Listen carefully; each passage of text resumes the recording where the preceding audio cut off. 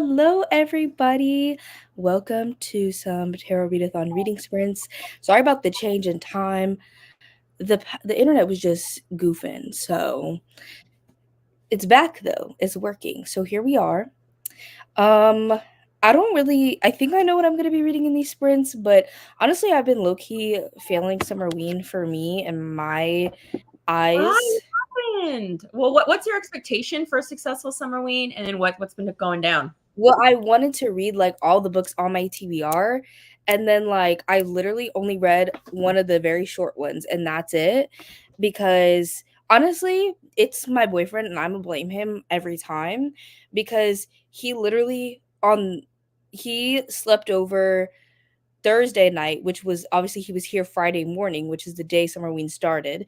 And then he slept over Friday night and Saturday night last night.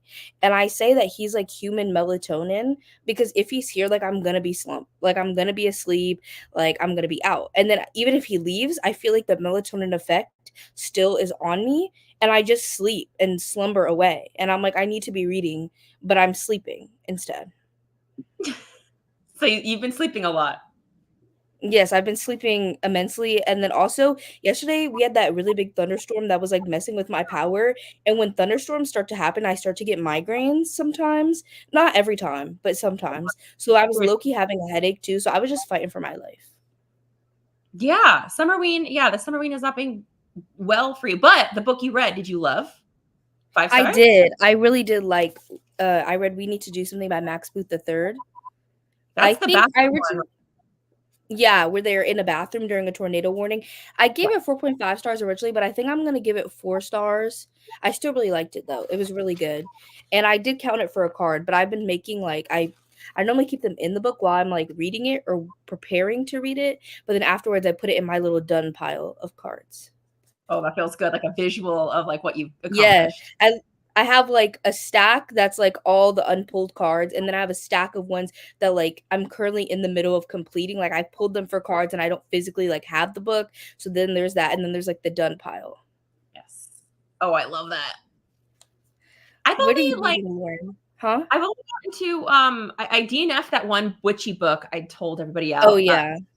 At the premiere sprints, and then I finished one, Hunted by Darcy Coates, and then now I'm reading The Forgotten Island. So I think we're kind of like on the same wavelength. I think, is that the only book you've read this month so far? No, I think this is my third book. Oh, you're doing great. It's like July 7th. I know, but I'm talking for Summerween. I'm like, after today, there's only 4 days left of Summerween. It flies. Yeah. It's zooming. It zooms. Yeah. That's why I kind of like count multiple prompts for multiple books, because I've been like very much in like a slow reading vibe where I was really happy I read a certain number of books this month. I think in June I read like maybe 9, I think. And I have like a visual. I love seeing the covers on one of my Notion dashboard templates. And all of Yeah. them I really loved. I've been getting really good at like DNFing things, and I love seeing. It was hard for me because I always choose like one book that's my favorite book of the month, and I could not choose for life of me my favorite book June. So maybe it's a good thing you're reading less. That means the good things kind of float to the top. But I know Summerween, we have like expectations for doing all the Yes. things. All the And things. then also, like, I'm a big, like, summer reader because obviously I'm not, like, in school. Like, I am taking a summer class, and I took summer classes last summer too, but I'm not, like, at school. Like, it's really different in the summer. So, like, I always read the most amount of books, like, in the year. Like my record reading month is always in the summer.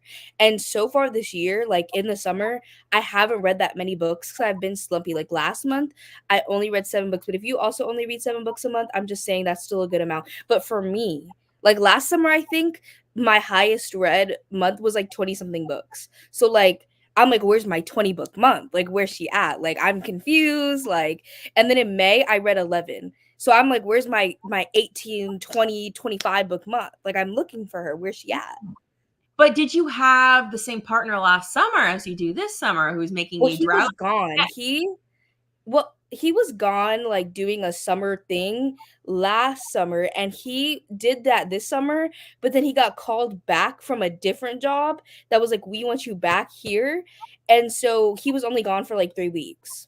Hmm. So it wasn't the same. It was not the same. Anyways, my boyfriend is the problem, but he's not like he read 2 books this month, so I thought I would share. He read Tokyo Ghoul, which is a manga that I gave him. I gave him my own personal copy for his birthday because I was like, I haven't read this yet, but I know you like manga and I don't really have that much money right now. So you could take my copy, even though I haven't read it yet. But he said he's going to give it back to me so I can read it.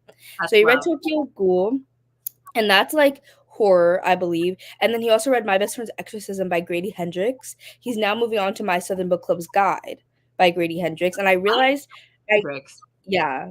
I gave Good. him my copy of the Southern Book Club's Guide too, and I didn't realize I tabbed the book. So I'm like, now he's gonna read the copy that I tabbed. That feels really personal.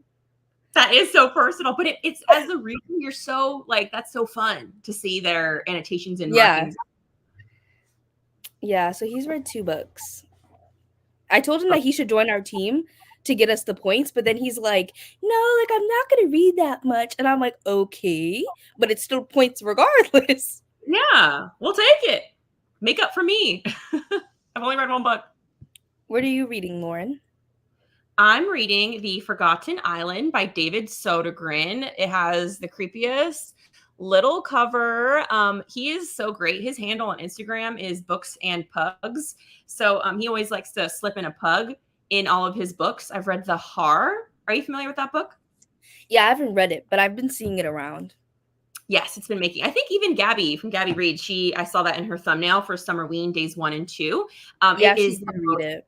It's a creepy, cute, like monster romance kind of thing. It's the best. It's seriously Oh, so great. really? My second David Sodergren, and this one is the premise of like an island in Thailand, where people who are tourists from a variety of different like Western countries, they go to this country, this like forgotten island, like this place that's kind of like wiped off the map of Thailand, and there's a reason why it's like wiped off the face of their maps for the government, and they did not necessarily like seek it out, but they kind of found themselves there because they did stupid tourist things. So I love the beginning because it's so cliche. These Westerners treat this like South Asian country as like their playground for summer shenanigans, and then they end up like, you know, biting themselves in the butt. That sounds really interesting. Oh yes, it's giving me all the vacation summer horror creature feature vibes I want. We haven't gotten to the creature parts too much yet, except in the prologue to kind of get you intrigued.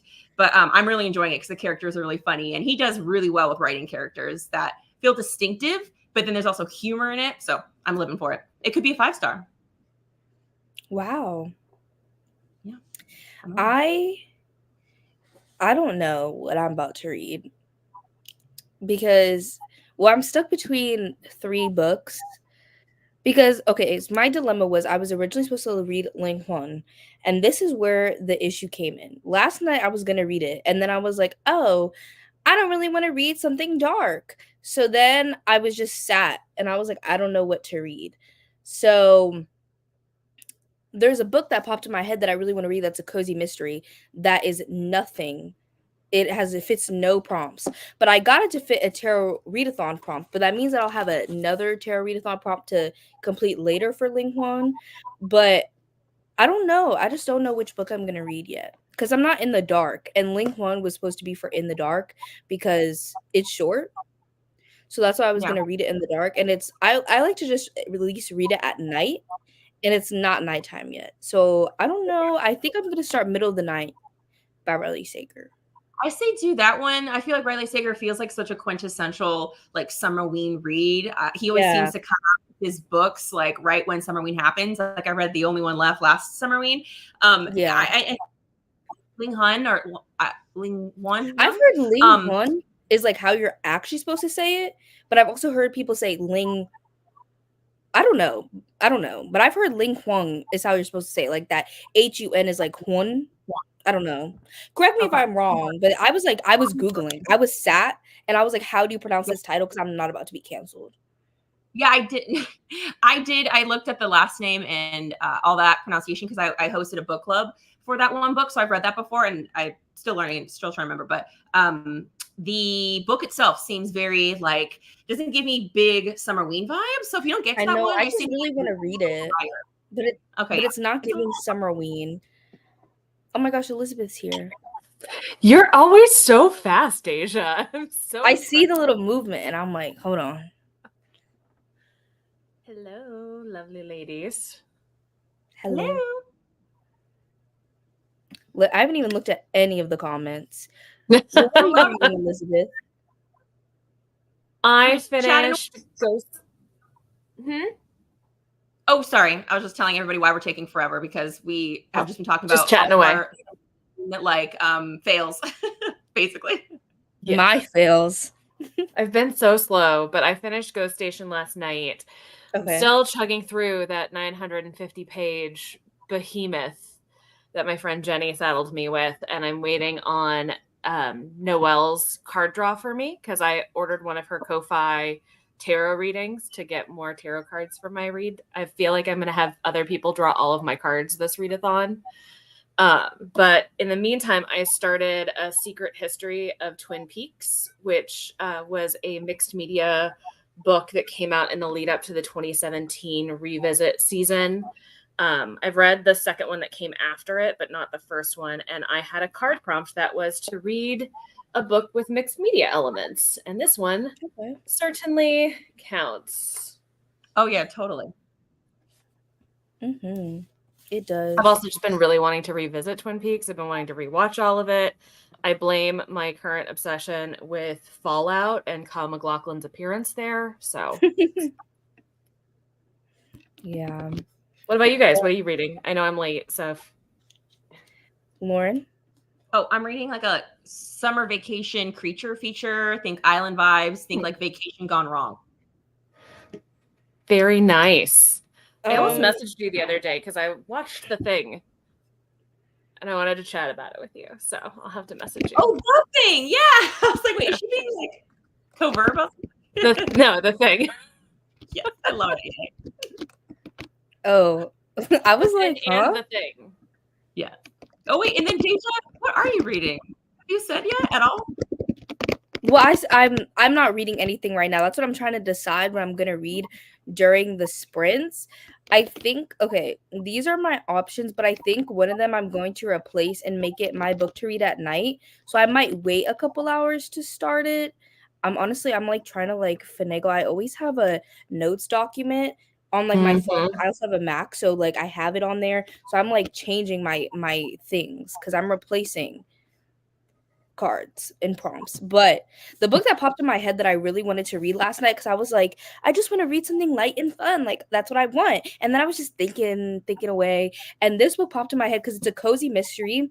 It takes place at the beach. Like all of the books in the series take place at the beach, but the book that I'm on that's next, I think this is the 5th book, actually takes place during Halloween at the beach.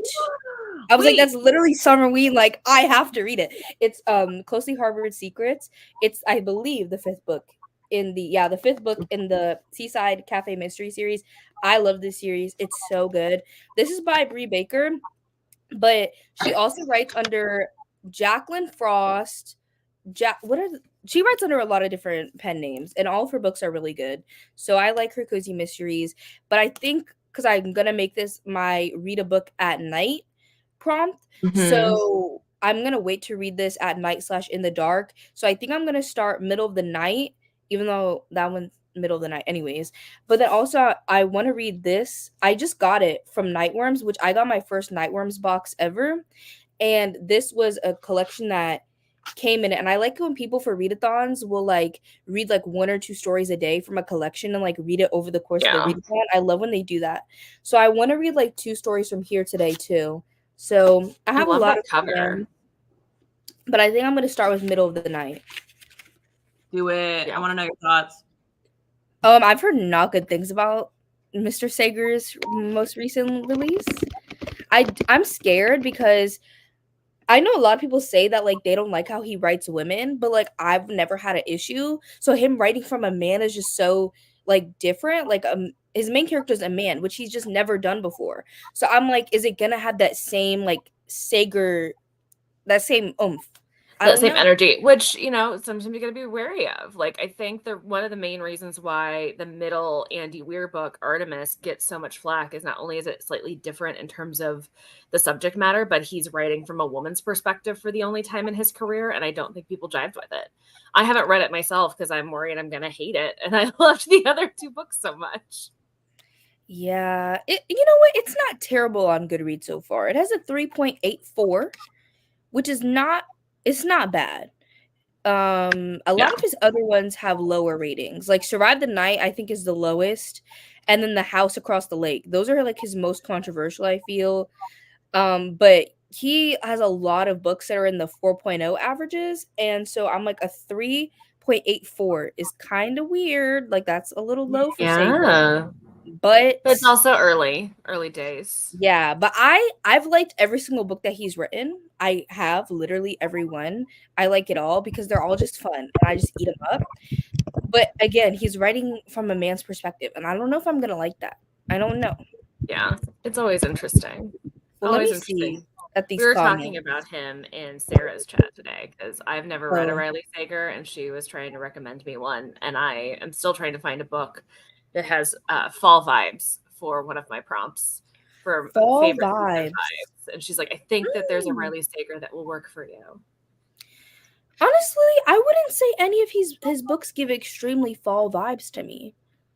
Yeah, I don't know. I'm struggling with it. I've got a few options that I'm going to go over, and I just finished filming all the stuff for my week 1 vlog for Tarot Readathon. So I have like a few options that I'm going to offer up if anybody wants to give an opinion for my fall vibes. I'm hoping to edit and post that tomorrow. I think I'm trying to see. I'm pretty sure. I'm like, do I not have a fall recommendations video? No, I don't think I do. But I do have a horror books recommendation video. One of the books on my fall vibes or fall setting options is a horror. So you should read it. Because I just finished a horror. We are horror girls. Yeah. So I'm in a horror zone, and Twin Peaks has some elements to it at times. Surreal, mind-bendy things go on in the sweet town of Twin Peaks. But yeah, it might be unintentionally Summerween in my life, even though I'm not participating in that reading. As it should be. Except for Shantaram, my 950-page historical fiction that I've got to slog through. Yeah, I don't know why your friend would choose that book for you. That was really criminal and an act of terrorism, really, but... She loves it. She wants to share something she loves. I know, but I don't think this is the month to be doing that. No, it's not. But, you know, she tried. But I can put it on audio. I have not gotten it up to 3 times speed yet. Because the guy does so many accents. Because he's Australian, but he's in India, and he's doing Australian accents, Indian accents, Canadian accents, British accents. It's just a lot of accents. Yeah. Accents are hard. Okay, let me get through some of these comments. Quinn said it being 5 o'clock already should be illegal. I agree. I don't understand where the time went for today. Apparently, I just slept it all away. So, yeah, I brought it. I feel ya. I'm reading 2 books today: Book of Night by Holly Black and Good Half Gone by Taryn Fisher. I still need to read a Taryn Fisher, honestly. Hello, Charlie. I'm reading No One Can Know by Kate Alice Marshall. It just got me out of my slump. Oh, yay. Hello. I'm looking forward to an egg salad sandwich and wine. Okay, period. I don't think I'm a big egg salad fan, but I love it for you. If you love it or you like it, I love it. Worst food poisoning of my life was an egg salad sandwich that I made for myself. So I did it to myself. For yourself is even worse. And it took 2 years before I could eat eggs again. Yeah, I would anticipate. My brother came home on Friday, so I'm super behind for both Summerween and Tarot. I believe, Quinn, I believe we can catch up. Hello. Reading the 4th book of School for Good and Evil for the Strength Prompt book with animals. I think I owned this book at one point, but I never read it. Or the first book, I should say. I'm on book 7, should be starting book 8 soon. Well, I hope you're on Team Cups. That's all I have to say. I hope you're on Team Pentacles. I would say Cemetery Boys definitely counts for multiple elements, for sure. They're literally witches, brujas that do magic. Reading Oddity by Eli Brown for Six of Swords, which is also my team significator. Okay, period. When that stacks. I'm reading What Lies in the Woods, trying to get in Summerween and Tarot at the same time. Me too. It's a lot of dual participants. Yeah. I'd say yes. Yeah, for sure. I'm reading Check and Mate by Ali Hazelwood for the Sun. I've heard mixed things about Check and Mate. Also, honestly, Ali Hazelwood, since the Love Hypothesis, everybody's like she's doing the same thing over and over and over and over again. So like it the first time. Yeah, she's okay to me. She's all right. Also, DNF'd a witchy book. Sweep is not my vibe. It's not just you, Lauren. Solidarity. Reading The Phoenix King. Hello, Laura. May was my lowest reading month, and I'm just going to blame surgery for that. Well, that makes sense. That's fair. That's fair. Yeah. Hope you're okay now, Michaela. Yes. Hello. Still working on Crying in H Mart because there's no time to read on a lake weekend, apparently. And honestly, also, that's a heavy book to read on a lake weekend. Oh, facts. I haven't read that book, but seems like it. I ended up like ugly crying naked in my bathtub at the end of that book, just like weeping by myself, vulnerable in a bathtub. It'd be like that. It really does. But honestly, a lake weekend, I feel like those are chill. But honestly, my family is like or at least we haven't gone on a family vacation since before COVID. But when we used to go on family vacations, we were very much like we're getting up, we're going out, we are doing things, we are here, we are present, we are doing activities. Honestly, that's very much my mom, but that's also now how I am.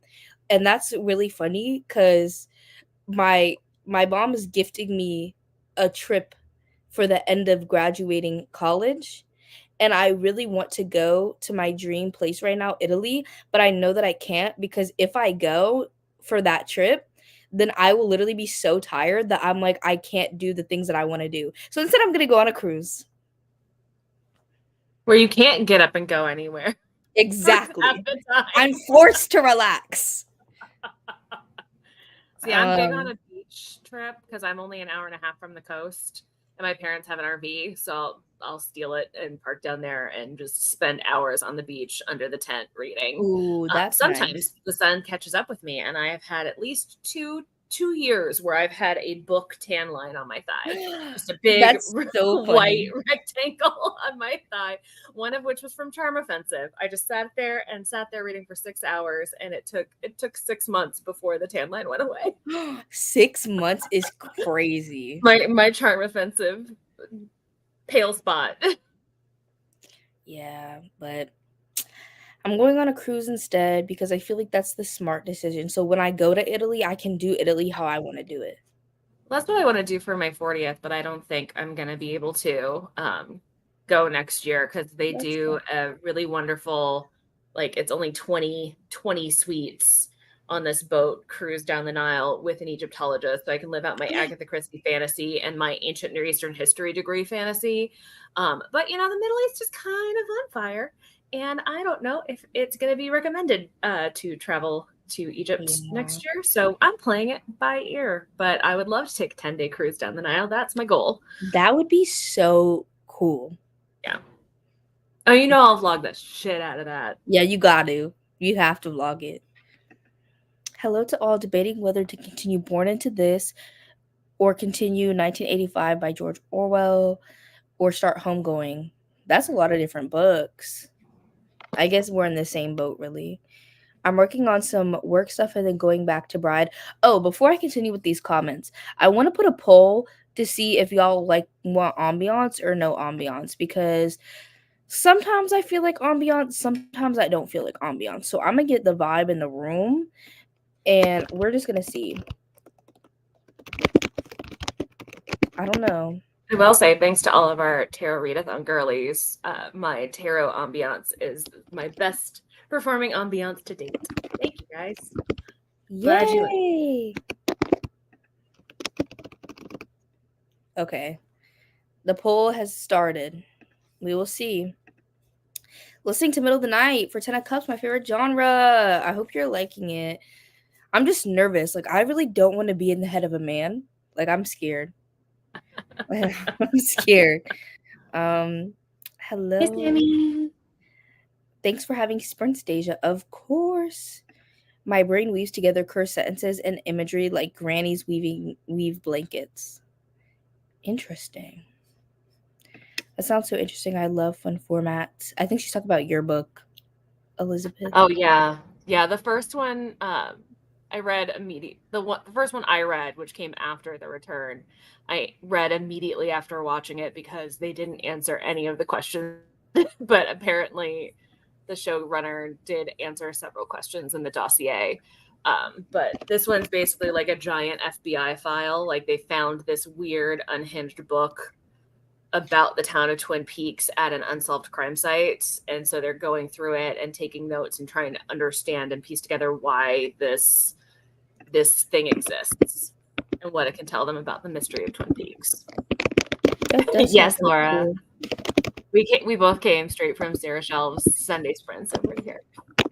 Yes, I know she does sprints every Sunday. Okay, let's see.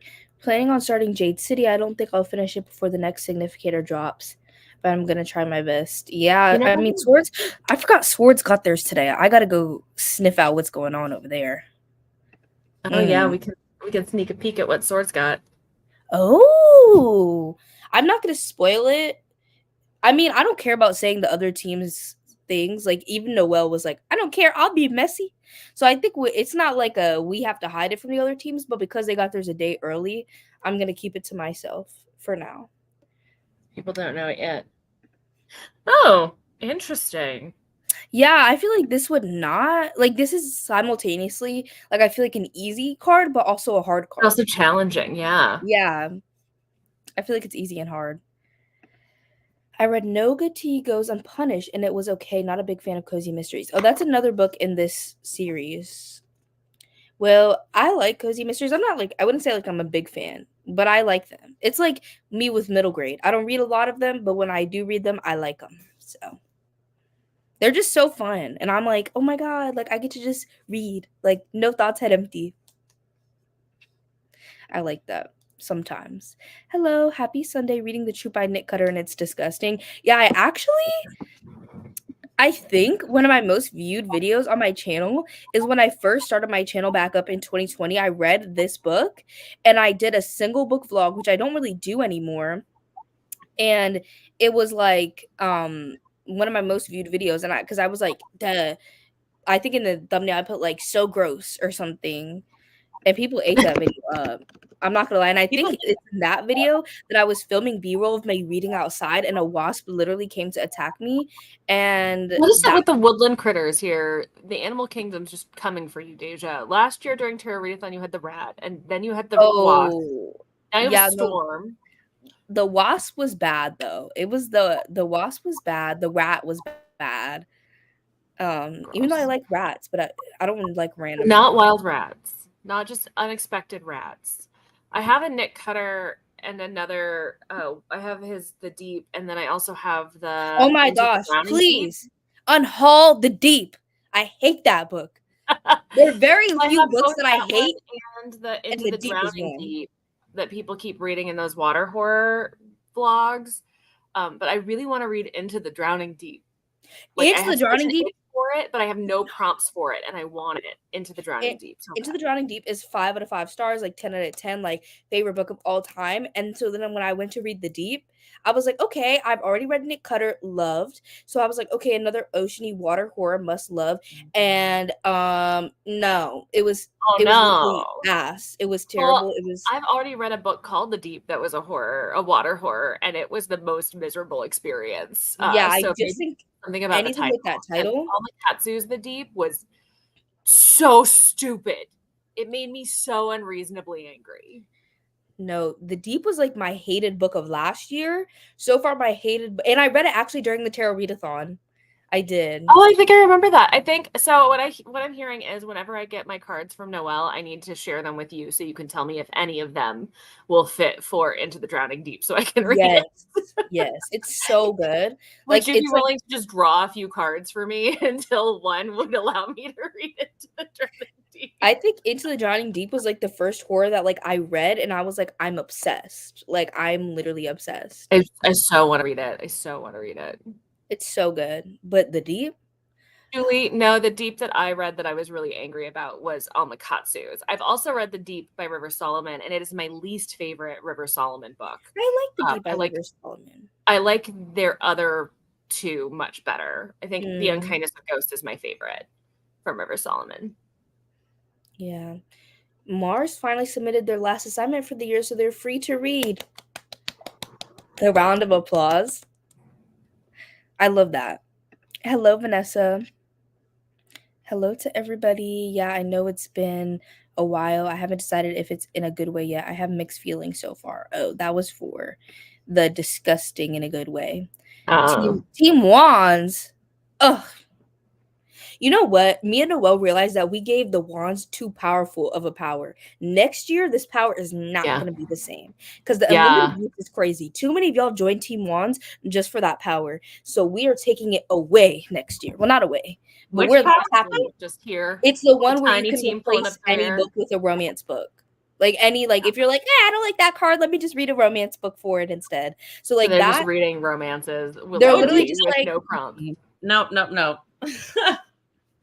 Because I feel like your prompts are supposed to be there to help you. But honestly, I'm not going to say who because honestly, I don't remember their name. But I've been looking at people tagging me in their tarot readathon content. And there was literally one person who like pulled all their cards and they were like, I think they were actually on cups. So like they get to replace their cards with like the imagery instead or like the colors. And they were like, I actually don't really like any of these prompts. So I'm just going to match the color imagery for every card. And I was like, that's really not in the spirit of the that's not in the spirit of the readathon. Like they're unlimited use, but like I feel like maybe like a third of your reading max should be like, I mean, do what you want. There's no rules. But like to me, if you want to be in the spirit of the readathon, I feel like maybe like max like a third of your books should include like your power up. That's just me. Of course, if you want to replace all of them, well, there's no rules against it. But I'm like, it's not in the spirit. Y'all are defying the spirit. You're defiling the spirit of the readathon. And I've yet to use my power up, partially because it's early on in the month and I think I can do it, but also because I somehow, and I feel like this is really bad vibes, but I took my tarot deck to my friend Jenny during my facial for her to draw my cards. And now I can't find them. I don't know where my tarot cards are. I feel like losing your tarot deck is a bad sign. Yeah. Well, hopefully you find it. Just in general, like I think it feels frowned upon by the universe. Yeah. You know, I really want to get that pasta tarot deck. It's calling my name. Have you not seen the pasta tarot deck? Oh. People talk about it in the chat like every year, and I want it so bad. 7th book, if I can ever finish it, you will. I believe in you. 4th book for Team Swords. Gonna try to find a comic collection for the Sun card because I don't think I own a single contemporary book. Wow. Well, you can use your team's power up unless you're on Team Swords. Then you're like, well, I guess it's not called a power up, but you know, your little. But contemporary graphic novel Heartstopper is real easy to get a hold of if you haven't read it. Oh, I think Lauren froze. What else? There's 2 Laurens. There's 2 Laurens. I'm so sorry. I don't know how to do that. I'll log. Look. Oh, okay. Kick me out. I got it. Bye, bonus Lauren. I love a good cruise, and they have tons of activities for you to still go do. Exactly. And there's a pool, and the water, and lots of food, and that's what I want for my life. I need you to read nothing but cruise-based horror books while on your cruise. I'm on my cruise. That's a vlog idea. I think that's reading just cruise books while I'm on a cruise for a week. Yeah, that'd be funny. There's a good horror one on KU. That's something about like paradise something. I forgot the title, but that's basically what it is. Yeah, they're on a cruise ship. Yeah, there's a lot of thrillers too. Falsettos had me crying like how H Mart was described. It's a great musical if you want to sob for half an hour. Oh yeah, Falsettos is definitely a tearjerker. Very gay. Yes, I changed my name because of course I did. Honestly, I didn't notice. I'm in Italy. I could give you some recommendations if you need. Yes. Hello. Just started The Girl Who Fell to Earth. Okay, so good so far. Deja, did you see there's 906 people in Discord? I didn't. I'm still like shook because I think last year, I want to say at the end of the readathon, we hit like 300 people, and Noelle and I were like shook, shaken, and stirred. We were like, "What's Wow, like I going know on?" we didn't break 500 for sure last year. No, I think it was 300 that we hit right at the end of the readathon. And right now, not everybody who's in the Discord has joined a team. I guess they're just left over from last year and they didn't leave or join this year. But there is definitely over 800 people participating this year. And I'm like, there's no way. There's no way not 800 people saw something that me and my friend created, a little brain baby, and we're like, let me join. And now look at all the people who are part of your brain baby, Deja. I know. Okay, people are voting for Ambience. I love that. Okay, I'm going to end the poll. I'm going to finish up these comments. Lord, y'all love to chat. Yapologists. But I love it. I love the yapology. It's the community that you've attracted, Deja. That shouldn't surprise you. I mean, I'm a yapologist. Y'all are yapologists. We're all just yapologists. Stung by a wasp before. I never have because I'm scared of anything that flies at me with a stinger. Yeah, the Nick Cutter deep. The deep. And the Amakatsu. Ugh. I DNF. It was supposed to be like a ghost story on the Titanic. Both of them? Just a historical fiction with like a ghost story shoehorned in the last 50 pages. So stupid. Did you DNF both of them, Lauren? Oh, no, I've never read The Deep because I heard such horrible things about it. But I tried Amakatsu's The Deep because I kind of enjoyed The Hunger and I like history and horror. So then put it together, you'd think it makes sense. But none of her stuff really works for me. And I was just so bored by the writing in The Deep by Amakatsu. I just DNF'd it. I DNF quite a bit. Like I'm pretty good at that. Yeah, The Deep by Nick Cutter, bro. It was so stupid. I was like, this doesn't make any sense. Nick Cutter, you must have. What are you doing? High. Like you had to have been high. I'll never touch it. It's so bad. It's so bad. Yeah, River Solomon's good. Go Team Wands.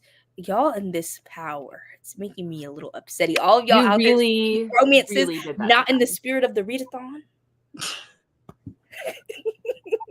You tell him, Deja, lay down the hammer.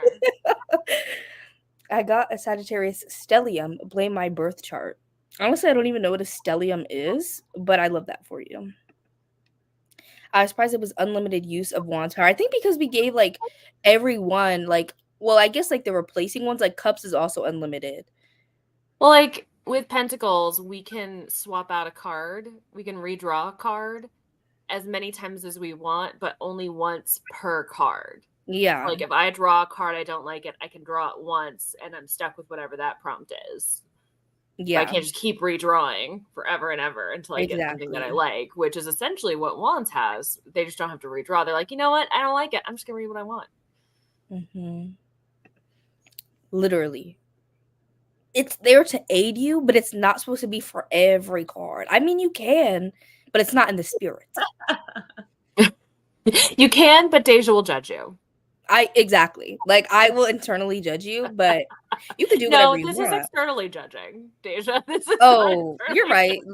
I mean, I'm not gonna call you out by name if you say it in the chat, but like, I'm just saying. I haven't used my power yet, Team Wands. Period. I mean, use it though, but not too freely. Double Lauren time. Lauren has a twin. My evil twin. Or am I the evil one? Dun, dun, dun.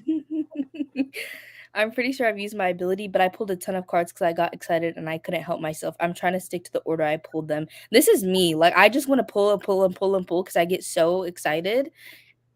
And if I had my deck, I would be pulling like crazy. Yeah, like, it's just so fun. I remember re-pulling for prompts that were too vague, though. Okay. Yeah, I try when I made the prompts, I try to do a mixture of like vague ones and then not vague ones because like you have to have a balance, you know? Thank you. I think my brain baby is fun. Hello, Laurel. I don't know if you remember, but I found your channel because of Escape the Readathon, and during your reading sprints, we found out we were birthday twins, actually birthday triplets. I didn't remember your name, but I do remember this. We were doing sprints for Escape the Readathon, and there were like 2 other people, including Laurel, that were in my chat who had the same birthday as me. Yeah. This is my first year participating, and has actually got me back into BookTube after years of not watching or engaging in it. That's so exciting. I'm just joining this readathon. Team Cups supremacy. Is anybody Team Pentacles in the chat today? I'm the only representation whatsoever. I'm not even going to be staying long. Yeah. I haven't seen Swords. Oh, no. One person did they say they were on Team Swords. Good morning. Finishing off A Dog's Purpose and also reading The Book Thief today. That's a heavy book. A stellium is an astrological term for when your chart has 3 or more major planetary placements or enough minor and major placements in the same sign. I have 2 stelliums, Sagittarius and Aquarius. I don't know if I have any. I haven't used the Pentacles power yet. I've just found books on my TBR that work. My TBR is big enough. Exactly. And this started the Team Pentacles love. This was my cutting plan, was to just get some Team Pentacles excitement in the chat. Okay. I caught up on the comments. I need to make a little classroom screen for us with an ambiance. But I don't know what ambiance I want to do. Bubbles. I don't know what I'm going to do, but y'all can chat amongst yourselves. What are you going to vibe with? Bubbles? You know, I really don't. Like, the last one was so cute that I did. The other, like, last sprints, but it, like, had the harp playing in the background. And, like, I wasn't Live, Laugh, Loving for that, so I'm looking at your little ambiances. There's no music in mine. It's just rain, God. Pages turning, a bubbling cauldron, and a cat purring. Yes, we're gonna like it's true, like no music ambiance, so nothing that would copyright strike you either. The harp didn't copyright strike me, but I was just like, I feel like I'm at a wedding. And it's exactly an hour, so. Okay, period. Oh wait, this is not the right folder.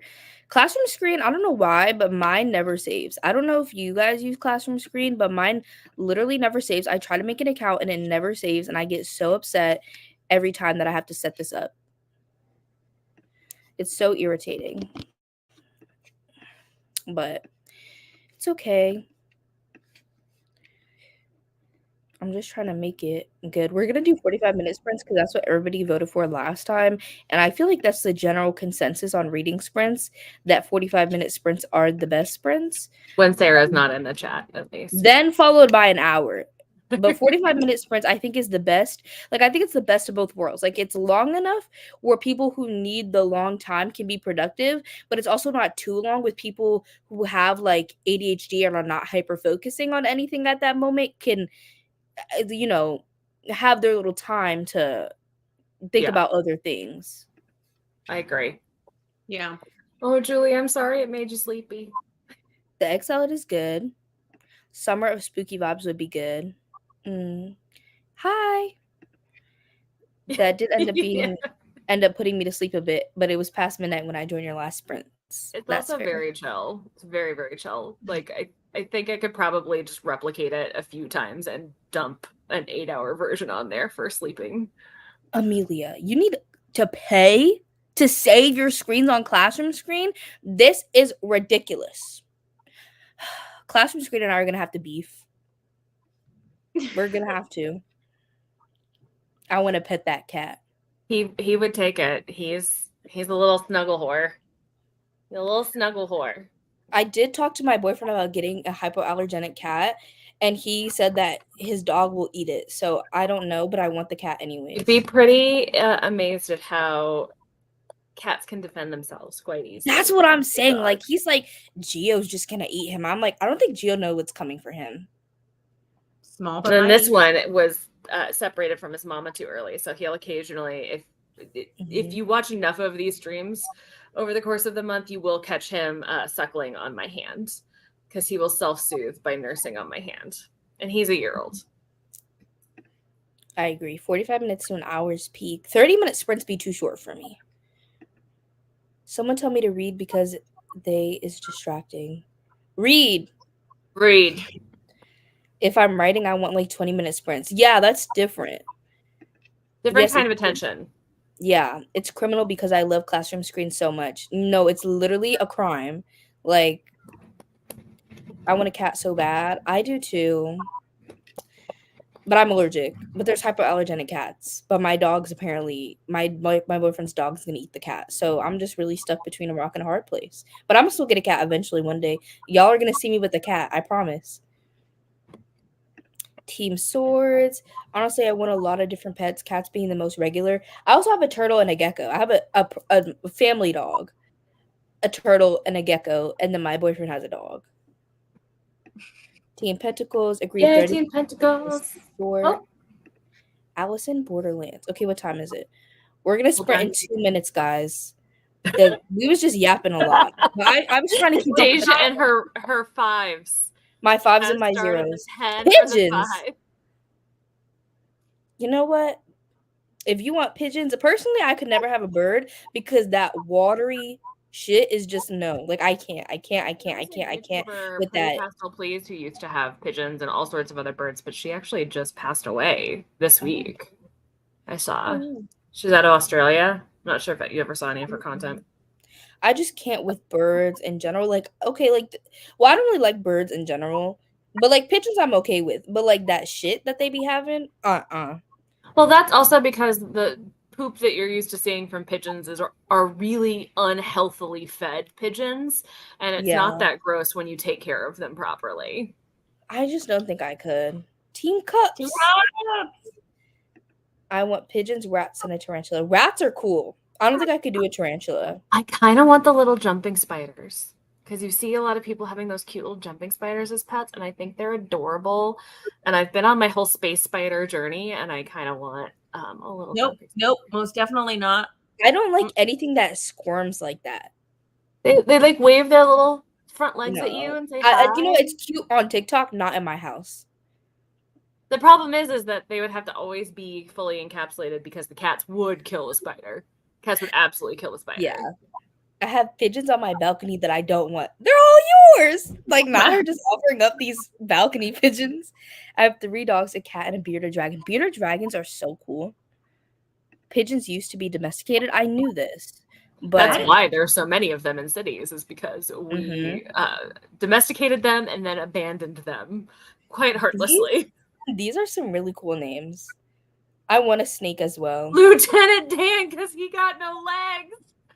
No, yeah. A bird shit on me the other day while I was walking to the post office. Most evil experience ever. No, yeah. Once I was at the beach with my family and a bird like shit on my mom and it literally like bounced off her onto my sister too. And my mom at first thought some kid threw ice cream on her and then it was bird shit. And I was like, I literally started gagging and I had to walk away because I was like, I can't. Like, I literally can't. This is why I could never have a bird. Like, I just couldn't. I can't have birds after spending 3 weeks getting swooped by mockingbirds every time I left my house. Yeah, birds. Cute and spider do not go in the same sentence. There are some cute spiders, but like not for me. Like for somebody else. Jumping spiders are so cute. That's the basis of the spider in Children of Time, is a jumping spider like you see on TikTok. Yeah, you know, some pets are good. They're good pets, but they're not good pets for everybody. And pigeons and tarantulas will never be the pets for me. But whenever I think of a tarantula as a pet, I think of Home Alone. I didn't really watch Home Alone growing up. I know it's kind of criminal, but I think I've only seen it like once. Okay. Also, my family one of the brothers has a tarantula. I've only seen that movie once, and then my family hates Elf because they don't like Will Ferrell. Like, they really hate Will Ferrell, like my entire family.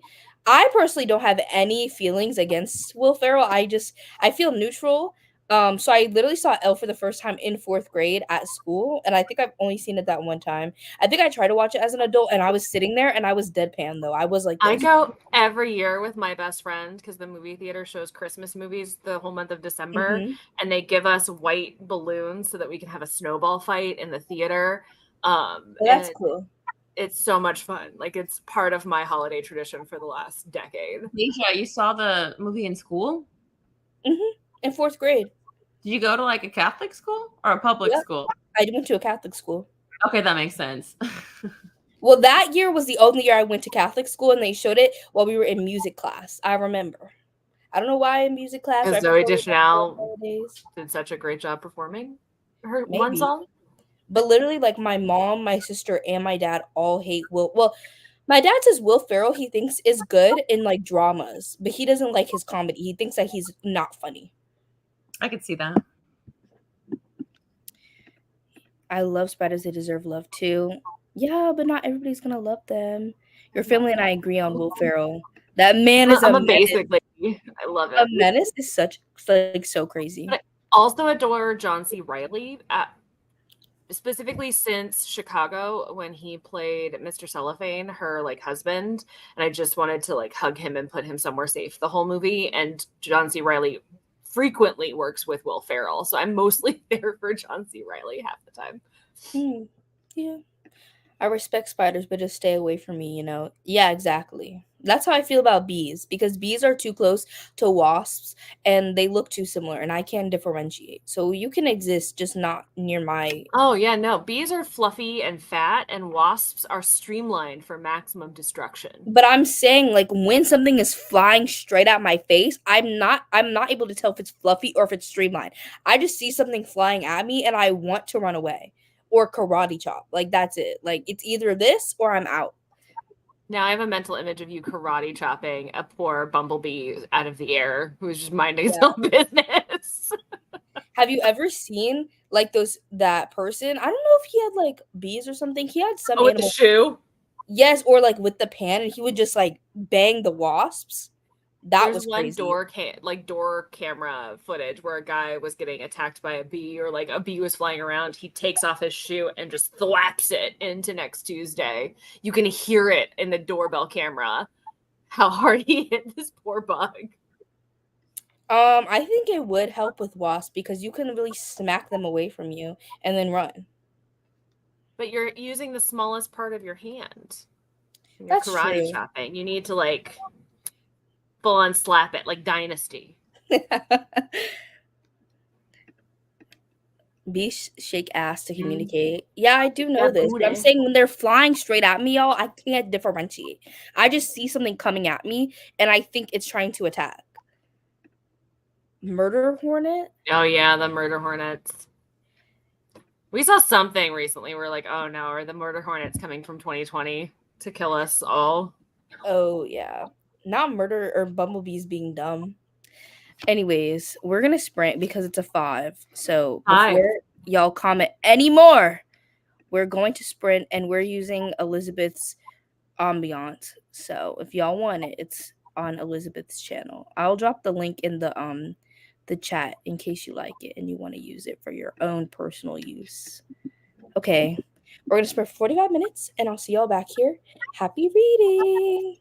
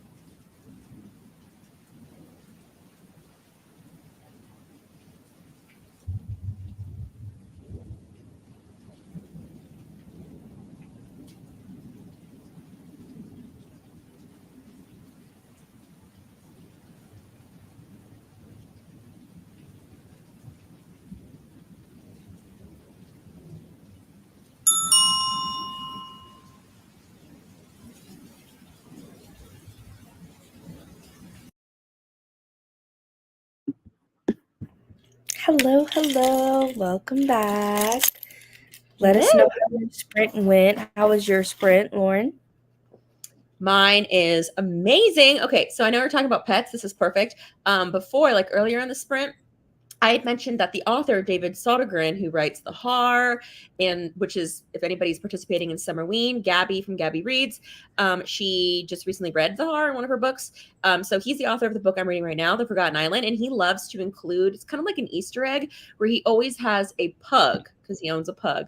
He always has pugs that are in his book. So I just got to that part where the pug is on the boat. I love this book so much. It's the perfect Summerween read. It's so creepy, and they talk about like urban legends, and it's everything I want. I'm really enjoying it. There's action. It's this campy action vacation horror movie, and I'm living for it. I can't wait to read it again. And I'm at 35%. Well, I think Gabby, because I watched her vlog, I think she got both of these books, but she started with The Har. But she said she might read this one later on. Yeah, the horror I think would be great around like February. That's as far as like romance I get into, which is like the horror romance side of things. Mm-hmm. Well, I started. How was your sprint? I started middle of the night, and I'm so mad because I waited to buy a copy because Book of the Month had it as an add-on. They added it halfway through June, so like I couldn't get it with my June box, so I had to wait till July. And so Okay. they added it as an add-on, so I was like, "Ooh, only $10 instead of spending 20 something dollars to get it normally." And apparently because of like stuff going on, it's delayed till like it says that it's not going to ship till the 9th through the 11th. Okay. So I'm like, well, I wanted to have my physical copy for Summerween, but thanks for nothing, Book of the Month. But Libro FM had it as a ALC for July, so I have the audiobook and I'm 18% of the way in. So I've made a decent portion in, and I was working on work for my remote job so I can get extra money for my paycheck because I send them invoices. So I'm like, ooh, this is extra money. So I can buy more Yeah. Woobles kits. More Woobles. Do you have your eyes No, on no, no. anything else? I have too many. I think for Summerween though, I'm working on this dinosaur still. Um because this is for You my made nephew. progress. Huh? You made progress. That Yes. I think we only saw it the first opening sprint, and you just had like you didn't know if it was a head or a leg, but I think it's a head that Yeah. you had before. I did this actually all during the first sprints and I haven't worked on it since because for the eyes, since I'm giving this to a child, they come with little eyes, but they say if you're giving it to a kid to embroider the eyes, which I've never done before. So I have to watch the videos. So I can't just listen to my audiobook and crochet. I have to like watch it. So I haven't done it. But once I finish this, hopefully I can finish this soon. And then I want it for Summerween. I bought the Halloween All Hallows Eve set and I was gonna wait to do it till like Cool. September, but I keep seeing like the reason they restocked it was for like the Summerween vibes. So I think I'm gonna make the ghost hopefully this week for Summerween because it also glows in the dark. Does it? The ghost glows in the dark. Oh, so cool. I'm so jealous. But next week, I'm going to be doing because I got the pig and I got the shark once you told Uh-huh. me company's existence. So I think this weekend, once Summerween stuff is done, I'm going to start the shark. It's just a bummer because Summerween overlaps with Shark Week. So Oh I'm like, no. oh, so I kind of had to like choose. So I'm just kind of doing like Summerween stuff and then I'll do some shark stuff. It's a little delayed, but it's whatever. But I'm going to start it this weekend. I'm very excited, very nervous, but I'm going to do it. I believe in you. I think you'll be able to do it. Thank you. Okay, I need that. I didn't think I'd be able to do it, but look at me. I don't have time to think about murder hornets. We have cicada killers down here. One time, one got into my apartment and landed on a light bulb, and it instantly killed the light bulb. I don't even know what those are, and I don't want to Google it actually. So, on page 300, hi, just joining. I'm reading the Pallbearers Club. Hello. This is what I want to read, but I like the author. I mean, I don't know them, but like, author doesn't work for me. Oh yeah, I've only read The Cabin at the End of the World. Oh wait, no. Oh wait, no, that's by Josh Mallerman. I'm confusing authors. Okay. Yes, I've read The Cabin at the End of the World by Paul Tremblay, and I liked it. I actually liked the movie better. The Knock at the Cabin. Very divisive. I know I like the movie better personally, but I still like the book, so I want to read this one. I think it's the only other book by him that I own. Didn't read a single page. I grubbed, but the next sprint is strictly for reading. Honestly, during the next sprint, I might grub because I'm hungry and my mom said she was cooking. So I'm going to go down there and I'm going to peek and see if she made food. And if she hasn't, then I guess I'm just going to suffer until it's done. You're going to have to. Yeah, I had pizza. I saw in your little Instagram story. Read 26 pages, washed the dishes, and read 6% of Part of Your World. Part of Your World. Oh my god. That book is so good. That's my favorite book that I've read by Abby Jimenez because she has like her Part of the World series, Part of Your World, Yours Truly, and Just for the Summer. And Part of Your World is my favorite. So I hope that you're loving it because I literally adore that book. Is that an Aladdin retelling or am I just tripping? No, it's not. Okay. I see why you would think that, but it's not. I think it's just because, like, she named it that because the two main characters live very different lives. Like, one of them is, like, a huge, like, a ER doctor in a big city, and then the other one is literally, like, he lives in a very, very small, tight-knit community, and he does, like, woodworking and stuff. So their lives are very different. She's, like, a city girl, he's, like, a small town country boy, so I think that's why, because they live different worlds, live different lives. Opposites attract. Okay. Check Please Volume 2, finished it. I love Check Please as well. Check Please is so good. Joined midway through the sprint, read 30 pages of Keeper of the Lost Cities 8. Okay. Well, 30 pages is pretty good. Read 60 pages of Jade City. 60 pages in a 45-minute sprint for a fantasy book is insane. Yep. That's crazy. Got 43 pages done. I'm at the part of H Mart that always absolutely enrages me. I haven't read, I guess, but I haven't read H Mart, so I don't know. But I hope that you're still liking it.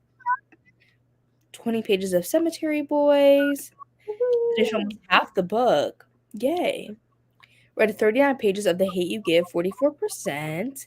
Nice. Lauren just clapping for everybody. You guys are doing amazing. Literally, they are. I'm team 1, so I'm working on my passion project, crafty gifts for my friends while finishing listening to Psycho.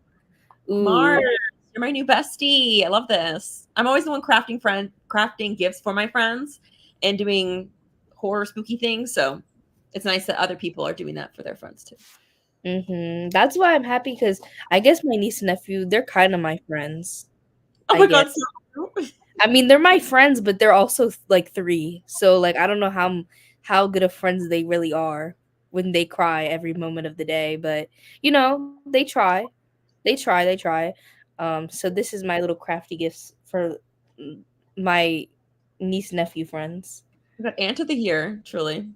No, yeah, and then my boyfriend, his sister just had a baby, and I'm like, what can I crochet for this little baby? I'm like trying to think, like, what is it? Like, I need to learn how to make a little baby blanket or something so I can give it to them. I love that. The baby's like so tiny, like it has to be like maybe a week and a half old. Like it's so itty bitty. And I'm like, that baby is very pale. Like babies are so pale when they're born. Oh yeah, they look like little aliens. Make like a little crochet a blanket for it, and it probably just needs to be the size of like a napkin. Yeah. Oh, just got here reading my best friend's exorcism. Nice. Party World is so cute. Literally, it's like one of my favorite books of the year. It's so good. Did some meal prepping, listened to Wild and Precious. I was gonna say precocious, and I was like, that's not the correct word. Which is a tribute to Mary Oliver. Nice. I've never heard of this book. I only read 10 pages of Bride, but I'm enjoying it a bit more than I was in the beginning. That's good. It's so good, and it enrages me because this friend of Michelle's mom comes in and just takes over care of her dying mother and edges out Michelle and her dad, like literal rage on her behalf. Oh, that makes sense. I'm going to be an aunt for the first time, and my stuff to crochet a baby blanket comes tomorrow. That's so exciting. If you can crochet a little dinosaur, baby blankets are easier. They just take time. Okay. Y'all are giving me hope, because all I've crocheted is these little wooble kits. I have not crocheted. I know he's not stuffed, so I'm like, he looks a little deformed, but once he's stuffed, he'll be good. Except I don't know why you see like these little holes, but yeah, I'm not going back. They just gonna have to be what they are. But maybe I can make a little baby blanket. You can make a baby blanket or a baby bonnet. I don't know. I mean, a hat. I guess a hat could be good because it's summer to, cover their little fragile skin. Reading Honor, and it's breaking my heart. I don't know what book this is. Well, yeah. How did you feel about the standings, Lauren, for the trophies? I looked at it, right? Let me see. I'm gonna remind us all, because I was in lake brain. I was not present at all on social media. That's fair. I forgot that you were on vacation. But okay. Yeah, so family group trip. That's so fun. Okay. Well, for our team, Cups, we are in last place for the major and minor arcana trophies, but we're in first place for the Hero's Journey trophy. Okay, wait. I think I remember Noelle. I read her thing in Discord how like we're all prioritizing like self-care and stuff. Yeah, I know. But I'm like normally like every week I'll send like that little motivational message. So like since tomorrow's like the first day of the new like week since the month started on Monday, I'm trying to work on my motivational message for us to like get that reading in. Let's go. Come on, y'all. We can't be in last place. Come I on. think I'm like kind of countering your motivation because every time anybody's like, I'm slumping or I'm stressed or I have done too many readathons, I'm always just like, it's all good. I like, know. I like that too, but I'm like, come on. And then for the other teams, okay, so Major Arcana Trophy, Pentacles is in first, but they're only in a lead with 21 points. And then Swords is in second, Wands is in third, and then Cups us is in fourth. Then for the Minor Arcana, Wands is in first place with a lead of about seven, like 6,500 points. Then Swords is in second, Pentacles is in third, we're in last. Hero's Journey, we're ahead by 20 points. Then Swords is in second, Wands is in third, and Pentacles is in fourth. What I find the most interesting, though, out of all of these is something Noelle said, but Swords is literally second place for every trophy. Like, they're literally second place across the board. I'm like, that's so impressive. That's so cool to me. Yeah. You started crocheting with the Woobles. I've been crocheting for a year, and the Woobles kind of intimidate me because I've never done 3D stuff.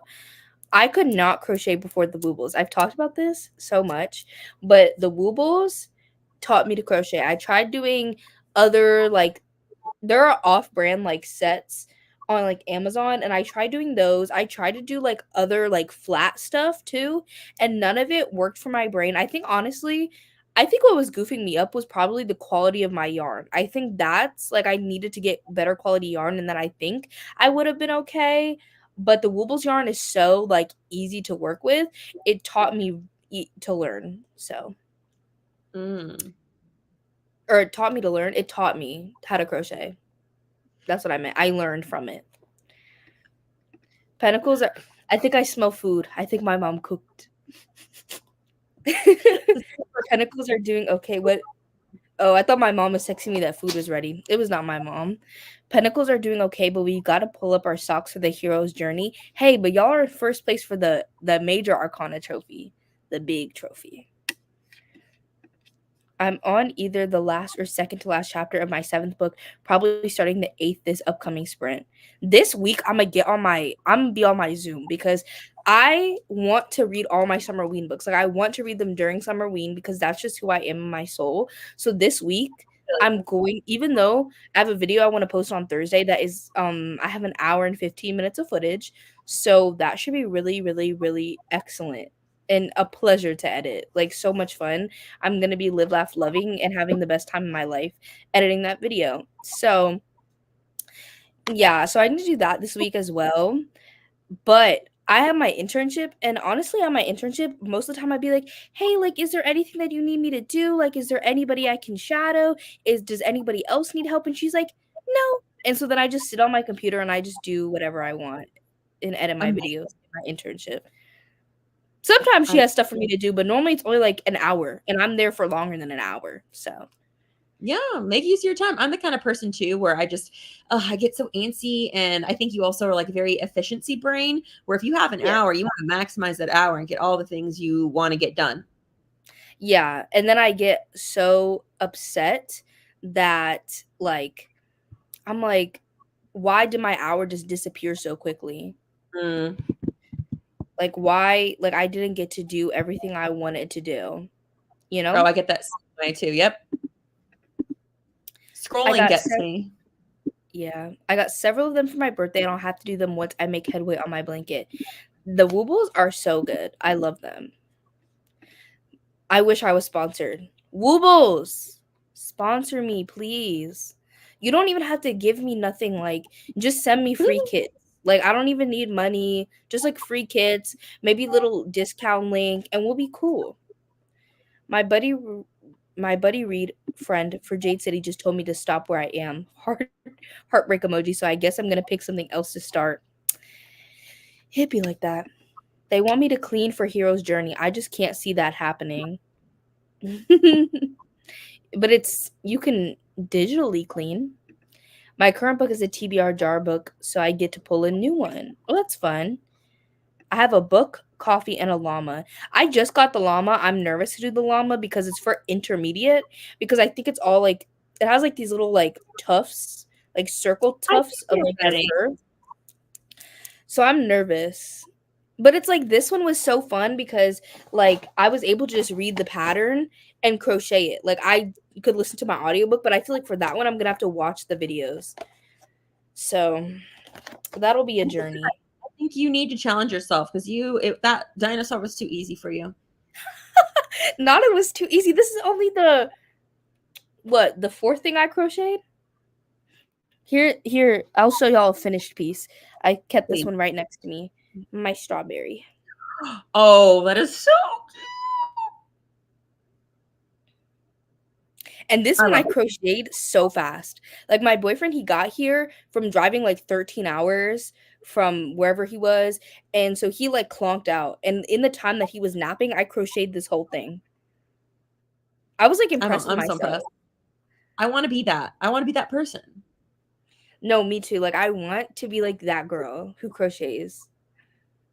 That is my dream goal. So I'm starting.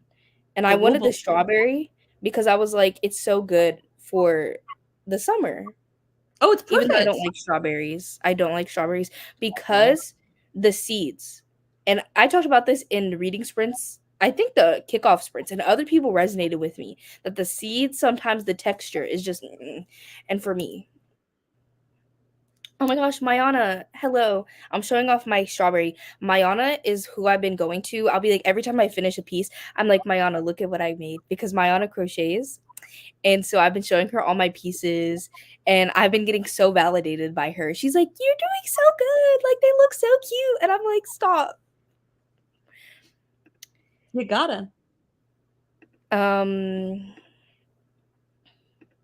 Ended up picking up Homegoing. I'm more invested than I thought I would be.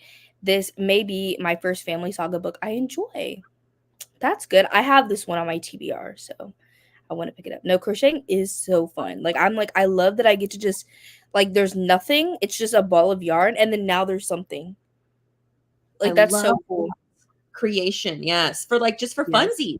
Just for you. Yeah. You know, give to people. Exactly.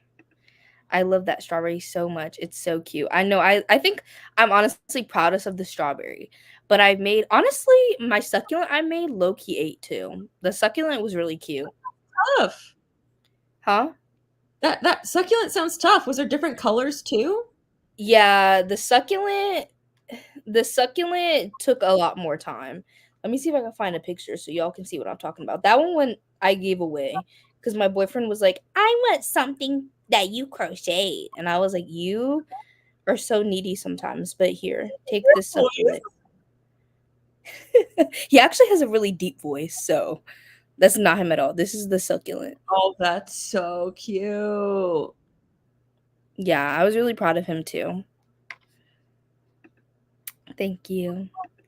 I love Homegoing. I hope you enjoy it. I want to read this one. That strawberry is so cute. I kind of want to make that strawberry, but it's so intimidating. I promise you, out of them all, the strawberry was the easiest. Like, if you are looking for a kit that's going to be easy, the strawberry is going to be the way to go. The strawberry was very easy to make. Low-key waiting on you to make me something since I never crocheted stuffed things. I'm thinking, what can I give to you? I'm thinking of the kits that I have. I could give you a succulent because I have 3 other succulent kits. Dang, and your Summerween kit too? And I bought like, I'm obsessed, Lauren. Like, it's a problem. Like, it's become an addiction because I'm very much like head first. Like, I'm like into a hobby. And I also have like I bought like an ocean animal one. So it comes with the shark, the narwhal, the jellyfish, and one other one. No, it's a jellyfish. Oh. I thought it was an octopus, but it's a jellyfish. And then one other one. And then I also have a raccoon because raccoons are like one of my favorite animals. That and sharks. So that's why I needed it, the shark one. Right. Are you gonna do the shark one soon? I probably will. I think my plan of attack is dinosaur finish.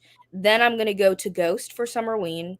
Then I'm gonna make the llama because that's also for my niece, which their birthday is like the 17th. So I need to finish the dinosaur and the llama by the 17th. And then after that, I'll probably go to like the ocean animals one. Yes. For summer, yeah. Yeah, before it ends. Quinn wants me to make her Shrek so bad, but they don't sell Shrek woobles. So she sent me a video of someone just crocheting a Shrek thing, and I was like, I don't think I can make that. Like, I don't think that I'm not talented. I was like, but if I ever make Shrek, I'm sending it to you, Quinn. I've never done anything like crocheting or knitting. Honestly, it's really fun. I know the succulent is so cute. I love it. He put it in his car dash, like, so every time he drives, he can look at my little succulent. Everybody's saying hi. Okay, what time is it? We got through comments quicker this time. That's good. That's good. We're gonna sprint in 2 minutes at the 05. At the 05, because I like my 5s and my 0s. Okay, in 2 minutes, let us know what you're doing and what are your thoughts on Middle of the Night or whatever that book is called. Yeah, Middle of the Night by Riley Sager. If you read it. Right? You like it so far? Yeah, it's been fine. Not much has happened. It's just kind of like, well, I like honestly that it has like it's not like dual timeline. So like it has like, I think it's in the 80s, I want to say. Let me look. Because it says it. No, the 90s. So like it's about this man and his friend disappears from a tent that they were camping in his backyard. And so his friend just disappeared when he was a kid, whatever. And so then now he's going back there not to like necessarily investigate his friend's disappearance, but because his family, like his parents, moved to Florida, and they didn't want to sell their house because I guess like the association with the disappearance, like they thought it wouldn't be easy to sell. And the main character, he's going through like a divorce or something, or like having hard times in his marriage. So like you can just stay there and like watch the house for us. So now he's back in the neighborhood, and I guess like he's gonna get back into like investigating his friend's disappearance, which honestly it makes sense because it's been weighing on him a lot, like throughout his whole life. He's like 40 now, and he like disappeared 25 years ago? Wait. No, like 30 years ago. So they were like 10. So he's like gonna start investigating, and the man's perspective isn't bad yet. It's not, I'm not hating them being in a man's head, but I'm not live laugh loving being in the man's head either. Yeah. Not gonna lie, I was super bored with Middle of the Night, gave it 2 stars. Shook. I just know Riley Sager always like, what I love about his thrillers is the end is like twist, twist, twist, twist. So even if you see one twist, you never see all the twists. And I love to be caught off guard. Like that's my favorite thing in a thriller. Like I love to be shocked. Like make me quaking in my Crocs. So I'm ready. Like I'm already ready for the end because I'm like, I need the twists. Like I need them. What are they? Like I already want to know. Yes, I know. I have some other knockoff Amazon kits as well. So after the Woobles, I'll probably move to those and then do other stuff. I didn't care about the characters to care about the twists. So important. Okay. You need to care about those characters. Yeah, so we'll see if I start to care. I'll keep y'all updated. But we're going to sprint. Okay, here's the correct thing. I'm going to reset this. Wait. I have so many tabs. I'm like, what's going on? Okay. Ah! Why did it do that? Just put it back. There we go. Okay, we're going to sprint for an hour. And 45 minutes, not an hour. 45 minutes. And happy reading.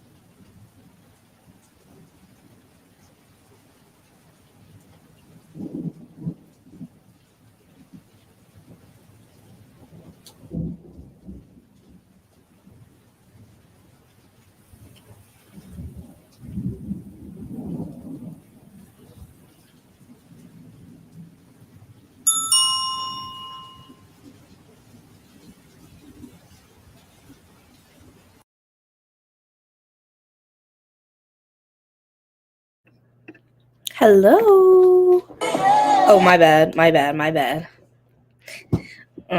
I ate and then I had like 5 minutes left, so I just went on Instagram. That's why the audio was playing. How was your sprint, Lauren? I'm still loving my book. I got to 45% of The Forgotten Island by David Sodergren, and things are wild. Things are wild.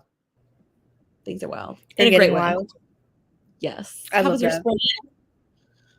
The food was good. I'm happy because I'm having my Dr. Pepper. Honestly, it's almost empty, so I'm like, should I get another one or This happens to me every day. Every day I have one Dr. Pepper, and then I'm like, but that's not enough. It's never enough Dr. Pepper. Dr. Peps. Actually, this is a recent development. I've been a Coke girl my entire life until 2024, and now I've converted to Dr. Pepper this year. Dr. Pepper is great. Yeah, it is. I honestly, in comparison, I feel like Coke doesn't have as much flavor. But I still like Coke better than Pepsi. Yeah, I agree. Yeah, Pepsi's not it for me because I'm originally from the north, and they don't drink Pepsi up there. In the Northeast, it's literally only Coke.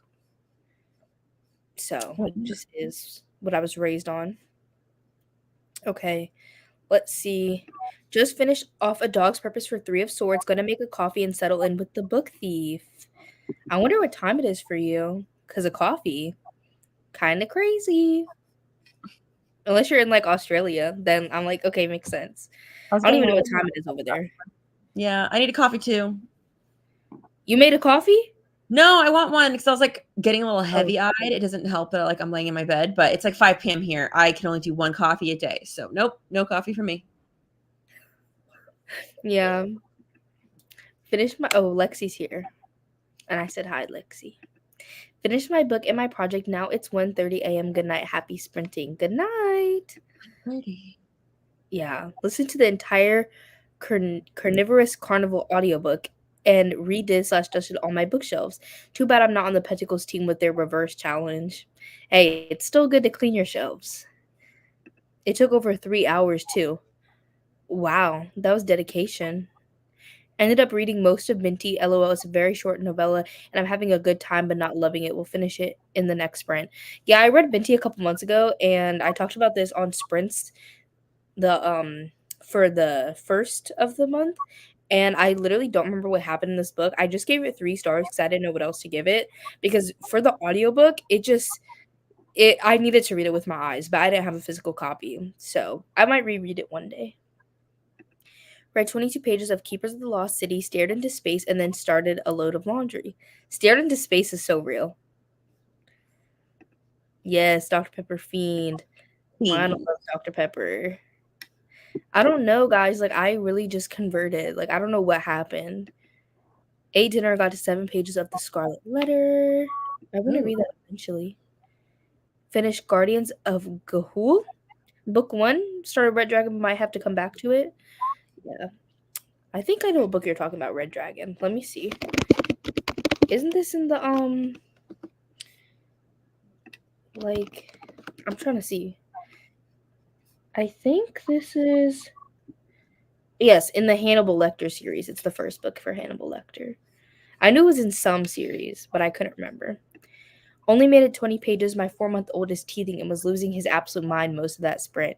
You know what? If I had teeth popping through my gums, I'd probably be losing my mind too, to be honest. I had a non-reading sprint, ate some dinner, and diamond painted. I'm planning on listening to my audiobook while diamond painting. Yes, I love diamond painting. It's the perfect brain off activity. Have you done it before? Yes, I have. Big ass one you're working on with all the slashers. I remember. Yes, I can't remember. I don't think I finished that one, but I said that I was going to show off my really, really big one, and I forgot. So maybe I'll get it in the next sprint so we can all look at it, because it's literally humongous. Like, it's literally has to be at least 4.5 feet. Like, it has to be.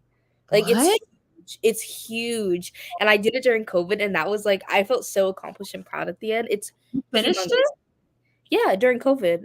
I did it all in 2020. There's some free time there. I'll show you my really tiny one. I did a coaster. I got a set of coasters. Honestly, maybe I'll do that after. Okay, because I want to. Even if I don't stay on sprints for that long, I'm finishing my audiobook today. I need to finish a book today, so I'm gonna finish the book. So maybe after I finish this work for my job and put away my laundry, maybe I could do the coaster diamond painting because they're so small. I could just bring them up here. What sprints? What prompts have you done for Summerween? So I've only read 1 book so far, but let's see.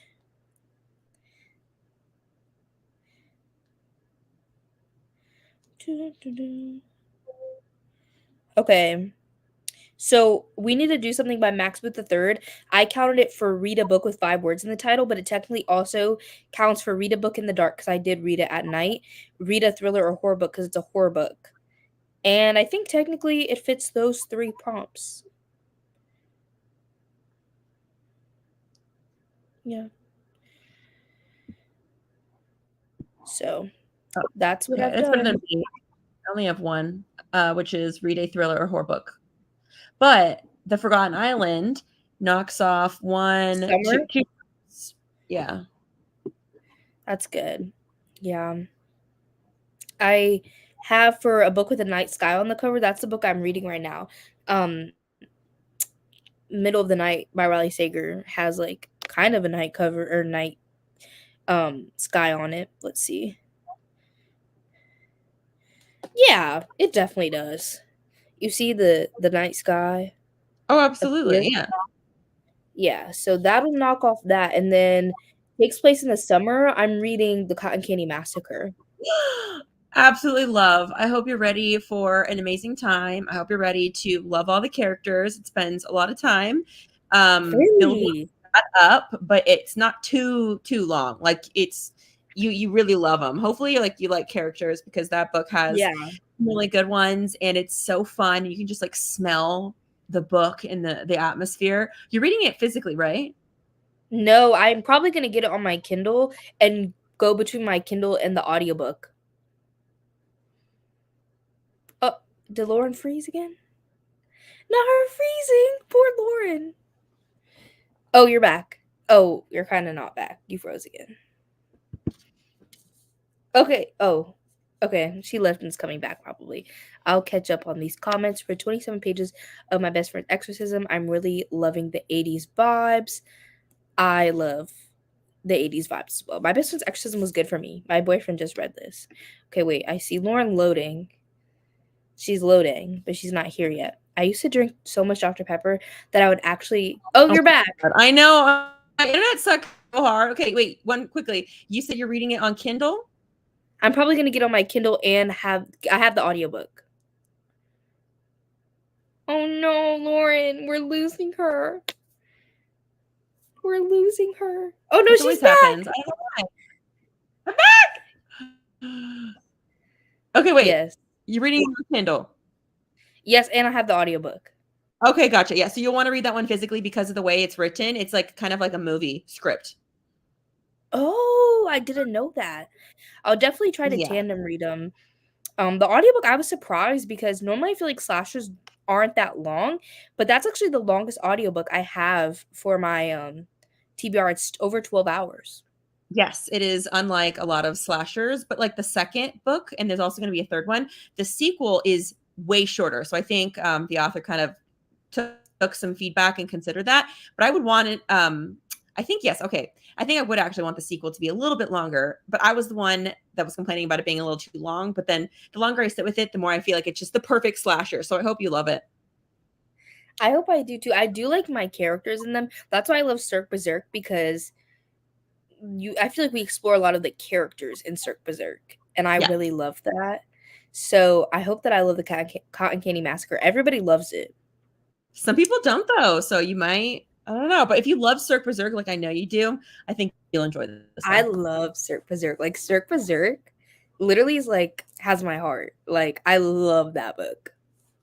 I think I'll love the Cotton Candy Massacre. I'm rooting for you. I used to drink so much Dr. Pepper that I would actually experience withdrawals if I didn't have it. Ridiculous. Sugar can be addicting like that. It definitely can. Well, this is zero sugar Dr. Pepper, but I'm sure it's just as addicting. But zero sugar Dr. Pepper low-key eats. Like, it's really good. You're so right, Deja. I was born in Georgia, and my mom has always been a Pepsi girly, but I literally know no one here in New England that prefers it. Yeah, literally. In the North, it's always Coke, and in the South, it's more like Pepsi, but then also like, because I'm in North Carolina, Cheerwine. Cheerwine's still not super popular, but it's like unheard of in the Northeast. But Cheerwine is it's from North Carolina, so people drink it here. I don't know if you've ever heard of Cheerwine. I don't know if it's around other places. I've really never heard of it in my life, and I live in California. Cheerwine's kind of like Dr. Pepper. I don't really like it. It's more like cherry-y, and I don't like cherry. But Dr. Pepper to me is like not that cherry-esque. But Cheerwine's very cherry-y. I To might me, it like it. tastes like medicine. Oh. But that's just me. Anything artificial cherry to me tastes like medicine. I don't like cherry flavor like anything except red Starburst. Because I like all the Starbursts. I'm from the Northeast and I drink plenty of Pepsi. I drink coffee too, but I'm also planning to stay up for a bit. I'm just saying it's more unpopular. Like nobody that I know from there likes Pepsi. I'm sure there are people who are, just like there are people down here that like Coke better, but it's just less uncommon. Well, I will be drinking coffee when my partner gets home. I'm not a big coffee girl, but in my Nightworms package, they gave me cold brew. So I have to make that, but our fridge is too full for me to make that right now. My parents, I don't know. Like, I literally just carved out one little, like a third of a shelf to just have my stuff in it. I was just like, this is just gonna be my little section because I love a little drink and I like my drinks cold, but I don't like them with ice.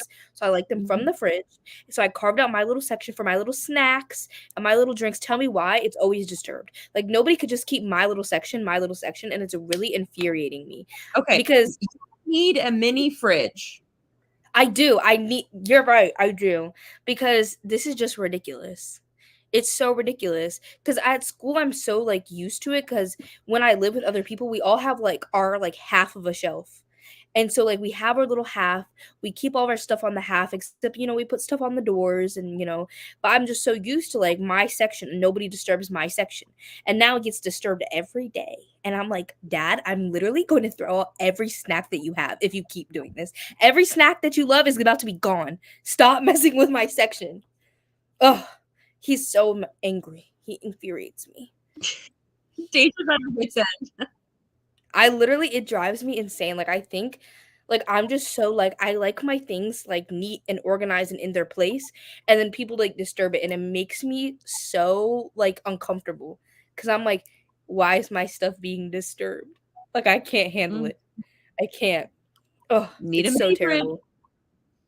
Yes, and my dad, he, like, has his little sections too, like, not in the fridge, but, like, in the house. Like, my mom kinda takes over the house. My dad doesn't have that much stuff, so he has, like, his little side table, he has his little coffee pot area, he has a little plant area, and he has little areas. So now I'm about to start going to disturb his areas and see how he likes it.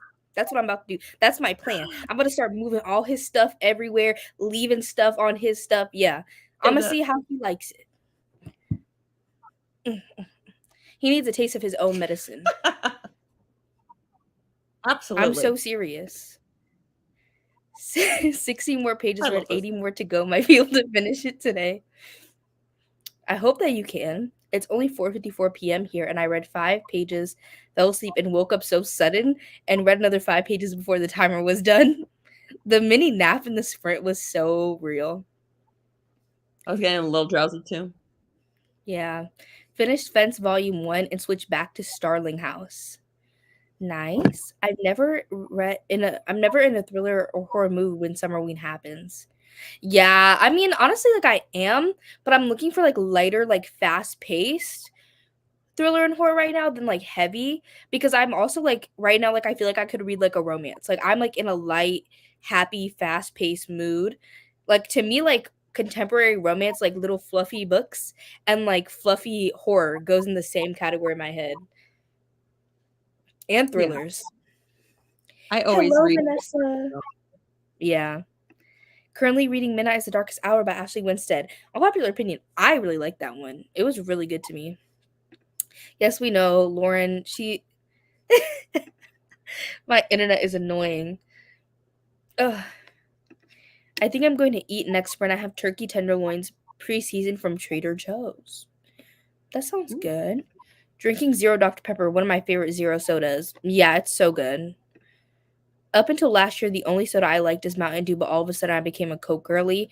I'm not a Mountain Dew girl, which I'm happy I like Dr. Pepper, because when I went to places that had Pepsi, right, I'd be like, what can I get? And the only option really was Mountain Dew, but I don't really like Mountain Dew that much. So, like, most of the time I wouldn't get a drink. But now most places that have Pepsi also have Dr. Pepper. So now I can just get Dr. Pepper. I like it. I like having my Coke and my Dr. Pepper, so whatever the situation is, I can have something. Too prune flavored forward for me. I've never thought it tastes like prunes. Let me see.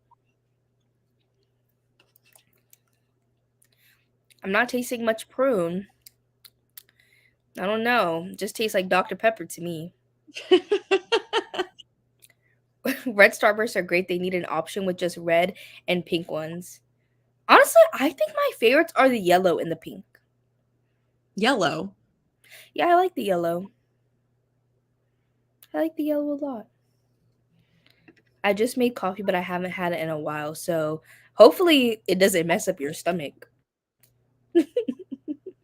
So petty. Conversation isn't working. My dad, he is so old and curmudgeon now that like if you tell him you have a complaint, then he starts to get mad at you for complaining at him. So like no, conversation doesn't work. He starts to regress to a child and starts to throw temper tantrums when you get mad at him. And I'm like, just stop messing with my stuff. Just leave me alone. You're such a Scorpio. I love it. I really am. Like people have been telling me this so much lately, and I'm like, it just it is who I am. It is who I am. I used to like Mountain Dew a lot. I prefer Sumo sodas to be honest, or like Fago. I've never had either of those. Yeah. He's actually not that old and curmudgeon. He's only like well, he's curmudgeon, but he's not that old. He's like 61 or 62. I think he's 61. 2? I don't know. Somewhere in there. They they have just pink packs here in Oklahoma. I think I've seen the just pink packs. Also, Dr. Pepper has like 23 flavors, but the one I taste the most is the prune juice. Oh, interesting. I don't really be tasting the prune juice. I get you. I lived with my parents, and whenever I try to approach my parents about being better roommates, they literally say, "We can't change. We're old. Like help." No, literally, because I'm like, what also gets me is them leaving the stuff in the dryer or the washing machine, and then I go to wash clothes, and I'm like, "What is this in the dryer?" Like I'm like, "Who left their stuff in here?" I'm like, "You're making me go crazy." Like I'm literally about to go insane. Like I'm literally like I'm about to lose my muffins. I think Lauren's frozen again. But I'm just like, when I was at school, like last year, my roommates were so good. Like we had everything sorted for the most part. Obviously, we'd have little things here and there. But my parents are like just not great roommates. Oh, Lauren, you're back. You froze. Yeah. I was just saying I my parents know. aren't I was saying my parents just aren't great roommates. They're great parents, just not great roommates. I love them. I have no contact with mine. Thankfully, only my partner's grandmother is like that here. No, I love my parents. I love them. It's mostly the dryer. Mostly they will leave stuff in the dryer, and I'm like, can you just move your stuff? Like, oh, I hate that. Especially they'll be like, oh, like let me do my laundry before I go to work, and let me just sit in the dryer for 9 hours while I'm gone. I'm like, you're literally like, I'm gonna claw my own eyes out because you're driving me crazy. Like I literally just want to like, oh, like I just saw Inside Out 2 a couple weeks ago, and now I keep thinking of everything in emotions, and I'm like, my anger emotion, ooh, he just be coming out. He be coming out with the laundry, because I'm like, why? Why would you just leave it in there? They're Because like, so where am I used to supposed it. to put it? Yeah. Huh? We've gotten used to you being away for so long, and then they have to like during the summer and the breaks like reacclimate to having you around. Exactly. But it's just like, where am I supposed to put the laundry? Like You now I just have don't to do find it. a place to put it. Like, ugh.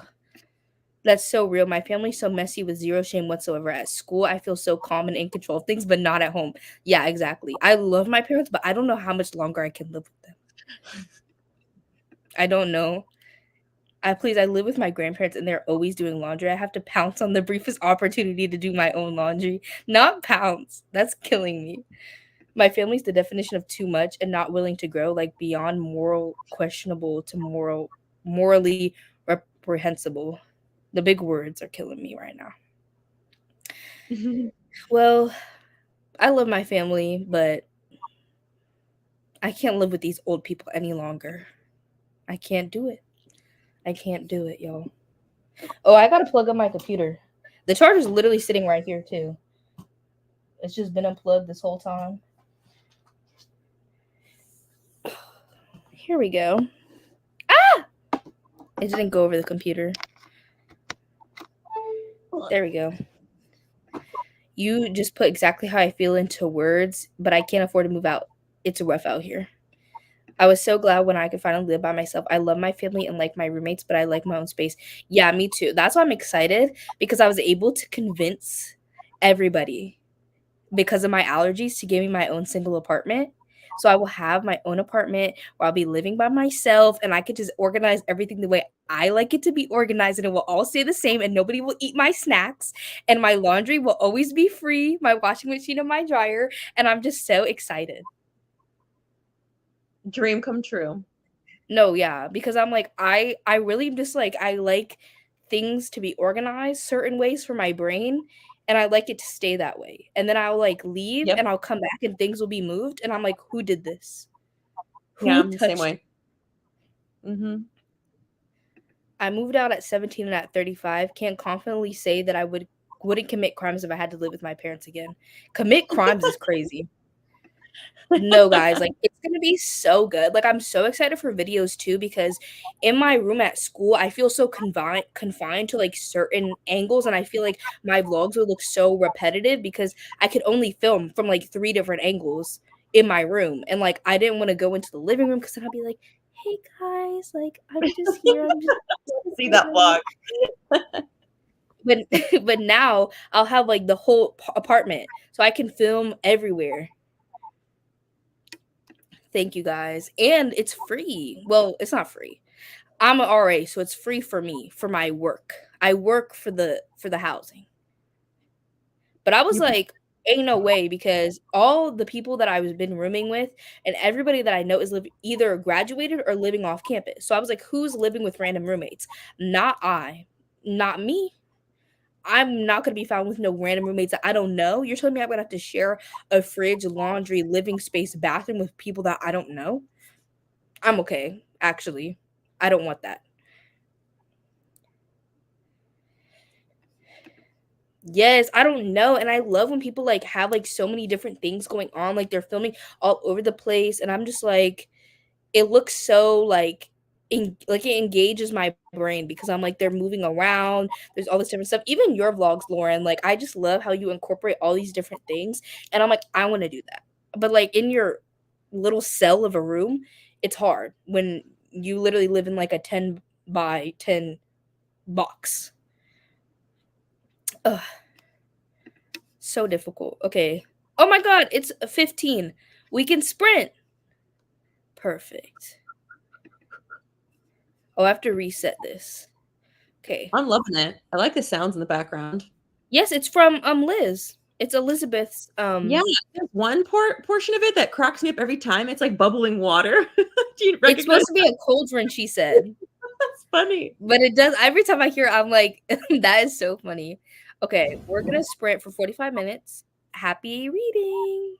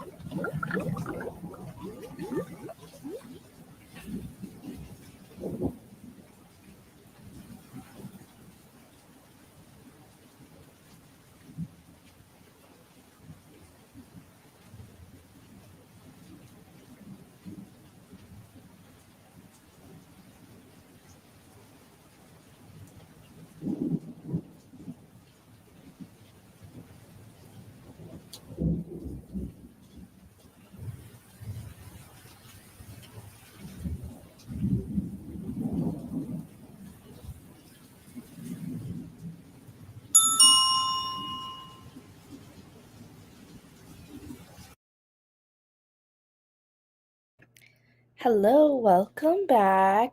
How was everybody's sprint? Let me see. I'm trying to do math. Okay. I am now at 35% of the way done through middle of the night. So I listened to about 17% in that Wow, sprint. you're blowing through it. Any like actual thoughts beyond being neutral yet? No, like I find it interesting. I do. I'm just nervous to see the direction that Riley Sager goes in this book because most of his thrillers are like realistic horror, but he does have one. I'm not going to say which one it is to not spoil people, but one of them does go in a more paranormal direction. So I'm like curious if this one is going to lean more realistic or paranormal because I could see it going both ways and I don't know because he's done in books before where you thought it was going to be paranormal but then it was realistic, and then he's done completely normal like realistic horror or like thriller stuff, and then he's done like paranormal. So I'm like, where's it going to go? Like I'm nervous of the direction. He has you on your toes. Yes, and I'm like, what's going on? But I'm really liking the perspectives because it is like present, like we get mostly present perspective, but then we get some in the past, and the ones in the past follow different characters. Like they're not all our main character. There's like a variety of characters, and I find that really interesting.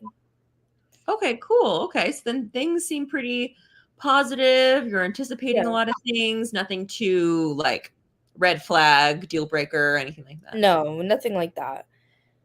Yeah, I'm enjoying it for sure, but I'm nervous. I'm just nervous. You're like waiting for the shoe to drop or something. Yeah, because I'm like, which way is it gonna go, Riley? Which way? Which way? I'm really loving my book. It like got super intense. 55% of the way through. I'm like obsessed with it. It's like campy summer horror.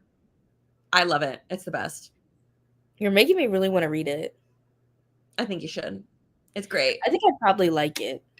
You would totally. Yes. And then you should read the horror for Halloween, aka Valentine's Halloween, aka February. Yeah. Well, that's good that I know that I can read the horror for that. You like 'Cause I'm romance trying too. It'll be perfect for you. Yeah, I'm trying to do more like seasonal TBRs. Well, on my channel I'm still doing monthly, but I'm trying to like curate seasonal TBRs to choose from because I just love reading seasonally. So I'm trying to make it more of like a priority, like actually doing it and like committing to it. Yes. You gotta. It's so much fun. I don't even know. I made a summer TBR and I don't even know how I'm doing on it, to be honest. I have no idea. I posted it over on my Patreon. Let's see. I've read one, two. This will be three. Middle of the Night is on there. Okay, I've only read three, guys. Out But of I'm making my way. It's like 1, 2, 3, 4. I think it's like 20. Okay, okay. And then when does like summer end for you? Because I think we're both like kind of on a school schedule where like summer ends for me like mid-August in my brain. Yes, I go back to school so early. To me now, like summer starts in September because it's also so hot here until literally like October. It's blazing outside. So it's still hot and I go back to school like cuz I'm an RA, I go 2 weeks earlier than everybody else. So literally like my summer like school-wise ends like August, like beginning of August. But in my head, it ends like as August ends and like starts in September, even though summer doesn't technically end until like September 20 something. I know, but that's no. I need all the time for Halloween. So I'm gonna be Yeah. here even putting out like more fall content in the second half of August and really just kind of going from there. I think I'm getting my fill of summer. So I think I'll be happy when it wraps up in my head and then moving on to fall, which is like my favorite time of year. Me too, but I don't know what it is this year. I've always hated summer. Like I'm not a summer girl. Like it's hot here. There's a lot of bugs. I don't like it. But this year I've been really into summer. Like I've been eating it up. I don't know why, but I've just been loving summer. Same. I love it too. I think summer is now I didn't really have, like, a second favorite season because I kinda hated them all. Like, winter is cold and it's boring and seasonal depression. Spring, there's too many allergies. Summer's too hot. But now I think summer is slowly rising up to my second place, my second favorite season. There's just so much to do. Yeah. Yeah. And I feel like normally in the summer, I feel like I like don't do enough. So I just like sleep and like do whatever. And then I get bored. And then I'm like, what do I do? So I think this summer I've been doing a good job at keeping myself busy. So Yep. like I'm actually enjoying it. Yeah, you're diamond painting, you're crocheting, you're reading, you have a readathon you're hosting, which keep you very busy. You have a boyfriend who's keeping you half asleep. Literally knocked out, like clonked. Your itinerary, your agenda's booked. You're booked. Yes, and then like two of my friends just had birthdays. Like one was in June, one was or one's tomorrow, but she had a birthday party the past couple days, yesterday, and then like my niece and nephew's birthday is about to happen. They're having a pool party. Very summer. Yes, I'm excited because last year they got like blow up, like not a slip and slide, but like a blow up, like water slide with like a Ooh. pool at the bottom. But it was mostly for like the older kids in the neighborhood. They didn't think my niece and nephew would really do anything with it because they were only 2. They literally were just turning 2. So they were like, they're not really going to go on it, whatever. So I didn't come prepared to get wet. Like I didn't think like, oh, like I would be in the water, and I was because the children wanted to go in there and I didn't want my niece and nephew to drown. So I literally got soaking wet in just like my normal outfit. So my sister had to give me clothes. So I'm excited that this year I'm prepared. Like I'm going to be prepared to get wet, and it's going to be fun cuz I haven't gone to the pool all summer yet because we don't have like a pool in my community. But I'm a swimmer. Like I love to swim. This is The your only time. problem is my hair. Yes. Yeah, either I can't go underneath water or I have to get a swim cap and look like an egg. So, I hated that. In PE, they forced us all to swim, and I did not want to get my hair wet at all. And then you had to go the whole day with wet hair, and I had to look like a little egg, and I have a big head. oh yeah, and then like I feel like it would crush all my curls anyway and make them bad. So I just don't really like swim. I just like Yeah. sit in there. Chill, yeah. But I'm like a swimmer. Like I like to swim. Like I'm like really the only person in my family that likes to swim because my godfather taught me when I was a kid. My dad can't swim. My mom, she she floats. Like her body just naturally floats. So she doesn't really have to swim. And then my sister, she can swim, but I don't think she likes it very much. Like she's fine with it, but she's not like a let me do strokes in the water. And that's me. I used to like my parents had a blow up pool when I was a kid, and I used to be out there for like 6 hours a day in the summer. Like I was in the water every day. Yeah. No, you're a mermaid. Yeah, like I was in the water. Like I don't know what I was even doing out there in this little blow up pool by myself. Like I don't know, but I was there. I was in Chlorine the water. was written about you. Huh? Chlorine was written about you. No, yeah, literally. Because I definitely wanted to be a mermaid as a kid. I literally had a I guess it was maybe crocheted actually, but it was like a crocheted blanket, but it was like a mermaid tail. So it was like cylindrical, so you could put your legs in it, and then it had a little tail at the end. Yeah. I That's was like obsessed. Okay, let's see the comments. Hello, I'm reading the rom-commers by Catherine Center. I know you're not on romance, booktube, or like anything besides horror, but this book, everybody's been talking about the rom-commers by Miss Catherine Center or Catherine Center books in general. I feel like they're always kind of popular, but especially like this past like month, people have been talking about this book all the time. interesting. I haven't read one of her books at all. I just knitted 2 rows of a blanket that I've been making. My grandma been listening to the book thief while doing it. It reads a bit like a book that would be studied in school, giving 3.75 stars. I feel like yeah, people definitely read the book thief in school. Yeah. We didn't read the book thief, but we read the Kite Runner, and I feel like that's like similar kind of area. Got to page 78 in the Heaven and Earth grocery store. Oh, I love the cover of this one. I did nothing but scroll on Instagram. It'd be like that sometimes. Got to 48% in Broad, and I might be having fun. I might. Right? I started Wicked. It's definitely something so far. Wait, is this a book? I think it's the one that's like, I don't know if it's a prequel or sequel to The Wizard of Oz. Let me see. There's like a play on or something, or vice versa. Oh, I see it. The Life and Times of the Wicked Witch of the West. Yeah. Okay, interesting. 34 pages in The Phoenix Keeper. Amazing. My partner couldn't get me the coffee, but I got windy, so it's chill. It balanced out. Read 13 pages. Only got to read 18 pages of my best friend's exorcism. Finished Oddity just in time for me to use it for the Significator.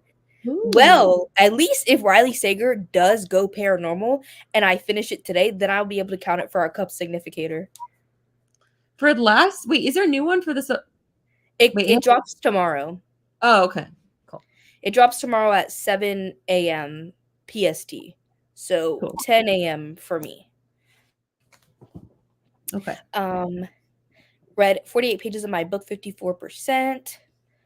Amazing. Starting Crier's War for the World. Oh, I read this book. I think it was just mid. It's very forgettable. I don't remember anything about it besides the fact that I read it and I didn't hate it. Fun fact, teeth can be itchy. I've never felt that sensation. Neither have I. Personally, never ever has felt that. Just finished Crying in H Mart, starting my 8th book. Choices are Oh, there's an echo. Oh, it's gone now. Okay, we're good. Oh, it was Siri. She gets activated sometimes when I live stream. I don't say anything about her. I don't know. Choices are Juniper and Thorn. I really want to read this one. Two Twisted Crowns. Wait, let me make sure I'm thinking about the same book that you are. Twisted. Okay, yes. This is the sequel to One Dark Window. Okay. Red Queen or If I Have to Be Haunted. What's that book? Is that what I'm thinking about? What is it called? If I Have to. Haunting? Go with that one. Oh, no, I've never heard of this one. I've never seen this. It's a young adult fantasy. It actually says a thrilling, romantic, irresistibly fun YA contemporary fantasy. That's a lot. Thrillingly romantic YA contemporary fantasy. Oh, okay. Yes, I have this one, I think, on hold. It's like kind of that kind of fantasy that's like paranormal where it can go be like horror. Well, it's not like gruesome. So yeah, I don't know. Paranormal is like there's a Venn diagram of like kind of wholesome, cute, ghost haunting, and then there's like gruesome, like debauchery, murder, like that kind of thing. And I think like on the other side, yeah. So it's like spooky, cute. I think this would be okay. A teenage Chinese American ghost speaker who reluctantly makes a deal to raise her nemesis from the dead. That sounds pretty good, honestly. I would vote either for this one or Juniper and Thorn. Same. I really want to read Juniper and Thorn. Let's straight up fantasy? Question mark? I'm gonna look. I just know that everybody's gonna talk about it. I don't think it's just straight fantasy. But I feel like now's not the time to read it, and it keeps coming in from my library, and I keep like pushing it back like a month at a time because it's either a month or like 180 days. Okay, no, it's horror. It was nominated for best horror. What? In 2022. That's what I thought. I thought it was like a fantasy horror. That used to be me as a kid. I miss swimming. Me too. I used to pretend to be a water Pokemon. I didn't watch Pokemon as a kid. No. The Book Thief and Kite Runner were assigned at my schools. I read neither.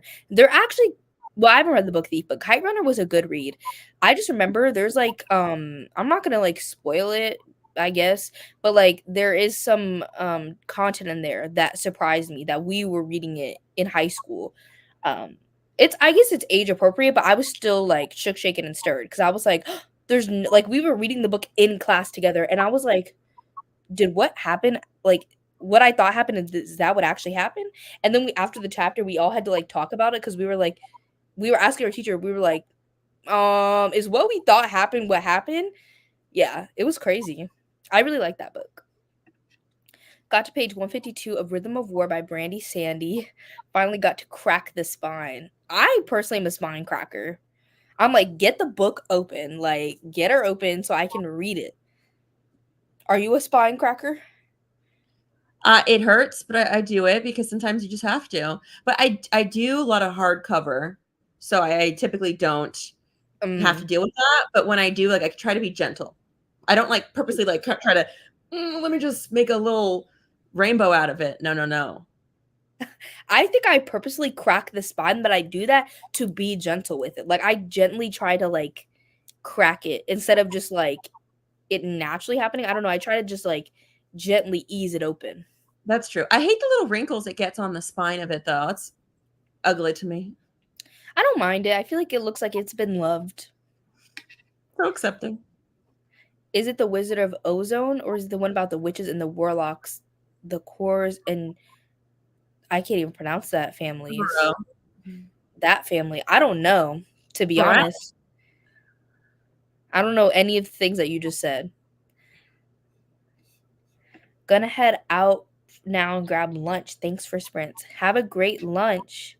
Book It as a musical. It's the first book in a series. I know Wicked is a musical, but that's why I was asking if you were talking about a book or if you were watching something. Teeth can become itchy if your nerves are exposed for an extended period of time. Oh, okay, that makes sense. I don't think my nerves are exposed. The worst. Nothing's worse than when your teeth hurt or like the nerves have been like kind of jumbled up a little bit and made sensitive because you've had like whatever work done. And I realized because I have recently gotten work done that I've never really had to deal with before. And it kind of is aftershocks in a way where your nerves are just in your teeth, like still adjusting to being like poked and prodded, but nothing's wrong with it. It's just like healing. It's the worst. And teeth are something that you cannot mess with. Like if there's something wrong, you got to get it fixed immediately. Because it's like right by your brain. Like you got to get it fixed. Yeah. Calling Wicked a play or something. I'm sorry if I offend. Did I say a play or something? I think that was me. I said that it was a play or is made into a play or vice versa because I don't know if this person's like offended or something. I mean, take a breath. But I didn't want to like say something that it was a book first and it actually be a musical based off a book. You know what I mean? Yeah. I didn't want to do fake news. You know what I mean? So I said like you didn't know which one came first. Yes. So you could take a breath. All good. I think that sometimes people just need to realize that like things that they're interested in is not like common necessarily. Like I feel like being like really like into theater, it's common, but it's not like everybody in the entire world. And the same with books. Like I feel like honestly the majority of people don't be reading. So okay, imagine it's so wild. Like there's a reason why I create like content about books and all these other things because nobody in my life actually ever reads. And it's wild to me. And so that's why like a moment ago when you were telling me about like a romance book and you're like, well, I know you don't read this niche, this genre. So here's this important thing. In my brain, I was like, thank you, because I have no clue. You're like my ambassador to the romance world. I try to be like into most of the spheres except fantasy. I feel like fantasy I don't really be like fantasy sci-fi. Like I know a little bit, but not a ton. So yeah, I don't be like watching.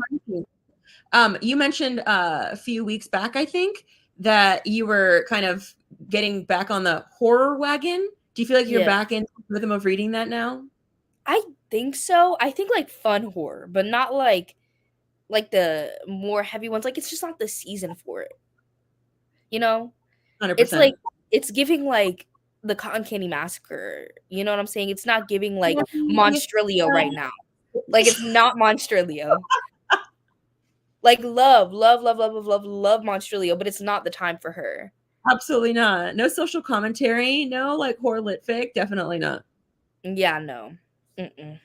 Absolutely. That's summer vibe. One of my Fairy Loot books. Not gonna lie, I hope the movie adaptation adds fuel to the Glinda Elphaba fanfics. I'm excited for the movie adaptation, but I'm not like I did some theater, but I'm not like a theater girl. But I was a Hamilton girl. I will say I was Hamilton every day. Yes, in middle school because it came out when I was in maybe even elementary school. But I liked it when I was in middle school, and every day we would walk outside for the most part. Not every single day, but most days. After lunch, we would like walk outside to get back to our classroom, and so me and my friends would literally rap Hamilton on the way back every day. Yeah, I know our teachers were sick. Our teachers were literally, they were growing up. I could see you. Yeah, I loved Hamilton. Like, I saw it in person because it came to, like, it went on tour and it came here. So I saw it in person. I was like such a Hamilton Like the girl. off-Broadway one, right? Yeah, Yeah. same too. Yeah, that's good. I mean, I as a Yeah. history teacher have thoughts on it, but I will keep us not there. But I have thoughts. But yeah, it had a moment. Yeah. It really was a moment. I'm trying not to be obnoxious about it, but I just had to laugh. No, it's understandable. Sometimes, like, things, like, you're just, like, I feel like with us, that's, like, horror, you know, like, horror movies, like, people just being like, "Yeah, like, that's a horror movie," or whatever, and we'd be like, "What do you mean? Like, this is so foundational to, like, horror pop culture," and the people are just like, "Whatever." It's so sad how, like, horror gets such a bad rap. I know people read it on YouTube, but it's not the thing that's, like, foundational to it. It doesn't it's so important, it's so critical, it's so, like it's so important, it's so good, and it's just sad that it doesn't get enough love, like, even, like, at the Oscars, for example, like, no horror movies are really getting nominated for Oscars, it's just sad. Yeah, it is really sad. I don't know, I think it's because I, like, since I was born in 2002, like, it's just always been, like, a thing for me, like, that horror, like, exists, but, like, even watching Maxine, because I saw Maxine the other day, and obviously it takes place in the mid-80s, and, like, they were making horror movies, and, like, there are people protesting being like, "Horror is not, like, good, like, it's not valuable," and I was like, "That's so strange to me." So I feel like it still has that stigma that Oh, yeah. we're, like, trying to break through still. Yes. The same people who were protesting horror movies in the 80s were the same people who were protesting rap music and hip hop in the 80s. Like, that's the Lord. And same you group. know what? That is literally, like, if you could combine me into 2 things, it would be those. So, they would love me. They would love me. The Kite Runner is one of my favorite books. It's so good. If I Had to Be Haunted If I Had to Be Haunted was one of my favorite books. I understand. The musical and the book are very different, though. Interesting. School took a lot of the joy from reading for me. I'd get in trouble for reading in class or reading anything I'm supposed to, or anything I'm supposed.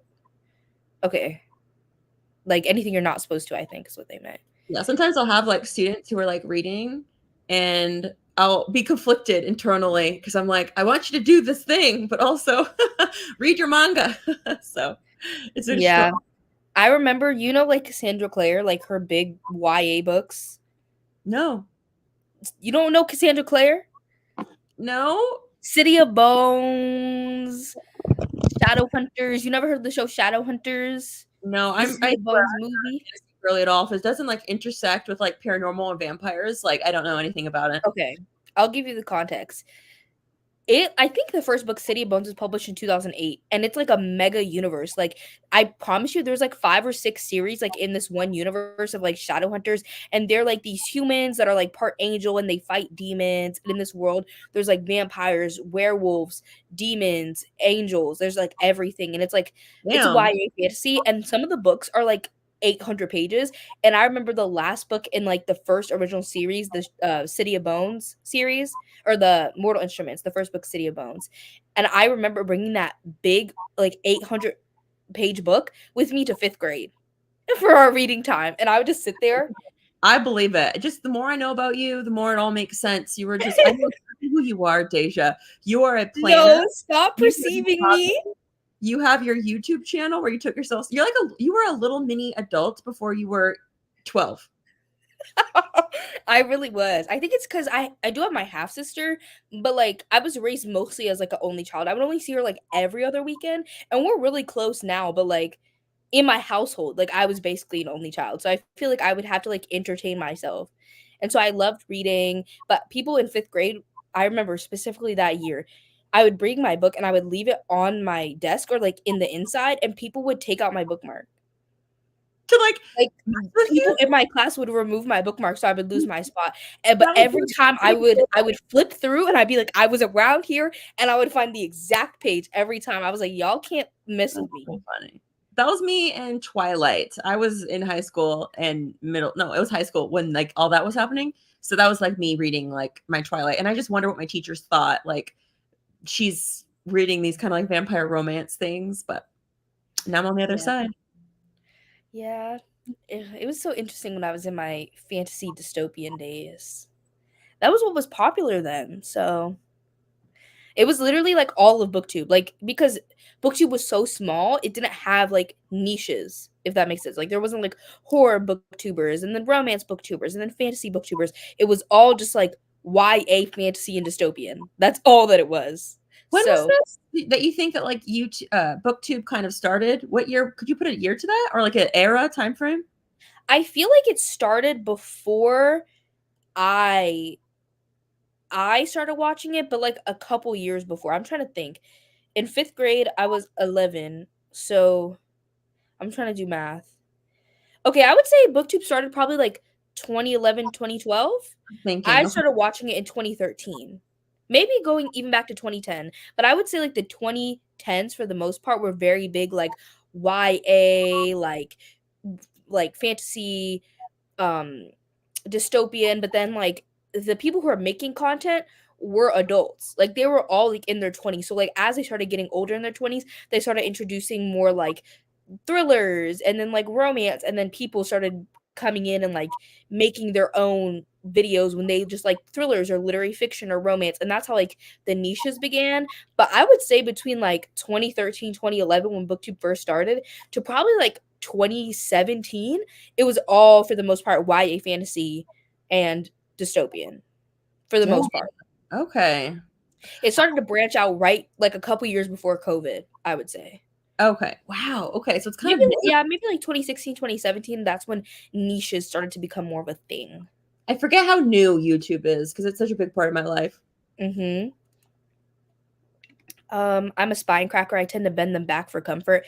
I prioritize comfort with my chronic pain. I just think of the cracks as stretch marks in love. Oh, that's a really cool way to think of it. No one offended. I'm just giggling about it.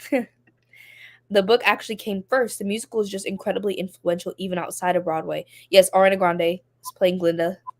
The movie I is what didn't know sparked the whole cheating scandal. Yes, Ariana Grande is playing Glinda. Who cheated? Oh, okay. So like Ariana Grande, she was with. I don't know if she's still with this man or whatever. Well, I don't know if we're talking about the same thing. This cheating scandal, because what I thought was related to SpongeBob, because there was SpongeBob the musical, then she was like in it, and then she started dating this guy who was SpongeBob in SpongeBob the musical, but then he had a wife and like a kid or something, and then she like left his wife and kid to be with Ariana Grande. It was a mess. Yes, it's the season for Camp Horror. I'm sorry. There's a play about SpongeBob? Yes. They can't think of anything else. There's literally like a Shrek the musical. Like there's a musical for everything. I can't believe it. Okay. But yes, camp horror. Just camp, everything campy. Yes, I'm a literal baby. I was born in 2002. So I'm a literal baby. that's what everybody on BookTube like makes it seem, that I'm literally like an infant.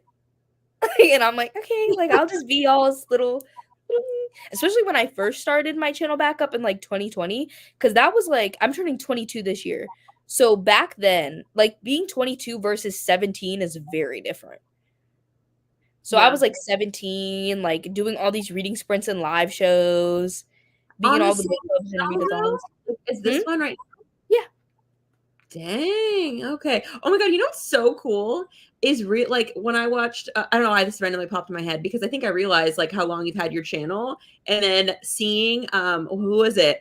I think it was Books and Lala who like shouted you out when I was watching that video. I was like, oh my gosh, I know her. Not I know her. Yeah. I've even been in some, I think 2 of Kayla's Literally Dead book club live shows. She's so nice. Oh my gosh. Okay, cool.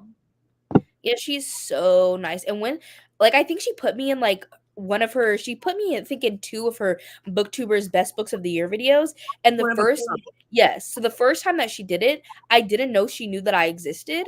And so when I tell you, I literally like lost my marbles. Like I was flipping out because Kayla, like, I feel like she's like the biggest like booktuber. There are like more like lifestyle girls who like do books and like lifestyle content, and they're bigger than Kayla. But Kayla like started as like a book channel. She mostly just talks about books. She's book centered, and so like she's like the biggest one that there really is. That's not like, as I said, there are like the first booktubers were like YA fantasy dystopian, but like honestly, nobody really watches them that much anymore. But they have a big channel because they were like the first. They So even make like any content anymore? some of them, yeah, but like I know one of them, her name's Christine from Poland Bananas Books. People say that she's like the first booktuber, and she's like an author now. So she does like a lot of like writing videos and some book stuff, and yeah. I know all of the booktube lore. I love it. I'm waiting for you to create your retrospective video on booktube and the history of booktube. Oh gosh, that'd be crazy. I feel like I don't know when, but I feel like eventually I'm going to enter my book commentary era, and I just don't know when it's coming. I'm here for it. We'll see when it comes, especially because my friend Mayana, who was in here earlier, she just recently started doing like book commentary videos, and now I'm like, the urge. Define that, because I want to make sure we're thinking about the same thing. Like commentary videos, like talking about the book community, Okay, good. like things like that, or like she even did a video like talking about like romance tropes, because there's like this, I wouldn't say it's a problem, but a thing happening right now in the romance genre called tropification, where romance used to just be like romance, but now everything's being like enemies to lovers, friends to lovers, one bed trope, forced proximity, single dad, nanny, whatever. They're all like books are always like romance books are being pitched by tropes now. Like people won't even like look at the synopsis or the author, and then people will just be like, does it have this trope? And then also like smut. Like people like smut is like a very big thing where like a lot of people like if it's in the book they love it, and then a lot of people are like if it's in the book they hate it. So a lot of people are interested in like smut levels, spice as well, but it's like it's becoming like a big thing. So she did a video like about that, and yeah. Do it. I want to know your thoughts. We'll see. City Bones has the weird incest vibes with the love interest, reminding me of the Vampire Knight series. I've never heard of the Vampire Knight series, but yeah, City Bones, The Mortal Instruments does have some weird incest vibes. Vampire Knight is a guilty pleasure still. Peak trashy anime/manga. Oh, that's why I've never heard of it. I'm not a huge anime manga person, but for those of y'all in the chat, now that we're here and it's on my brain, I need your guys' help, because I want to get more into anime and manga, but I also want to get more into like romance anime and manga, but I'm specifically looking for romance anime suggestions. So if you have any, I would love to know what they are. I would love it, because I'm like I like anime and I was really into like one of them and I still need to catch back up, but I feel like I'm more of like a romance anime girl, I feel, or like horror, but a lot of them are like very like actiony superheroes, which is the one that I liked. I like My Hero Academia, if y'all are curious. That was my favorite one, My Hero Academia. So, if that gives you any context, please help. I remember around 2013 is when I started watching it. Me too. But it existed for like a couple years prior to when I started watching it. Yes, around 2010, 2011. Her issues with man stealing are the reasons I can't go see the movie. Ariana Grande? Yes, okay. Yeah. She cheated on her fiance with a co-star that she had who played SpongeBob in the musical. He's playing a side role in the Wicked film. They both cheated on their fiancés after linking up on the set of Wicked. Okay, I just knew he was SpongeBob. And he looks not good. I'm not trying to do nobody's looks, but I mean if you're a cheater, I feel like you could low key kind of deserve it. You know what I'm saying? And so he low key's not giving. Like I don't know why.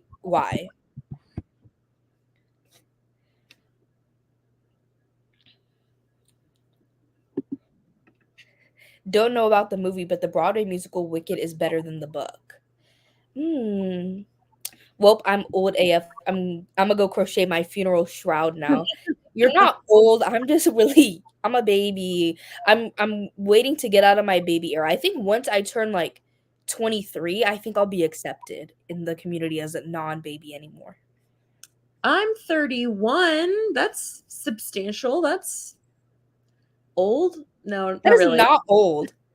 That is not old. My sister, she's 30. She's 30, and she's not old to me. She actually looks super young. I feel like you're not like how do I phrase this? Actually, I'm just gonna not say that because I don't want to make anybody feel bad. I was gonna say like there's a certain age in my head that once you hit it, I'm like, oh, like not that you're unrelatable to me, but like kinda, like we're like definitely like different at this point. Like 30s is not giving that to me. Maybe like later 30s, I feel like I still relate to like early millennials. But then once you start getting to mid to older millennials, I'm like, I don't really connect with y'all as much, but it's not saying that we can't be friends. I have plenty of friends from booktube that are in their 30s and I love it. Yeah, that's a good way of explaining it. Sometimes there's overlap in those generations where like there's something to connect and relate to. Yeah, but there are people like my mom reads. So her and I, she's what was after boomers? Whatever's after boomers, she's that. And me and her be kiki king. We live, laugh, love. I just realized if you like Hamilton, you should watch the promotional parody Lin-Manuel Miranda made for In the Heights. It was like a High School Musical 2 parody. That sounds so funny. I definitely need to look that up. There's a tarot tag about romance tropes called hashtag to romance tropes. It's fun. Interesting. That's very cool. Snow White with the red hair is the best romance anime to start with. Okay, let me start writing these down. Snow White with the red hair. Okay, I have it. Boom. For romance anime, I love Recovery of an MMO Junkie. Okay. I'm like, this is so many. Recovery of an MMO Junkie. Okay, I have it. I embarrassingly had a thing for him before I found out his personality is trash. I think they're talking about SpongeBob. The SpongeBob man. They were both married and the dude's wife had just had a baby. Yes, I knew that. Like she just popped the baby out. Yeah. I feel like at 35, it's too late for me to break into booktube. That is not true. Never. Everybody should have a YouTube channel. Yes, it's actually kind of nice to watch booktubers from various generations. Yeah. I watch people older than me. I watch people my age. I watch a couple people younger than me. Not many. Because at that point, I'm like, it's like you're not really an adult. You're like probably the youngest person I watch, I think, and it's because you were already an adult when you were 12. Like that's like the only reason why I feel like. Well, I'm honored. You're very much like you're like me, where like you're like a planner. Like there's a lot I relate to you with. You like horror. You're very like meticulous in particular. You like if you want to do something, you just do it. Like I relate a lot to that. What mature. I've noticed a lot from my generation, particularly, is that many of us, not me, don't have many hobbies. So it's harder for me to like relate even to people my age because I'm a hobby girl. Like I love a hobby. But people my age, they're so like, I don't know, I guess they're just like more in like the social phase of their life. And that's never, I mean, I socialize. Of course, like I love going out, but like a lot of my friends, like they will like go to class, go to work, do their homework, go out, or they'll go over to someone's house. Then they'll spend hours together, and then go to sleep, wake up and do it again. And I'm like, okay, like so tonight it's time to work on my next crochet project and to get through my books. And like I'm 30 years old. Yeah, like that's how I've always been though. Like I don't know. And I like socializing and I'm still like I still socialize like a couple nights a week when I'm at school. Like I hang out like cuz I live in like my apartment complex. My friends are literally like a building away. So it's easy to like see them, but I'm like a hobby girl. So like it's hard because like a lot of my friends like they don't really do anything. Like I'm not trying to do them, but like they don't do much. Like they literally like go to the gym and like listen to music and like that's it. Like that's the extent of their hobby. Get ready. You go out. Like then you go out the next day for brunch. You talk about what you did when you went out the night before. Like that's very college. Yeah. My mom is Gen X. I have too many hobbies to keep up with. I've been my grandma since I was 22. I love you. You're the best. I have no friends, only hobbies. Hobbies are great. The main booktubers I watch regularly are Books and Lala, Newly Nova, Carrie Can Read. Oh, this is Murphy Naper and Plant Based Bride. I've recently fallen down a rabbit hole of Plant Based Bride, and I love her. Honestly, do you know her? No, what is You need this? to watch her. Plant-Based Bride, she has such, like, cozy videos, and not all her videos are bookish, but I think you would like when she did one, I think last year in the fall, where she read all of, like, the, or, like, she read, like, a lot of horror books, and she also did, like, reading all of the horror nominees for Goodreads, so she reads a lot of horror, she's very, like, articulate, she has a lot of good thoughts, her videos are so aesthetically pleasing, and just I really like her voice as well. Her voice is very relaxing to me. And How to Ooh. Train Your Dragon. I don't know. I feel like, honestly, like, I used to watch a lot more BookTube when I was younger than I do now. Because I'm just so busy with all my hobbies. There's only so many hours in the day.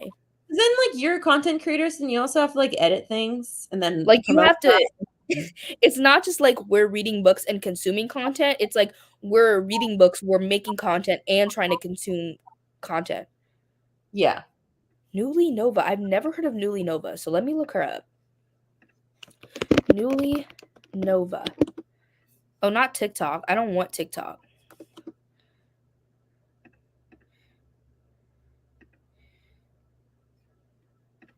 Lexie, aka Newly Nova. Okay. Ooh, these videos look cool. I'm gonna say one to my watch later. Thank you for the recommendation. And thank you for the people who gave me the anime recommendations. I'm definitely gonna look into them. I use BookTube instead of television for background noise while I do other things. It also keeps my toddler from watching too much My Little Pony and Gabby's Dollhouse. Yeah, I feel like I don't know, like in my head I have this thing where, like, if I watch TV shows or movies, I'm being productive because I'm getting things off my watch list. Like, I'm consuming pop culture, and to me that's productive for my life. While YouTube, to me, I love YouTube. I watch YouTube almost every day, but to me it's like not as productive. Only in well, it kind of is because if I'm consuming book content, it's giving me inspiration for my own book content, but it seems more like time sucky to me than like TV and movie. I don't know. That's just how my brain works. Well, it's like you can compartmentalize a TV show or a movie as like something a box to check off because you have that specific goal versus like YouTube, there's nothing completionist about that. But Yeah. you find lots of joy and satisfaction from emptying out my watch later list. Feels Yes. so good. My watch later list has not been empty, I swear, in like 5 years. Like, has to be. Oh, I'm pretty like type A about that. But after this week of being out and being just present with my family on vacation, my list is so long. I'm like, oh my God, I'm getting overwhelmed by it. It's hard. It's hard. And I'm like I actually feel like I don't watch BookTube that much compared to how much YouTube I consume. Like, I watch more non-book videos than I do book videos. So, I don't know, like, What do I you just watch love on BookTube? Oh, let me go in and let me just tell you. I Let's think see. I do a lot of like Oh, Halloween stuff, obviously. I think I do a little bit of like some food stuff, some like health stuff. What do you watch? I watch a lot of Sims YouTube. Okay, yeah, I love little Simmy, little Lil Simmy. She's Simsy? yeah, little Simsy. Yeah, I love Lil Simsy. So What do I you watch a lot of Are you that. gonna do Love Struck pack or are you kind of like not into it? I'll probably get it eventually, but not immediately. That's how I was with Horse Ranch. I just bought Horse Ranch because it was only like $20. Like, I don't think I want to pay $40 for Love Struck. Oh, yeah, I'm gonna wait till it's on sale. I got like a few things on sale, like Cottage Living. I was really excited about that one. I want to get Cottage pets. Living is great. You have Pets pets? is great. I need to get pets the next time it's on sale. I have the majority of the packs. So, because I've been collecting them like since it came out. So I have most of the packs. There is this website though I'm going to tell you about called cdkeys.com, and if you go on there you can buy the packs for cheaper and it'll give you a code and you just insert the code into the EA app and it'll like download the pack. So you can get them off even if they're not on sale. PS5 though? Huh? I go on a PS5. Oh, I don't know. I don't know. Yeah. Yeah, I don't know. But besides, I also recently started watching crochet YouTube. I watch a lot of like I feel like in my generation, we have a lot of like influencers, you know, like just general influencers who don't really talk about anything besides their life. And I feel like I watch a lot of content like that. Like, you know, like a lot of them have podcasts now. So I've been really liking their podcast. Like I know controversial figure Trisha Paytas, but her recent podcast that she started called Just Trish, I'm eating it up. Like I love the podcast. Like I'm eating it up like for breakfast, lunch, and dinner. I love it so much. It's so good. But her episodes are so long. They're like 3 hours. And I'm like, Trish, I can't watch every episode, but I'm gonna watch some. So I watch a lot of that. Let's see what else. It's a lot of Sims. Then there's like this other girl. She literally like I'm just going through my videos. This girl bought every croc type, and I just watched the video. Like I wanted to know. I'd be watching. Oh, I watch a lot of like horror movie content too, like horror movie reviewers. I watch some like design videos, like design as in like your space, like home decor type stuff. Love that. Another podcast I really love is called Do We Know Them? That's a podcast that I will literally religiously watch every single episode on YouTube as it comes out. Like I love Do We Know Them? But it's probably a lot of like and then like I do like costumey videos. Like I feel like a lot of like people who do like Halloween kind of content. Like I'm thinking about Rachel Maxkey. I think is how I pronounce her name. She does like a lot of like Halloween content, but she also like does like costumes. She dresses vintage. I love watching people who dress vintage as well. I love that. So that's kind of what I would be watching. Okay, pretty well rounded. Yeah. I like a lot of different stuff. I don't have a watch list, but BookTube adds to my reading list, so that feels productive to me. That's a good point. I think I watch more tarot and witchy YouTube than BookTube. Yeah. Oh, okay. Let me just take a picture of this. All these recommendations for anime. Okay. The only non-BookTube video I watch is Phil DeFranco. I've never even watched Phil DeFranco. I forgot to click the comment. I've never watched Phil DeFranco. I think he does like commentary on things. Yeah. In Stardew Valley, 100-day challenges. Really specific. I watch a lot of different content, musicals, reactions, video essays, let's plays, booktube, comedy content. I do like video essays too. Like I love when people commentate on things from my generation. Like it's so fascinating to me. Like there are people who literally like I feel like talk about very specific things to Gen Z.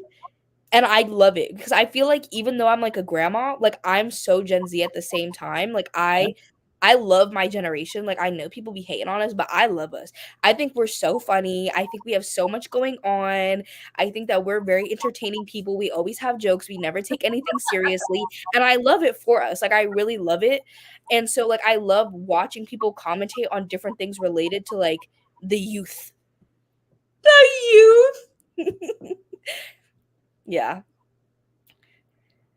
Yeah, I know. I don't actually Trisha did not fake having DID. She thought she did have DID. And then she saw other she sought out other opinions. And yeah. I didn't keep up with that, but I'm keep out of fake claiming regardless for my own mental health. I appreciate her at least announcing the ukulele apologist. Oh yeah. Yeah. The ukulele apologist. You don't know what we're talking about? So on the outside of all of that, I am so bad at keeping up with a lot of these things. Wait, okay, so do you know? I don't do any of that stuff. I'm surprised because this was like revolutionary. Do you not know Colleen Ballinger? Colleen Ballinger? Oh, okay. I think I did see that. Yeah. Okay. Yeah. Yeah, so that's what we're talking about because she apologized about basically grooming children by singing a ukulele, like a song on the ukulele. She's not a groomer, just a loser. Well, I guess it's up to interpretation. It's giving slight grooming to me, but not in like the traditional sense though.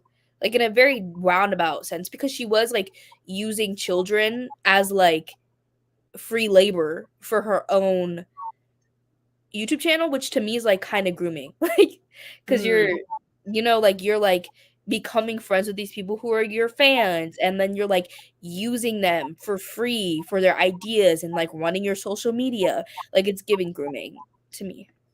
She said that verbatim in the song. Oh, they're making like Oh, a yeah, she did say that. She said she's not a groomer, that she's just a loser.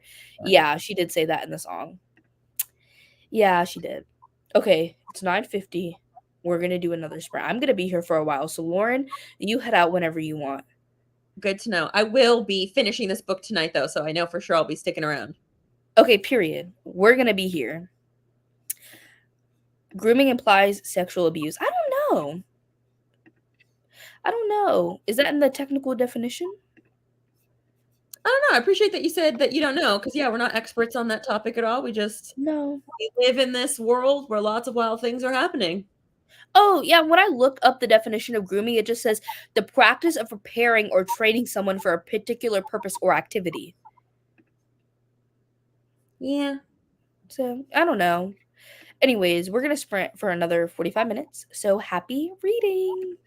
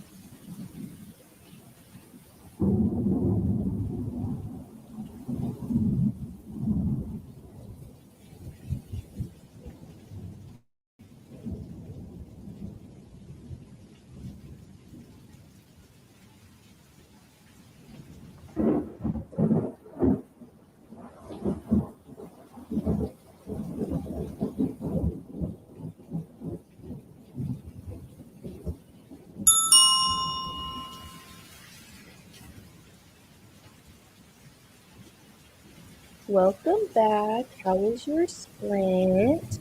I'm doing math again. Okay. I'm at 46% now. So that means I read or listened to 11% of Middle of the Night. Dang, that sprint felt so fast. Yeah, it's a really quick read. Oh, wait, I forgot to pause the ambiance. I don't know if y'all could hear, but I could hear it. Yeah. But the sprint itself, like the 45 minutes, went by so quickly. It did. I'm honestly thinking, I don't know how you feel about hour-long sprints, but I'm thinking the next one might be an hour. Sounds good. I'm at 65% in my book, and I'm really, really enjoying it. I just wish it was a little bit more like creaturey things. Like they're happening, but they're like happening off page. They're not like really getting to that point, but it's only 65%. You still have some bit to go. Yeah. Yeah. I also finished the work for my remote job, and I'm almost done with sending off the invoice so I can get my money. Yeah. Hello. Listening to Turned by Morgan Rice, 2% in. It's a short one, just 5 hours. Hoping to finish before tomorrow's challenge drops. Any hints from the people who got the challenge early? Each challenge, like, the significator is different for each team. So there's no, like, they can't give you hints because ours, like, whatever team you're on is completely different than theirs. Like, Noelle picks a card for every team. 10% into Lost Horizon as sci-fi fantasy Wizard of Oz retelling by Michelle Hercules. Interesting. Everyone in this book is an awful person so far, except for the literal baby. The literal baby. I love that. I also your book. What? Do you have a reveal yet? No reveals. This one is honestly interesting because Riley Sager doesn't really write domestic thrillers at all, and this one is more domestic than other ones, I would say, because it takes place in like a little suburban community in a little neighborhood, and we are getting the present day perspectives are all from our main character, but the past perspectives are from a variety of characters in the neighborhood. So it's like leaning a little bit more domestic than he's done before. So far, the main character is like supernatural things are occurring, which is like not the way that I want it to go because I'm not a supernatural girl. But it saying that so early on is making me think that it's actually not supernatural because Riley Sager likes to play with us, play games. So we'll see. All this is just speculation. I know nothing, so I'm not spoiling anybody. I'm speculating. I think Lauren froze, but it's okay. She'll be back. I apologize. You're back. Any future freezings. My internet is so annoying. But look, I was gonna say I brought this up. I'm trying to move my table so I can show you. It's actually okay. It's not 4 feet. It's like more like 3 feet. Okay, I need to back it up even more. Big. Yeah, it is big. Okay. Wait, it's upside down. Holy moly. It's like this big? That's massive. Yeah, and it's what is that? All the diamonds. It took me months. Wow. Was that like a little cicada or bug? Yeah, it's like a girl's face, and there's some bugs, and it's like she's erasing herself. Dramatic. I just thought it was pretty. It is. That's so impressive. Yeah, it took me forever to do it. And it's heavy. You haven't framed it?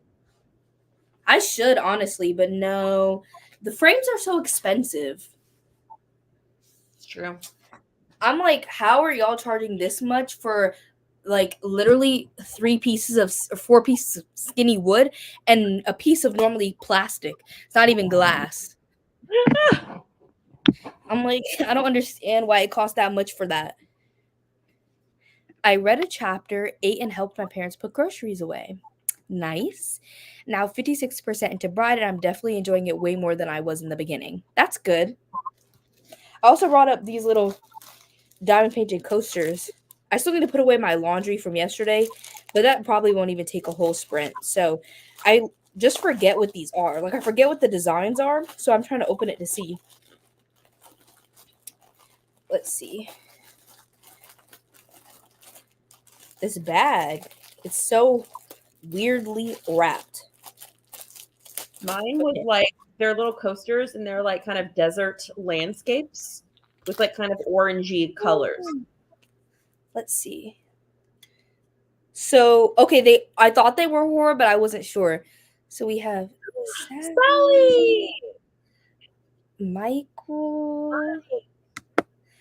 We have, oh, they're getting stuck together a little bit. Wait. Okay. We have Freddie. Oh my god, those are so cute. I love how they make them look like Funko Pops. Yeah. Yep. Then we have Pennywise. And lastly, oh no, there's 2 more. We have Jack and Jason. Of course. I was like, where's Jason? Yeah, and then I guess these are like the little cork stickers to put on the back. Oh, yeah, okay. Yeah. I'm excited to do these because I thought they were horror, but I wasn't sure. And if they weren't, I was going to be disappointed. I thought like maybe they were like mushrooms or something. I just wasn't sure. So I'm more excited to do these. Done? Huh? Those aren't done. That's just the stencil up front? Yeah. That's just the stencil. Oh, okay. Dang, it's hard to tell on computer. Yeah, so I'm hoping I can start these in the next sprint to have something to do with my hands after Creating I do my laundry. Creating art while you listen. Yes. Now we live in a capitalist hellscape. What is that in reference to? My coasters? Oh, no, the frame. The cost of the frame. Oh, the frame. I'm like, oh my gosh. Like, I know it literally cost y'all $5 to make this frame and you're charging $50. Like, it's really making me upset. It really makes me upset. You know what? I wonder if Temu sells frames. I don't trust Temu. I feel like I purchased like once or twice from them, but I'm so afraid to like purchase from them. They just seem so like scammy. Like they have like ads for everything, and I can't search anything on there without having to use the app. It's like, why do you want me to download this app? And I can't even search anything because they have all those like little things that go round and round, and you're like some giveaway or discount you get. Oh, the little wheels. Yeah, I can't stand Temu. Hey, I think I got these from Temu. I think I did. Diamond paintings honestly are pretty inexpensive on Temu if you're looking for small ones. So yeah, Temu, I mean, they're not great, but like no company is great. Like buying from Temu versus buying from Amazon is probably not making that much of a difference. So, and I'm broke because I'm a college student. So like this diamond painting, I promise you, this thing cost me like $50. I bet at least, because it's just so big, and it's from Diamond Art Club, which they make like really big ones that are really good quality, but they're like $50. So, and I don't got the bread for that, even though I spent how much money on crochet kits. Hey, that's why I don't have the money for the diamond paintings. It's all in the crochet fund, the Woobles account. The Woobles. I need them to sponsor me. I know, waiting for your affiliate link. Me too, because where are they at? Like, they needed to... You know what, too? I feel like I've been talking about it a lot in videos, but not vlogs that have come out yet. So, I feel like I've been talking about it more than people actually know because I've been, you know... They haven't been published yet. Yeah. Switch to another book because I realized I've read Turned Quest of Heroes, also by Morgan Rice. Okay. At first, it was so cheap, then oopsies. Makes sense. Lauren, I think I want to try to finish my book 2 on the sprints. So we're going to be here. Finishing our books. As long as my internet somehow... Oh no, Lauren. My internet is... I know. As long as my internet stays somehow functional, I will be here. Internet is really rough sometimes. That's why I love when I'm at school, because my school internet is like so like perfect. Like it's literally perfect. It never acts up unless there's like a storm or something that makes it. But for the most part, it's so good because it's just like, you know, it's campus wide, so they have to make sure it's really good and secure. And we literally have 3 different Wi-Fi networks. So if one's down, probably one of the other 2 is up still. So I'm broke too. I just don't like a lot of the scamming and quality control issues. That's fair, but sometimes Team will be reeling me in. Sometimes they do. I don't purchase from them frequently, but like maybe like I think I purchased from them maybe like 2 or 3 times. Oh dear. Sipping water. Does anyone know where a person can get glass jewels instead of plastic ones?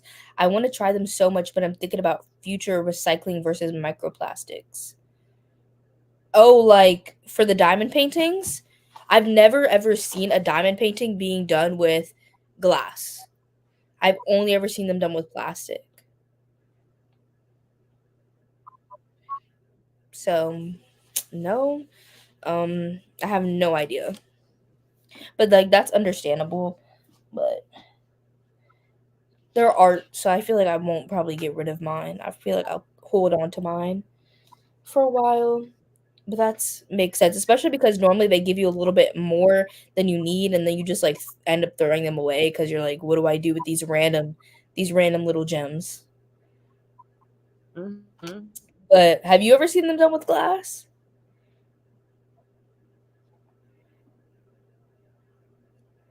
Did you ask me a Lauren? question? I said, have you seen them done with Yeah. glass? No, I haven't. My internet is bad in my life. I know what's happening. But I think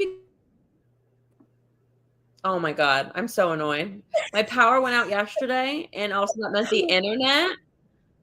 Yes, that happened to me as well because of the storm. Yeah, and it's not that like bad. I don't know. I'm like 2 rooms over.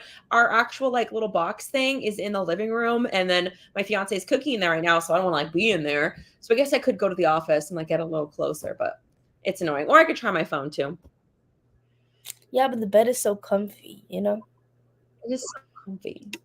So comfy. Is it the same as mosaics? No, diamond paintings are not mosaics because mosaics, I think, are like shards that you like place together, while diamond paintings are like set. Like these certain diamonds go to this certain place and they're all uniform. They're all consistent. Versus mosaics, I think, are more inconsistent in their pieces. In Montreal, they Yeah. have a workshop where they do workshops, and it is so cute, but not really cheap. A lot of things are really not cheap. If you want to have a good time, you're gonna be paying some money.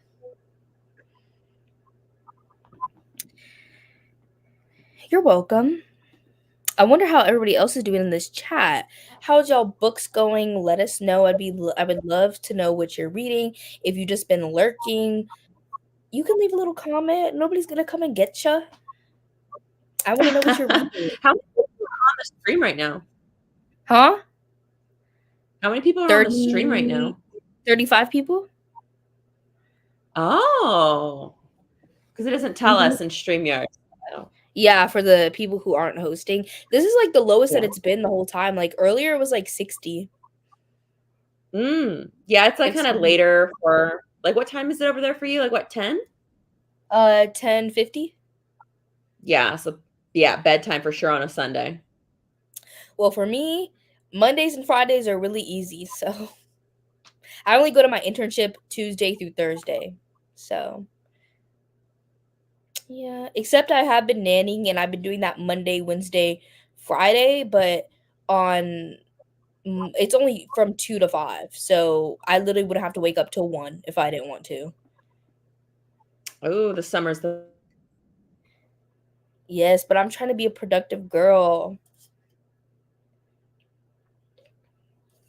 Oh, I did get a second Dr. Pepper. Lauren, she's back, but I got a second Dr. Pepper. My first Dr. Pepper, its carcass is here, and this is my second Dr. Pepper because I just love it.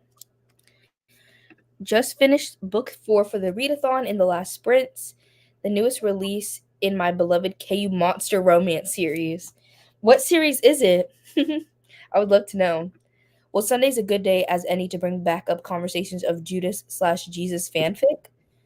I've never heard of this, so that's really interesting. I'm lurking reading my 4th Summerween book and on Team Swords. Amazing. I think I'm on my Oh, you said your 4th Summerween book. This is my 2nd Summerween book, my 4th book of the month so far, and my 4th Tarot Readathon book. I've always wanted to do a stained glass workshop, but that's so expensive. Yeah, it is for sure. Definitely is. Hello, Katie. I'm reading Joyland by Stephen King. It's for the Ace of Cups. Loving it. I'm so glad. My computer charger came out the box, so like the charging box. So I'm trying to like plug it back in there. Okay, there we go. Oh, I didn't know people made biblical pairings on AO3. Yep, second Summerween book. Okay, because tonight, this is my plan, y'all. Tell me if my plan is tragic or not. I think I did this, honestly. Okay, I have this problem, right? Where I'm just a night owl. I think I was talking about this earlier in the live show.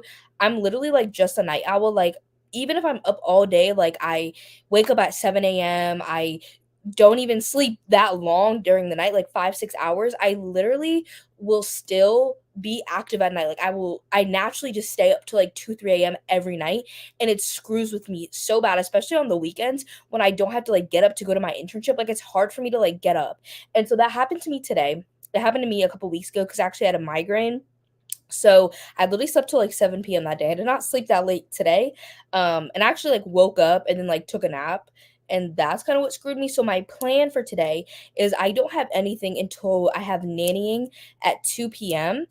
And then after that at 7 p.m. on my we're having official tarot readathon sprints tomorrow. I posted the schedule if you guys didn't see it and you're participating for the tarot readathon. Let me see. They're gonna be on Steph's channel tomorrow at 7 p.m. EST, which is 4 p.m. PST, which is 12 a.m. BST. Those are the official sprints, but I also have a Patreon, and so I am doing my Patreon sprints tomorrow at 7. So I have nannying and then reading sprints. So my plan is, because I know that I won't be able to go to sleep early, and what happens is I will take sleep medication. I will literally do everything, set the scene for a perfect slumber, and I will not fall asleep for like 3 hours. So, oh, Lauren's back. Lauren's back. I think it's a heat related thing, but yeah, I'm back. Yay, I'm glad you're back. I was just talking about how I'm just a night owl, and so I'm trying to fix my sleep for tomorrow because I know that I won't be able to go to sleep early today because I woke up so like woke up, was up for like 2 hours and then took a nap. So I'm like, I could try to go to sleep at a decent time, but then if I did that, I would probably just lay there for like 3 hours and not sleep and then be doing nothing productive. So I'm like, I might as well do things even because I know I'm going to be up. So my plan is, since I slept so much, I did this the other week and it actually worked. So I'm hoping that it works. That I'm going to stay up till like 5 or 6 a.m. and then sleep for like 5 hours. And then like that'll be my nap. And then I'll go on with my day. Okay. That's my plan. So you're going to go to sleep tonight at 5 a.m.? And then wake up at like 10 or 11. This is how you do your 24-hour readathons. I always wonder how you do it. I don't normally do that for my 24-hour readathons, but it's just like I took a nap. So like I know that if I try to go to sleep even at like 2 or 3, like it's not going to happen. That's wild to me. It's not going to happen. I'm just such a night owl. Like I love to sleep like I do, but I love being up at night. Gotta open up some light in here. The Shades of Sin series by Colette Rhodes for the girlies who are into shadow daddies or whatever we're calling them. This is her monster romance series. This person was talking about reading a monster romance series. Shadow daddy. Yeah, that's my question too. Well, they had an answer. Okay, getting stoned gets me to sleep fairly easily, even with the trauma and pain. I do this, and it does work sometimes, but not every time. Because normally I'll just fight through it. I don't know, like I just fight, and it doesn't always work for me. Can y'all do me a favor and say Lena? Lena? Is it Lena? Is it Lena? Lena, I thought Lena was with an E. I've had students and their name is spelled that way and it's Lena, but I could be Okay, I wrong. believe you. Okay, Lena, it's time to sleep. Go to sleep, Lena. Good night. Sweet dreams. Okay, they're male characters in fantasy/paranormal romance novels that have some sort of shadow powers. I've seen the fantasy romance readers on BookTube talk about them a lot recently. Not enough shadow mommies.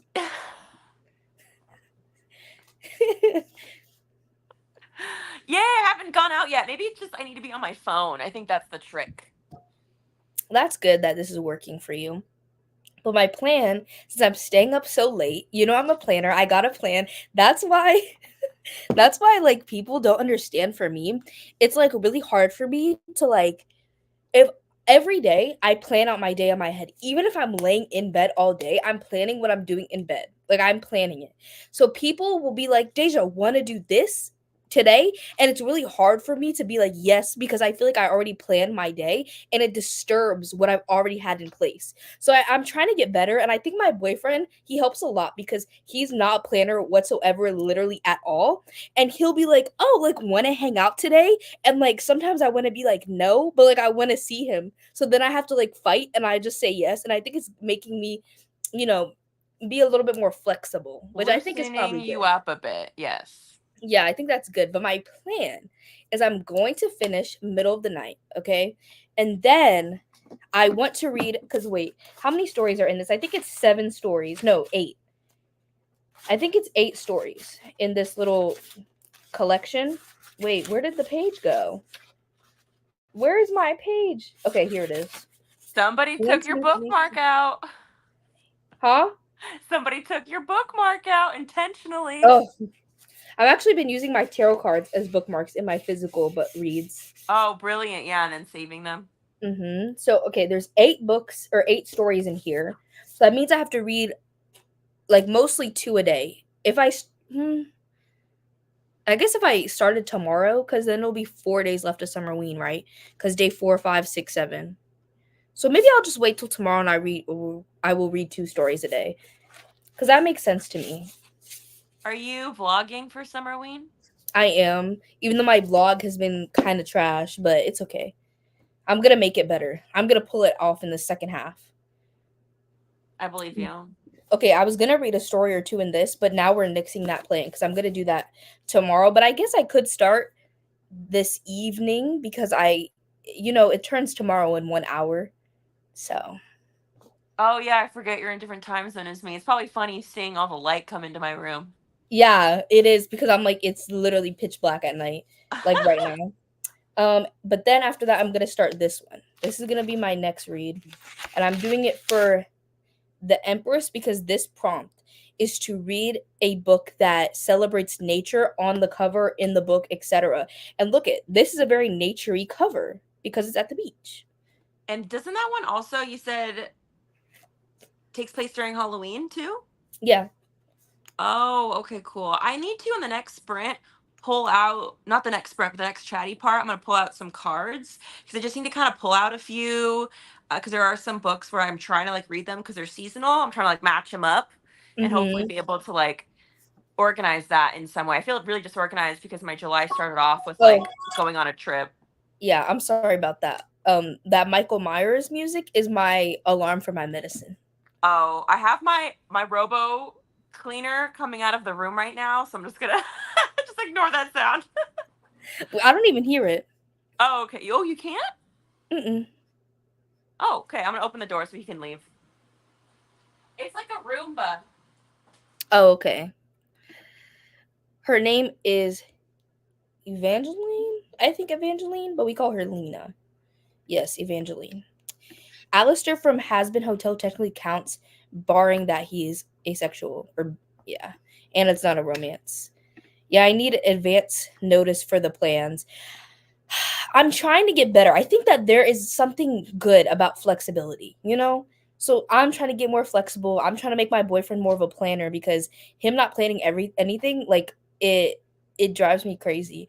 Like for my niece and nephew for their birthday, we're supposed to swim, and then I go downstairs and my parents tell me, "Oh, actually, we're not swimming anymore. We're going to the zoo." Which I have feelings about the zoo, as it is, but Strong I'm feelings? well, because I feel like zoos, for the most part, there are obviously like different like places, and I feel like it depends on the zoo. But most zoos, I feel like, are not actually good to the animals, and I don't like that. But I'm gonna go for the children for their birthday. And so I asked my boyfriend, I'm like, "Oh, my parents want to know if you want to come." And he's like, "Oh, I have to see how my schedule is." Like I bet you he will not tell me till like 2 days prior, if that. Ugh, drives me crazy. Would love to see Shadow Mommies. Shades of Sin has at least one Shadow Mommy. Nice. Oh, by the way, I'm pretty sure all of the romance anime I recommended earlier are queer. That's completely fine. The queerer, the better. I lose a tarot card if I use them as bookmarks. I tend to use sticky notes because they don't fall out. That's a good point. That makes sense. That makes sense. Hi, I didn't check the schedule, so this is a nice surprise. I'm debating starting a book now or wait for the weekly card. That's a good point. Mm. I'm bummed because I DNF'd a significant. I can't ever say the word. I'll just say Significator? weekly card. Yeah, I DNF'd a book that would have given me points for the weekly card, but I couldn't. Noelle was right. It's silly, and the main character was annoying. I hate Oh, those kind of like internal monologue books where it's like you're so annoying. Like you're the worst person to be in the head of. I couldn't do it. yeah. Yeah. The only thing is I know Noelle is literally doing it at like 7 a.m. for her, which is your time. But for me, it's like 10 a.m. So then I'm like, I feel like I already sometimes like be starting my day. Like by that time, I'm already at my internship. So like I feel like I've already picked what book I'm gonna read for the day. And so I'm like, I just wish that like she probably could if she used the bot. Like if she picked them the night before, the day before, she could probably schedule them with the tarot bot to go out earlier, but I'm not gonna request that from her. But that is my one thing is like I wish Noelle was on EST time so I could get them 7 a.m. for me. But it's PST is the okay. best. I never even been to the West Coast, not once. Oh, it's a good time. I think you'd like it. The furthest that I've ever been west is Texas. I think you'd And the like first LA. really? Yeah, I don't know. I actually when I was a kid I wanted to move to LA. I did too. Yeah. I think everybody did. LA or New York City. Everybody wanted to move. Yeah. I think you would also like San Diego. There's like parts of it that are really fun and youthful. I think you'd like it. And the Interesting. beach. Yeah, I like the beach. I want to go one day. I don't my parents, they've been to California for their honeymoon. So they said it was nice. They liked it. I think they went to San Francisco.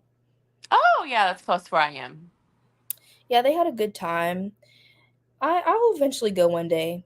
One day. I want to go more west and like I want to explore more just in general because the first time that I even like went to Texas was last year. I went to Texas twice last year. So, and then before then the furthest west that I've been was New Orleans. I love New Orleans. New Orleans is great, but I went when I was I'm trying to do math. How old am I? What year is it? Mhm. Wait, I think I was 13. 13? So like how much is there to do in New Orleans at 13? Nothing. No. Have you gone back being 21? No, but I need to go back. Like I really want to go. Yeah, you do. Um Honestly, we had a really good time though. It was like a family vacation and we had a good time. It was fun. Wholesome. Yeah, and literally the year I remember that we went is because that's the year that Pokemon Go came out, which was 2016. I don't really play Pokemon Go. Like I have friends that still play Pokemon Go, but my sister, she was super into it, so of course I was into it cuz I was 13 and I wanted to be her. So I played Pokemon Go on that trip, which was fun cuz we did a lot of walking. Um but we all got to request one thing to do at like in the city. And my request as a 13-year-old child was to go to the Holocaust Museum. I swear, you're literally 30 years old as a 12-year-old. I was like, when I think about that, I was like, really? Like, You're a historian. I really wanted to go, and you know what? It was a great experience. It was a great museum. Highly recommend. For some reason, I thought Lauren was an East Coast girl, so I was wondering why it was light out for her. Yeah, no, No, I live in California, Northern California. I'm autistic, so spontaneity stresses me out sometimes. Not as much as it used to. Yeah, I'm also neurodivergent, so probably has something to do with it. Plans should at least be discussed and with decent notice. Yeah, but like I feel like at my age, people are just like, "Hey, come over." And I'm like, "Hey, hold on. Let me rearrange my entire day schedule in my head to fit this in." Yeah, and emotionally prepare myself for what is to come. Yeah. Cuz people like I think people my age, they don't have as many hobbies as I said. So for me, even if I'm at home doing nothing, like, I'm doing my hobbies. Like, I'm like, "Let me finish this project. Let me finish my book." Like, I'm trying to do stuff, and then when people ask me to hang out, I'm like, "Wait, now my book is not gonna be finished. I'm not gonna be able to crochet. I can't watch my movie," and I'm just like, I'm distraught. Like, Okay, well, don't worry because in about 5 to 8 years, you'll be wondering where all your friends went and all your social plans. So it okay. mellows out real quick. Okay, I'm glad, I'm glad. Yeah, you have to like really like fight to schedule time with friends once you enter your You know, 30s. I still feel like I have some of that with some of my friends because, like, some of them, like, never went to college, so they've been working for a couple years, or, like, one of my friends, she literally is, like, a nurse in grad school who just got married. Like, when does she have time? Literally Mm. never. So, some of my friends are already like that, but then some of them are like, "Let's do," like, they'll just call me, like, especially at school because we all, like, live in the same area. So they'll call me and they'll be like, "What are you doing?" I'll be like, well, I'll say whatever I'm doing, and they'll be like, "Wanna come hang out?" And then I'm like, "Give me a minute to think it out. Give me a minute. I have to think." I love sorry. I love tarot for writers and tarot for readers. Readathon is such a fun concept for me. It is fun, yeah. My bookmarks are magnetic. I used to get magnetic bookmarks when I was younger. Yeah, magnetic ones are cool. I've been keeping my tarot cards with my physical books, although most of my reads so far have been digital library loans. Otherwise, I use magnetic bookmarks. What would it be? Central Time? I would just look it up, to be honest. Those are the only ones that I know because for me, I know that Pacific Time is 3 hours behind me, and I know UK time is 5 hours ahead of me. So it's easy for me to do that. I think Central Time is the time that's in Texas, which is 1 hour behind me. I'm pretty sure. Don't Yeah. quote me. No, it's true. Yeah. So like PST, I always know because I'm in PST that anything that's EST is 3 hours ahead of me. Yes.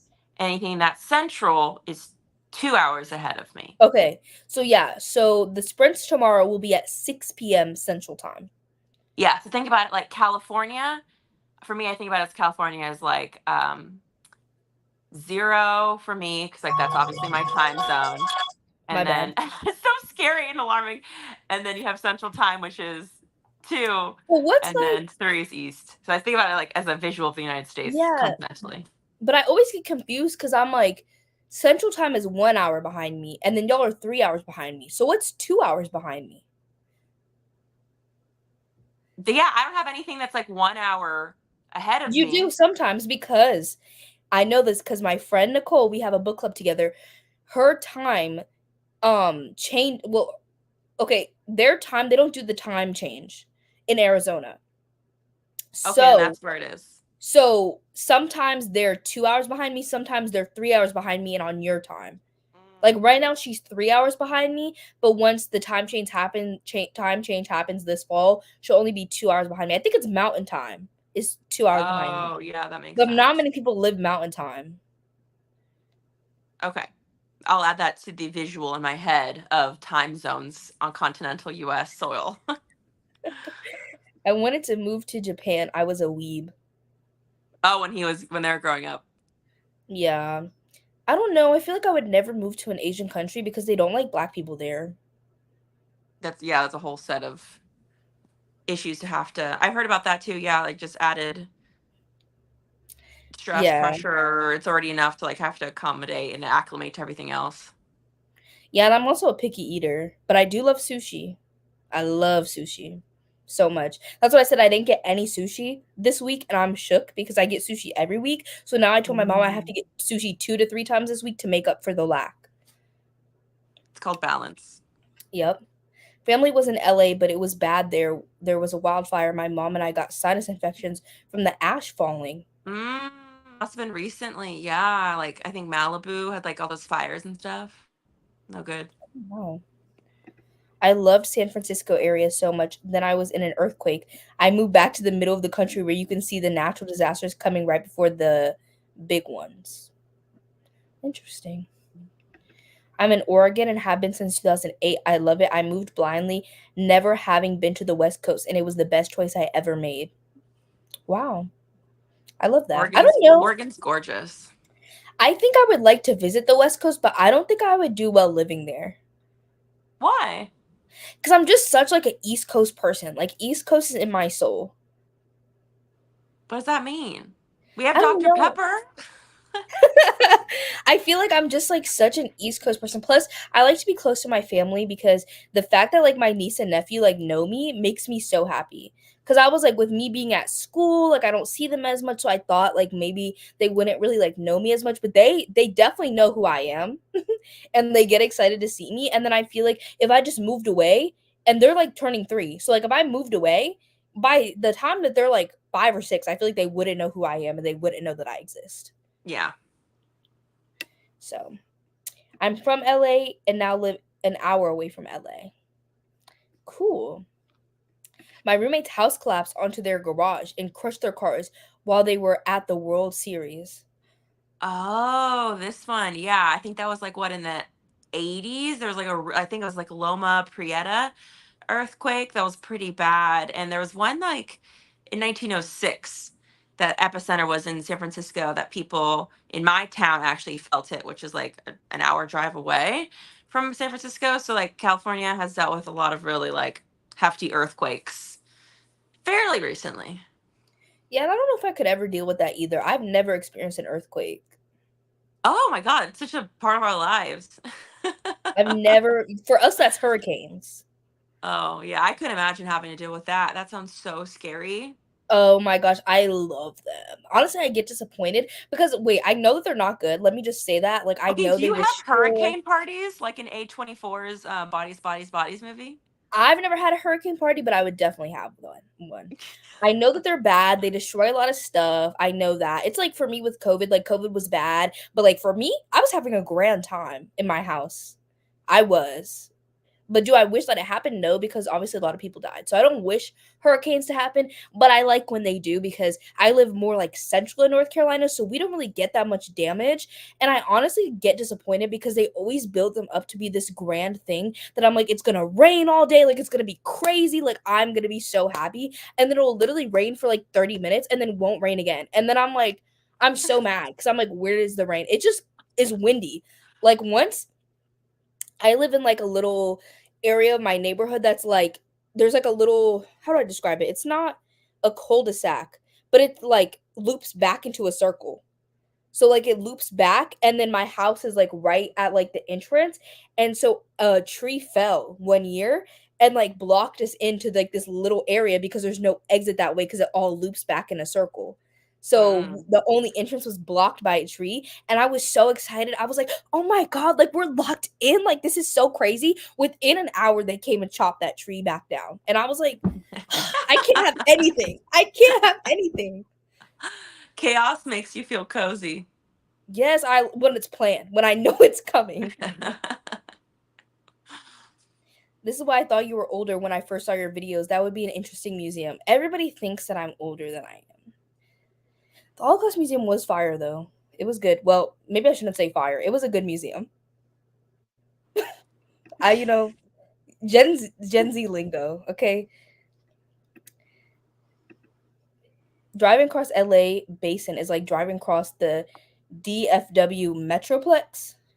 I don't know what this It's DFW Metroplex is. I'm not too sure either, but I think they're talking about like it's just chaotic. Like it's yeah, Oh, it's not fun. The traffic is notoriously awful. yes, I've heard. I've heard. As the avid reader of my friend group, they are all aware that I will show up to all social gatherings with a book of some sort. Yeah. I've brought books to fairly inappropriate settings. You would think that there's no inappropriate settings to bring a book, but apparently the strip club is one of them. You Oh my God, know, that's so funny. you see Mountain Time. Jill knows Mountain Time. I'm a Gemini, but relate to you so much, Deja. Well, I hate to tell you, but I'm a Gemini moon. I am a Gemini moon, so I feel like I very much embody like Gemini and Scorpio. Like I think that's definitely the crux of my personality. But I also have a Leo rising, and I see her peep through a lot because I can be a little egotistical at times. Can't we all though? True, true. My live is behind, so I'm responding late. It's okay. I was Yeah, barely even in the live for a good you hour are there, now. so Now that you're I on know my your phone. phone. Thank goodness. Most Wait, most European influenced nations have issues with racism. Yeah. Japan got their racism direct from England and US imports during and post World War II. That makes sense. But I feel like there's quite a bit of like black people who live in England now because of like they like there's a lot of African people that live in England. Trust me. I know the British influencers. I watch a lot. Like if I'm going to watch reality TV, it's going to be British every time. Every time it's going to be British. I'm not a huge fan of US based reality TV. Is it cuz like the fun differences in culture? I don't know. I just feel like they'd be so interesting. Like I feel like in the US we like the I don't know, they're not characters. I'm about to call them characters. Like the people in the reality TV, they'd be so stupid. And I'm like, where's your brain? Like, where did it go? I feel like in Britain they don't be as dumb. So, but it's weird because like British reality TV is like what I watch, but like versus like I don't like British thrillers very often. I normally don't like them. So like it's kind of interesting to see. That the wildfire was years ago. I was maybe 4. I'm now 32. Oh, okay. East Coast girl, here I'm with you, Deja. I know I wanted to move to the West Coast so bad as a kid, and like now, like I'm like, I don't know if I would like to live there. Before that, it was more xenophobia, considering one of the most famous Japanese samurais is a black man. Oh, I had no idea. Oh my gosh. I'm sorry, I have to snooze it, or I will literally forget. Like in that time, I forgot that it went off. So when we start the sprint, I'm gonna take my medicine, so I need to remember. Oh yeah. I am in Colorado 2 hours behind you. Okay, see, that's mountain time. East Coast doesn't seem to get too hot during the summer like it does in Oklahoma. I could be wrong. Oh, you are most certainly wrong because North Carolina, we get it blazing over here. Honestly, this summer, everybody's been saying that it's hot, but to me, it hasn't been that hot. But we did hit 100 the other day, so that was fun. I was not outside that day because it was 100 degrees outside. And it's humid. It's humid in the South. So because we literally have like what? We have, I guess Georgia's not on the coast, but like it's on the east. Like they're Eastern time. So they're right by the coast. Like North Carolina, South Carolina, Georgia, all those get pretty hot. Florida, definitely. Because the East Coast definitely is like some of the South. And I feel like most of the South, if I'm not mistaken, is on East Coast time. I think. East Coast tends to be between 65 and 85 degrees in the summer unless it's sweltering. I think y'all talk about the north because down here in the summer, most days are 80 to 100 degrees. So usually in the high 80s, 90s is where we get in North Carolina. Yeah, northeast. I live on the Canadian prairies and love a good snowstorm, but that snows everyone in for a while. Summer thunderstorms are pretty great too. I love a summer thunderstorm, even though yesterday I made my power go out. I hated that. Oh, Dallas, Fort Worth. It takes hours to drive across it. Crazy. There are black people currently living in Japan. Xenophobia is a bigger problem than racism, but racism is still a huge issue. Xenophobia is a major driving factor from eugenics and nationalism. Interesting. So they wouldn't like me because I'm from a different country, and they wouldn't like me because I'm black. So what I'm hearing is it's a place to visit, but not to live.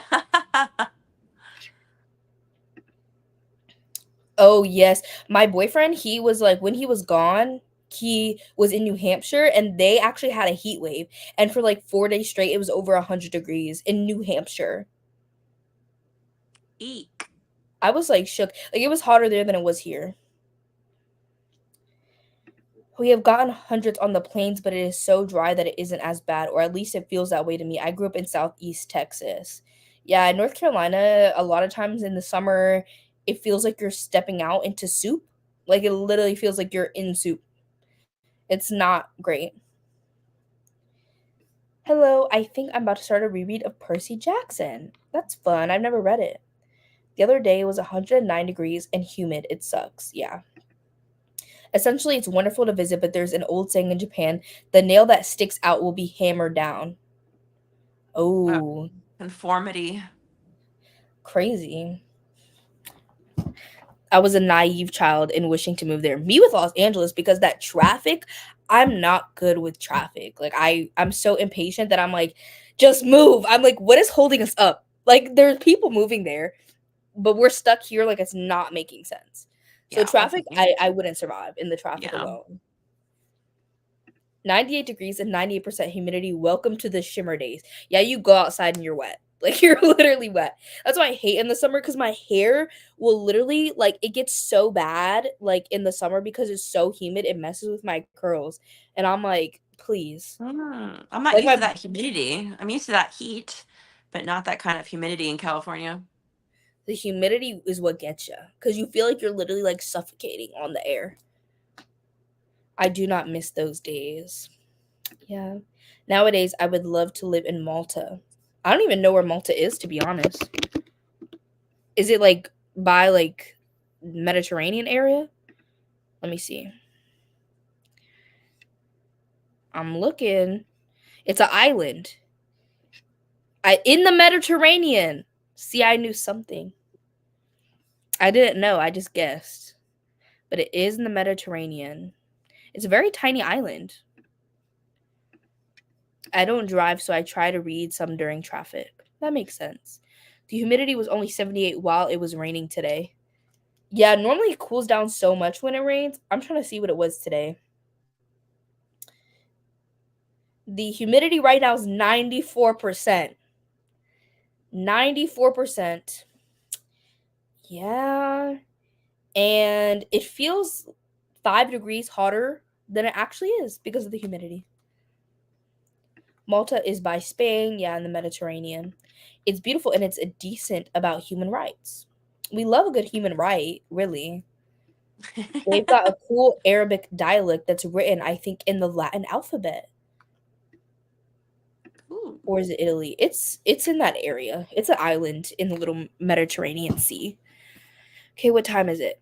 Oh, I hate sometimes when I do this. Like, I go to look in the corner, and then I have it on my Mac where, like, if I go to that corner, it puts my computer in sleep mode. So sometimes when I go to look at the time, it puts my computer in sleep mode. But we're going to sprint in 2 minutes, and we're going to do an hour-long sprint this time. Okay, cool. Yeah, because I gotta eat as well. I know that you should not, your computer should not put you into sleep mode because you're not sleeping until 5 a.m. What time is Exactly. it? What time is it over there for you right now? 11:30, 11:24. Okay. Okay. And you're not feeling tired yet? No, Mm. not even a I gotta little bit. brighten up lights. Alexa, lights white. Thank you. Not mine saying lamp doesn't support that. My fiance connected all of our lamps basically like as smart lamps, so I could just talk. That's really cool. Now it's brighter in here. Like, so many places are anti-queer, racist, and misogynistic. This was the best I could get in each. Makes sense. The rain cooled it off here for a while. When the summer started, we get my dog an air conditioner, and he gets mad if we turn it down. That's so funny. Disabilities even fairly treated. Cool. If I finish my last book, so I'll start a new one. Congrats. Amazing. I'm heading out. It's almost 9:30 here, and the dogs will want out at 6 a.m. Ooh, I couldn't imagine. I love our Alexa. Ugh. Okay. It's 25. Oh, I stopped presenting the screen on accident. Normally I could just like keep it behind the scenes. But okay, let me reset this so we can do an hour. It's exactly an hour long, so it'll be perfect. I'm trying to reset it all the way, but it's saying only 51 minutes. Oh no, now it says an hour. Okay, we're good. So we're gonna sprint for an hour this time, and we will see y'all back here in 1 hour.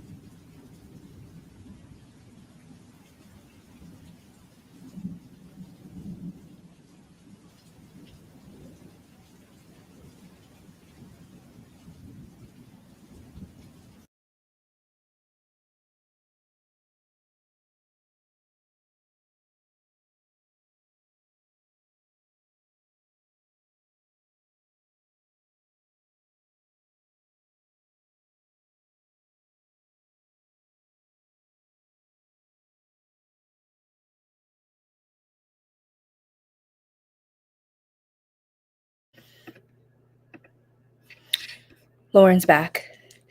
Sorry, it took me a second to situate back.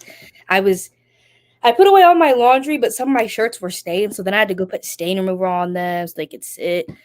So I was doing that. It was the whole thing. I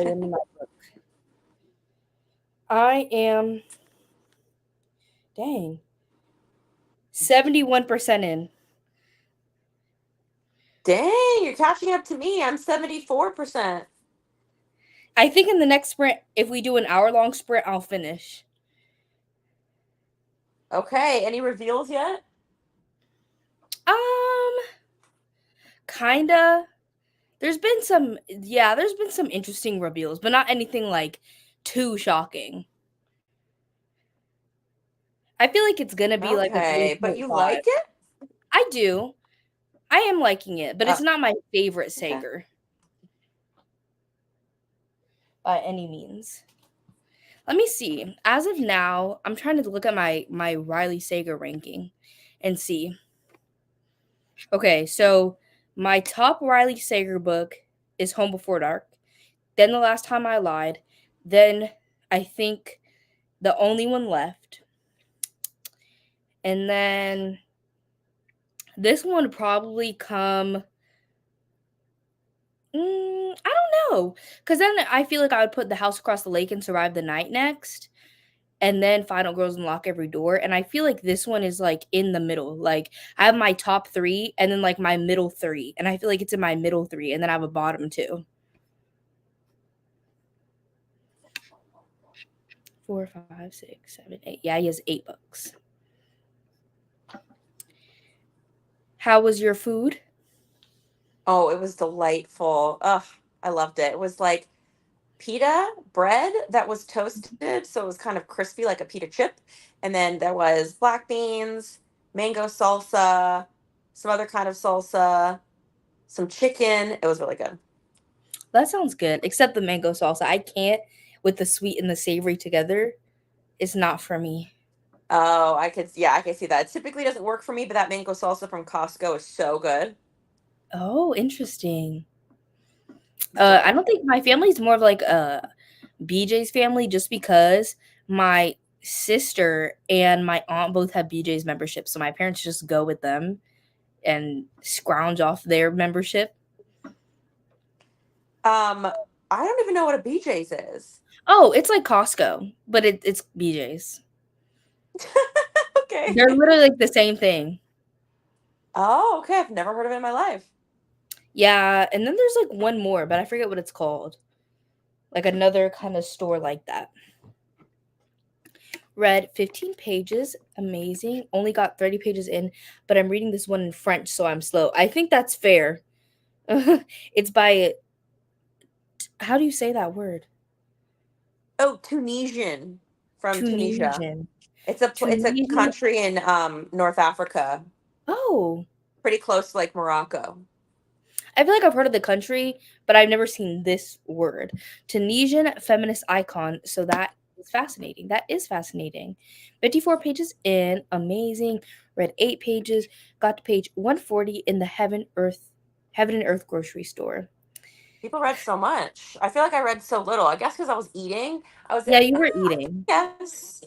Yeah, I think every 45 minutes it's like 10% in my Kindle. So, yeah, I guess because I ate, it kind of took away like what, 15-ish minutes from Yeah, my progress. I can't eat and read. Like I can't even to like an audiobook. Like I'm such like an iPad kid that I need to see visual movement while I'm eating, or I need to be having conversation like with other Such an people. iPad kid. I love that. No, yeah, literally like either it has to be like I'm eating with people and we're conversing or we're just eating together, or it has to be like I'm watching TV, YouTube, movie, something. Gotcha. I feel you. I can't imagine just sitting in silence. Like I just can't. But I've devised my plan for the rest of Summerween during the sprint. Let's see. Go to my not Lauren froze. Oh, she's back. Oh, I'm here. Yeah. What's your strategy for Summerween? Okay, so I have, after middle of the night, I have 4 books left that I want to read. So your Utopia, I'm gonna read a couple stories of every day. So this one, I'm just gonna read a little bit every day. Then tomorrow, Monday, but I'm staying up, I'm going to read Closely Harbored Secrets. This is pretty short, so then I'll have that. And then after that, I will only have 2 books left: The Cotton Candy Massacre and The Eyes Are the Best Part. The Cotton Candy Massacre will probably take me like 2 days because the audiobook is a little bit longer and like it just seems like it's a longer book. And then The Eyes Are the Best Part, I'm either going to start reading on Tuesday. Like I have to start reading it at least on Tuesday because even though it came out at the end of June, the audiobook pre-order doesn't come in till the 9th. Like they're not publishing the audiobook till the 9th, which is on Tuesday. So I have to start. That's why I'm I'm doing so excited for that book. I cannot wait. I have my me hold at the too. library. I've heard a lot of really great things about it. I am just so sick of like horror new releases this year have not really served me well. I can't think up off the top of my head of like a new one that I read that I really loved. Like Me either. Youth Juice by EJ, I forget, but it's like, do you know what I'm talking about? Mhm. Yeah, that one just totally failed me. I think maybe only, and I know you hated this one, but I really like Diavola. I didn't That one hate was that really one. good. I didn't hate it. I just gave it It 3 made your stars. Okay, but it made your worst books list. Okay, but that's because wait, what month did I read that? Let me go to my spreadsheet. I read it in April and my lowest ratings were 2 3 stars. So, I guess it was just a good reading month. I didn't have like many books that I didn't like. So, it's not I wouldn't put it in my worst books of the year, but if we're going month by month, then it just falls in that way. I also saw you put Last House on Needless Street on there. I Yeah. really do not understand. Well, first of all, I don't really vibe with the author. I also read Sundial and I'm like, I can take it or leave it. Really, she I doesn't have like like anything. Sundial. I thought it was I don't know, pretty there's good. I something think like I gave it 3.5. Oh, to me that's like so meh, but as like a rating, but everybody has like their own like rating system. I Yeah. just don't feel like there's anything sparkly or interesting about like what she does or how she writes for me personally, or like Mm, any kind of atmosphere or setting or premise. But then I'm like, okay, why does everybody love Last House on Needless Street? Like it was I so don't know. predictable and so problematic. I don't get it. I just don't get it. Yeah. Well, that's so interesting that you said 3.5 is still meh to you because to me, meh, like true meh, neutral, just like positive, negative, like it's meh, is a 2.5. So to me, a 3.5 is a good rating because it's a whole star above a 2.5. You know? That's wild. Yeah, two is kind of like, well, I guess I just don't give twos or ones anymore because I just kind of DNF them Oh, so yeah. hard. So yeah, I guess I don't even know what one and two is. It's like I guess I felt forced to read the book. I don't know what would do that to me, like a book club or something. Yeah. Like to me, 2.5 is like you evenly like things versus dislike things. And then anything below a 2.5 is like you had more negatives than positives. And then anything above a 2.5 is you had more positives than negatives. I think yours is much more like positive forward. I guess like I feel like mine like three is where I'm like that was kind of a waste of time. I mean, yeah, like 3 is definitely like that to me. Like I think how this person said 3.5 is good to me, 3 is okay. Fine, but not amazing. Yeah, like a 2.5 is just like meh, 3 is like okay, 3.5 is like we're starting to get good. 4 is like that was really like that was pretty good. 4.5 is like that was really good, and then 5 is like phenomenal, like spectacular. Mm, Yeah. okay, I see it. And now I'm getting people are requesting during this sprint. People started requesting things from me to crochet. And I'm like, now we That's have a wait list. hilarious. My boyfriend my boyfriend said he wants me to make him this strawberry but bigger. I'm like, you want a strawberry? He just Then wants a strawberry. he can get a squishmallow. I'm sure they make that And a Probably, strawberry. but he wants me to make it for him. So he asked me to make him a strawberry and coasters, and then his sister just had a baby, so his nephew. I want to make his nephew a baby blanket, and then my roommate, one of my ex-roommates, they requested me to make them a book sleeve. Oh, that's fun. That's cool. Yeah. So now I have a list going. You're This is why I'm busy. excited to crochet, because I get to make people things. Yes, I am my community's resident crocheter. Everybody could just request things from me. Even though I've only made woobles, the first thing I'm going to make after the woobles is a baby blanket, which I feel like will be easier. And then coasters are small, so that'll be easy. The strawberry, I'm just going to like try to like modify the pattern I already have, so that should be easy. Not bad. Got to 180 and the ones we're meant to find that I started today. That's great. I've read a total of 50 pages of Cemetery Boys. I would have read more, but I haven't been able to focus in reading in all these sprints.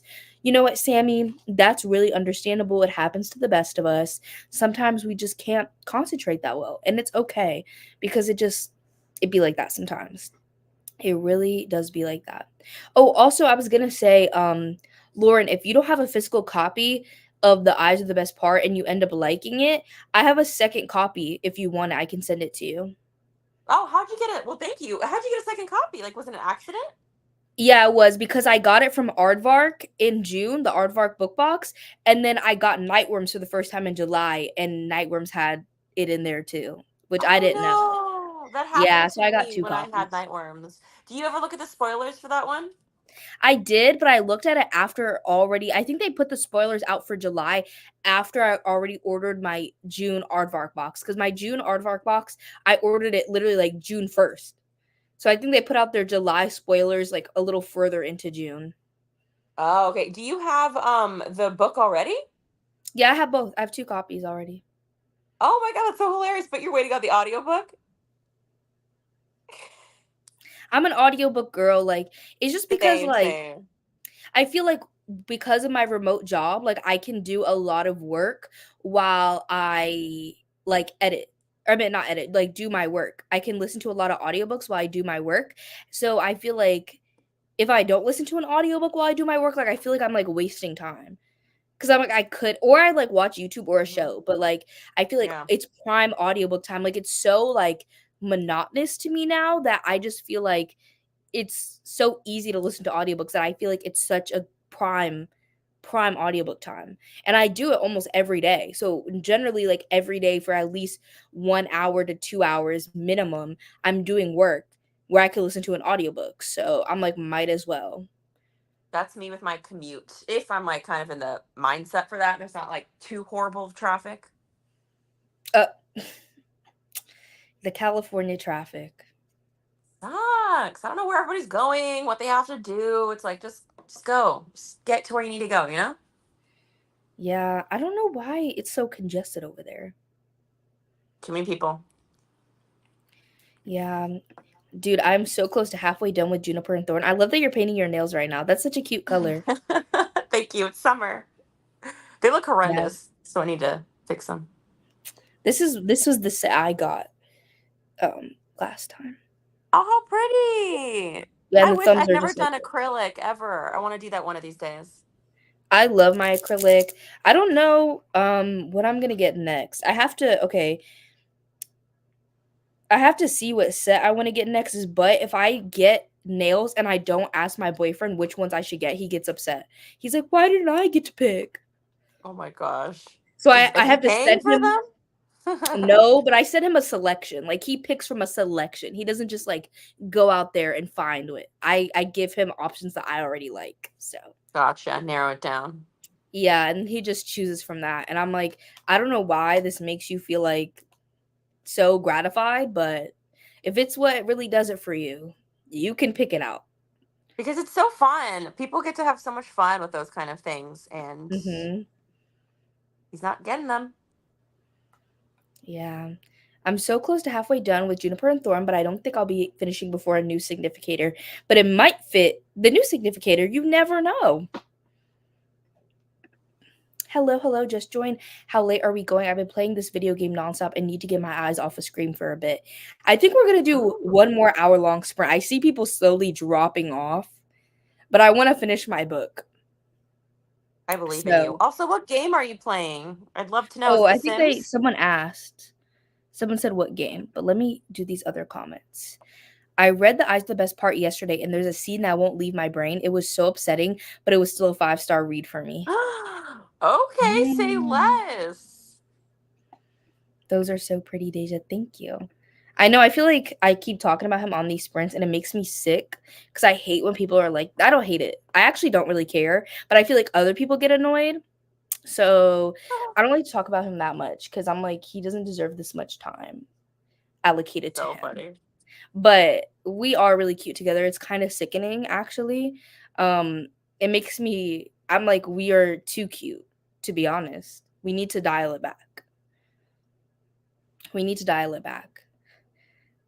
Like, it's literally like the type where, like, he'll, like, come to my house and I'll literally, like, run and jump and hug him and he'll, like, pick me up and spin me around.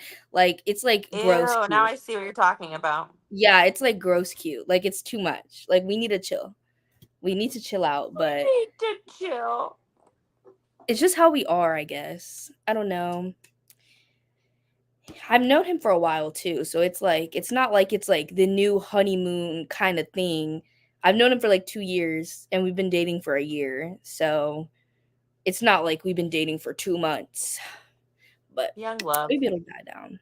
Yeah, that is a pretty color. I found my old copy of Zoo Tycoon from 2001. It was Spyro. It and Spyro were my favorite games as a kid. So I've been going down memory lane and it still holds up. I'm Wow. surprised you have a computer that can play that still. No, yeah. Those nails are gorgeous. Thank you. Not people just saying we sound so cute. Uh I I'm gonna tell him that and I'm gonna see what he says. I've been there. I love revisiting games. Recently I've been loving disco. I don't know how to say that. I'm not good at pronouncing words, guys. Elysium. See, that's why I'm glad Lauren's here to just pronounce all the words that I don't know how to pronounce. I did that like 3 times on this sprint. Yeah, because I'm really like, I'm terrible at pronouncing words. I'm terrible at spelling words. People think like because I read that I know words well, but I don't at all.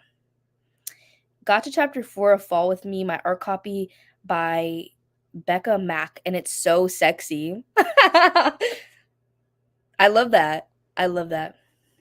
But you guys are happy, be happy. We are. The world could do with some cute. That's Yeah. true. I feel like the world is very cynical. Mm-hmm. Yeah, it is very cynical. We need more notebook moments. Yeah, we do.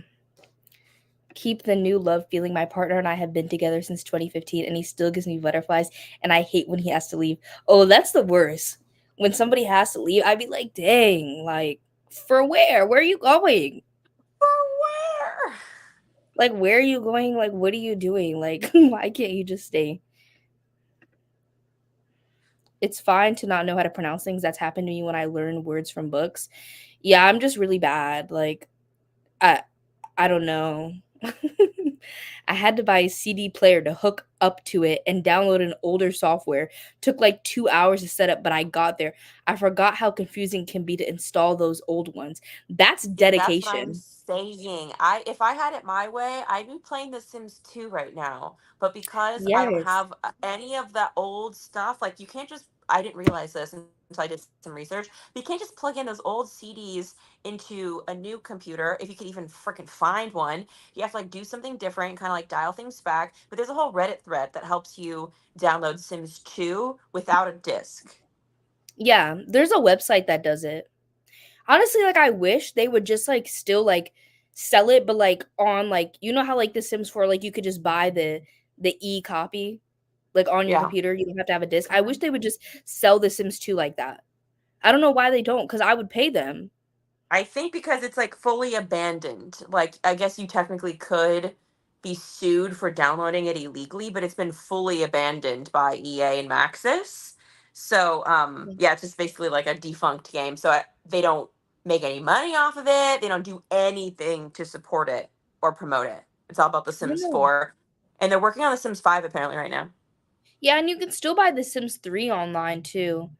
The Sims 2, no, I don't know why. Like, I love that game. I did have it, I think, like 2 computers ago. Like, not this computer, not my last computer, but the computer I had before that had The Sims 2 on it. I had it I want downloaded. Making Magic. I want that magical expansion pack. Like I want that magical world again. Like I'm sure there's an ambiance online where I can just Mhm. watch like 3 hours of just the background music of that magical land on Sims 2. A girl can dream. I wish in Sims 5 they replicate that with a pack or something because it was just the best. They don't have anything that's comparable to Making Magic in The Sims 4. I don't think I And that played depresses Making me. Magic. They You never did? what about Realm of Magic? Are we thinking about the same thing? No, Sims 4 has Realm of Magic. Oh, yeah. So they have like the ways to, I don't know, it felt different. I haven't actually played it Okay. or downloaded it, but I've seen kind of like reviews of people talking about it, and it just feels different. Like I don't know if there's a world. You have this expansion pack? Yeah, I do. So there is a world and you have to like okay, so there's a normal world like how we think of like the normal Sims worlds. And then Yeah. in one of them there's like a portal and you could take the portal to the magical world. But I don't think you can actually live in the magical world, but you can go visit there as often as you would like. Darn. Okay, that's disappointing. Because you could like actually live there in Sims 2 Making Magic. That's cool. The honeymoon phase should be the everyday phase. True. My partner and I have been best friends since freshman year of high school, moved in together as roommates 10 years later, and have accidentally an 8-year marriage and 2 kids. Not accidentally. Those babies ain't no accident after 8 years and 2 decades. That's We were funny. just supposed to be roommates. We are the trope. Oh, my boyfriend and I wear our grumpy sunshine. I figured this out the other day, and it was like a huge revelation for me. We I are think I grumpy remember you sunshine. posting about that. Yes, I was, like, shook because, like, I wouldn't say that I'm, like, sunshiny, but, like, in comparison to him, he's very, like, quiet, he just sticks to himself, and he's just a little quiet boy, and he's kinda grumpy, though, he actually is, like, not to me, but to, like, other people, he's grumpy, and then I'm more, like, extroverted, and I talk a lot, and I'm loud, so, like, that's how we're grumpy sunshine. A continuous lapse in judgment. I quite literally spent years of my life playing that game. I love making zoos and having animals and stuff. My big sis taught me an infinite money cheat, so I mostly just did sandbox stuff. Yes, we love infinite money cheat. Yes. I love that. Rosebud, semicolon, L, or like exclamation point, or like mother load. My 2 friends, we have a group chat, or they're actually 2 of my roommates from last year, and they're blowing up the group chat right now. What are they talking about? Oh my gosh, now one of them is asking if they should move all the way to Chicago. I'm like, "I don't know. Why are you That's a big asking move. me?"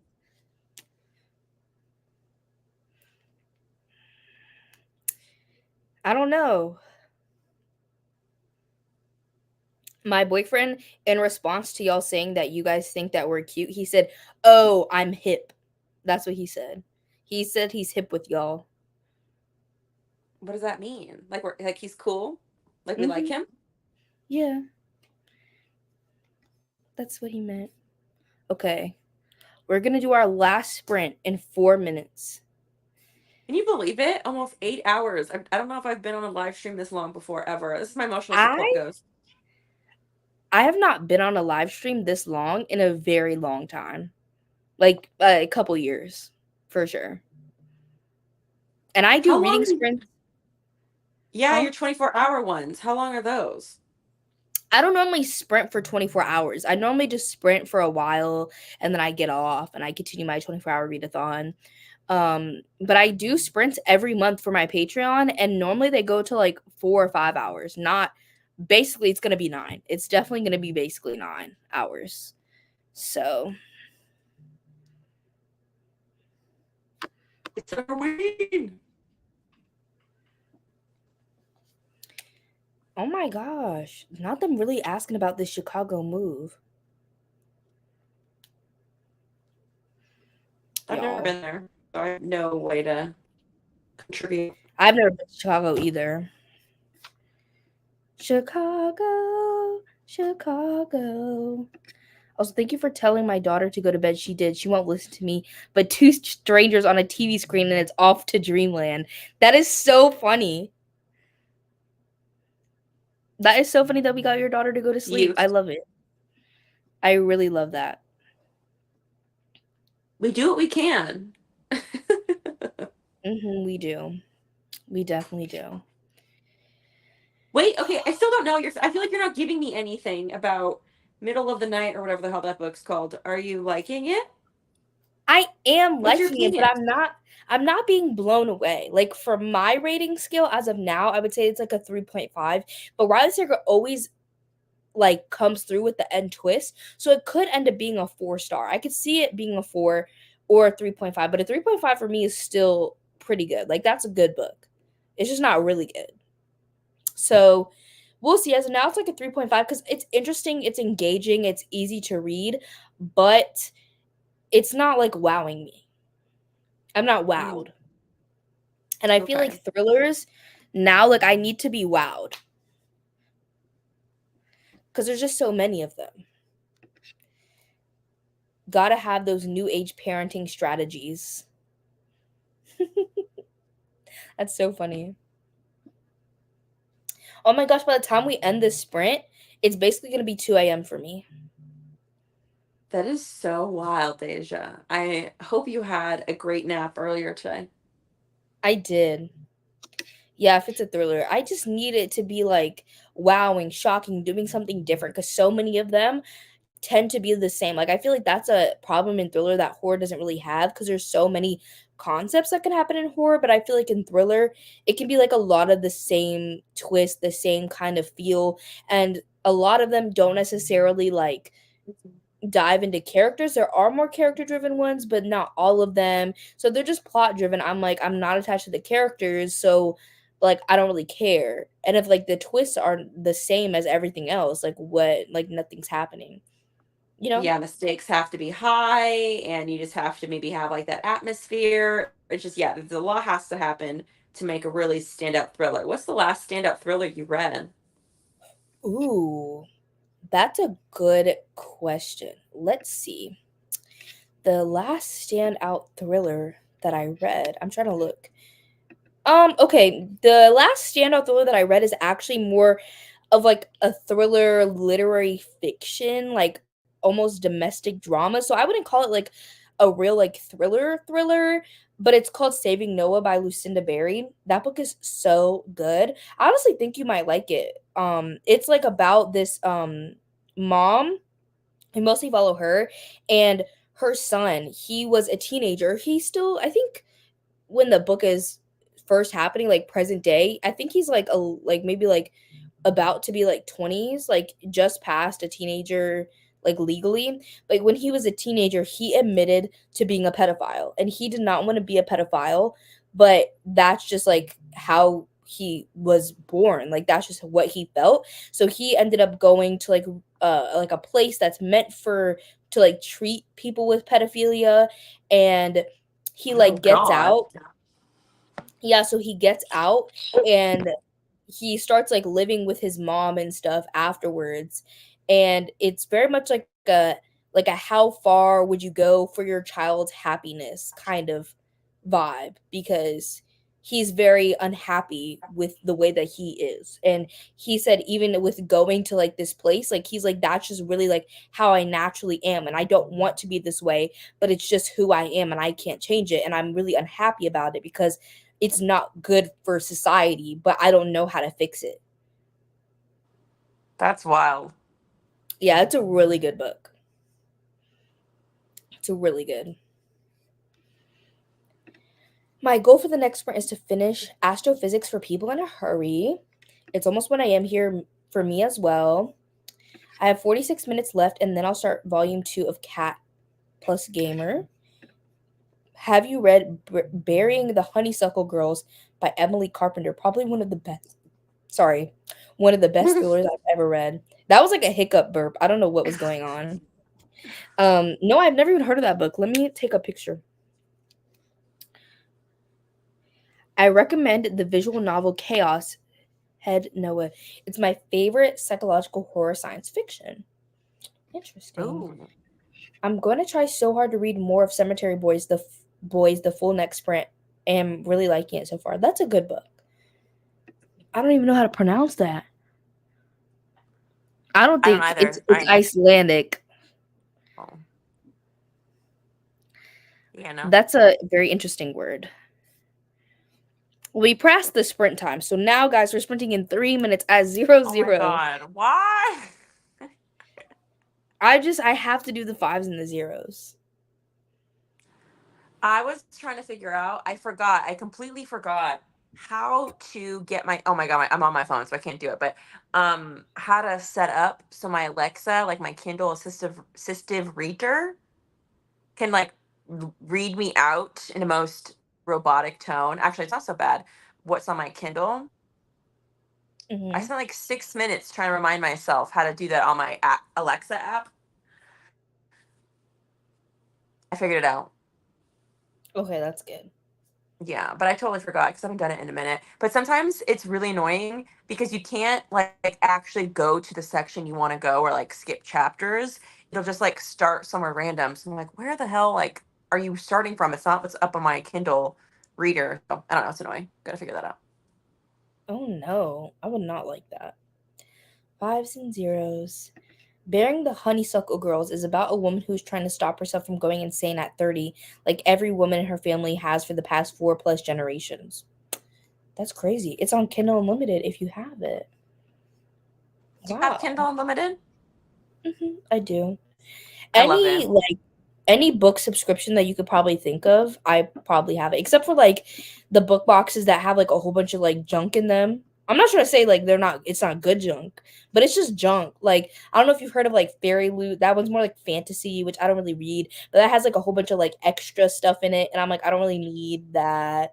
And then there's like ones like that. Like I don't really have that, but I have like Libro FM.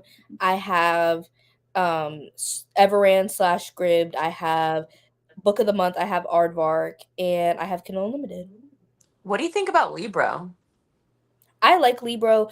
I think it's really comparable to Audible, except Audible has like their Audible originals or their like Audible exclusives, which you will only be able to get on Audible. But I feel like it has the majority of books if they're not owned by Audible, basically. They go up to like the same speed that Audible goes up to. It's very comparable price and it supports indie bookstores. So like every credit you get or every purchase you make on Libro goes towards a percentage that goes towards an indie bookstore that you choose. So, oh, okay. And it's the one price for one audiobook 1 month. Yes. Okay, gotcha. It's very similar to Audible, except it supports indie bookstores and it doesn't have the books owned by Audible, but they're basically the same. That's awesome. I do. If I ever was wanting to go back to Audible, because I used to have it, I would for sure probably just do Libro FM instead. But I think I'm pretty happy with my library plus Everand plus my Libby app for my library and KU also. I'm pretty good there. Pretty busy. Yeah. I'm going to read until 1 a.m. my time. It's about to be 10 p.m. in 1 minute here. I usually sleep at 11 p.m. or midnight and always wake up at 7 a.m. Well, honestly, I don't hate to break it to y'all, but I am starting to feel a little sleepy, which is actually good because I think I'm going to go to sleep at like 3 a.m. instead. And if I wake up at 10, that's 7 hours. That's 7 hours. That's pretty good. Yeah. 3 a.m. feels a little bit better than 5 a.m. Yeah, no, I honestly typically I go to sleep between 2 and 3 a.m. anyways. So that's like normal time for me. I just didn't think it would be achievable today. I don't know. Okay.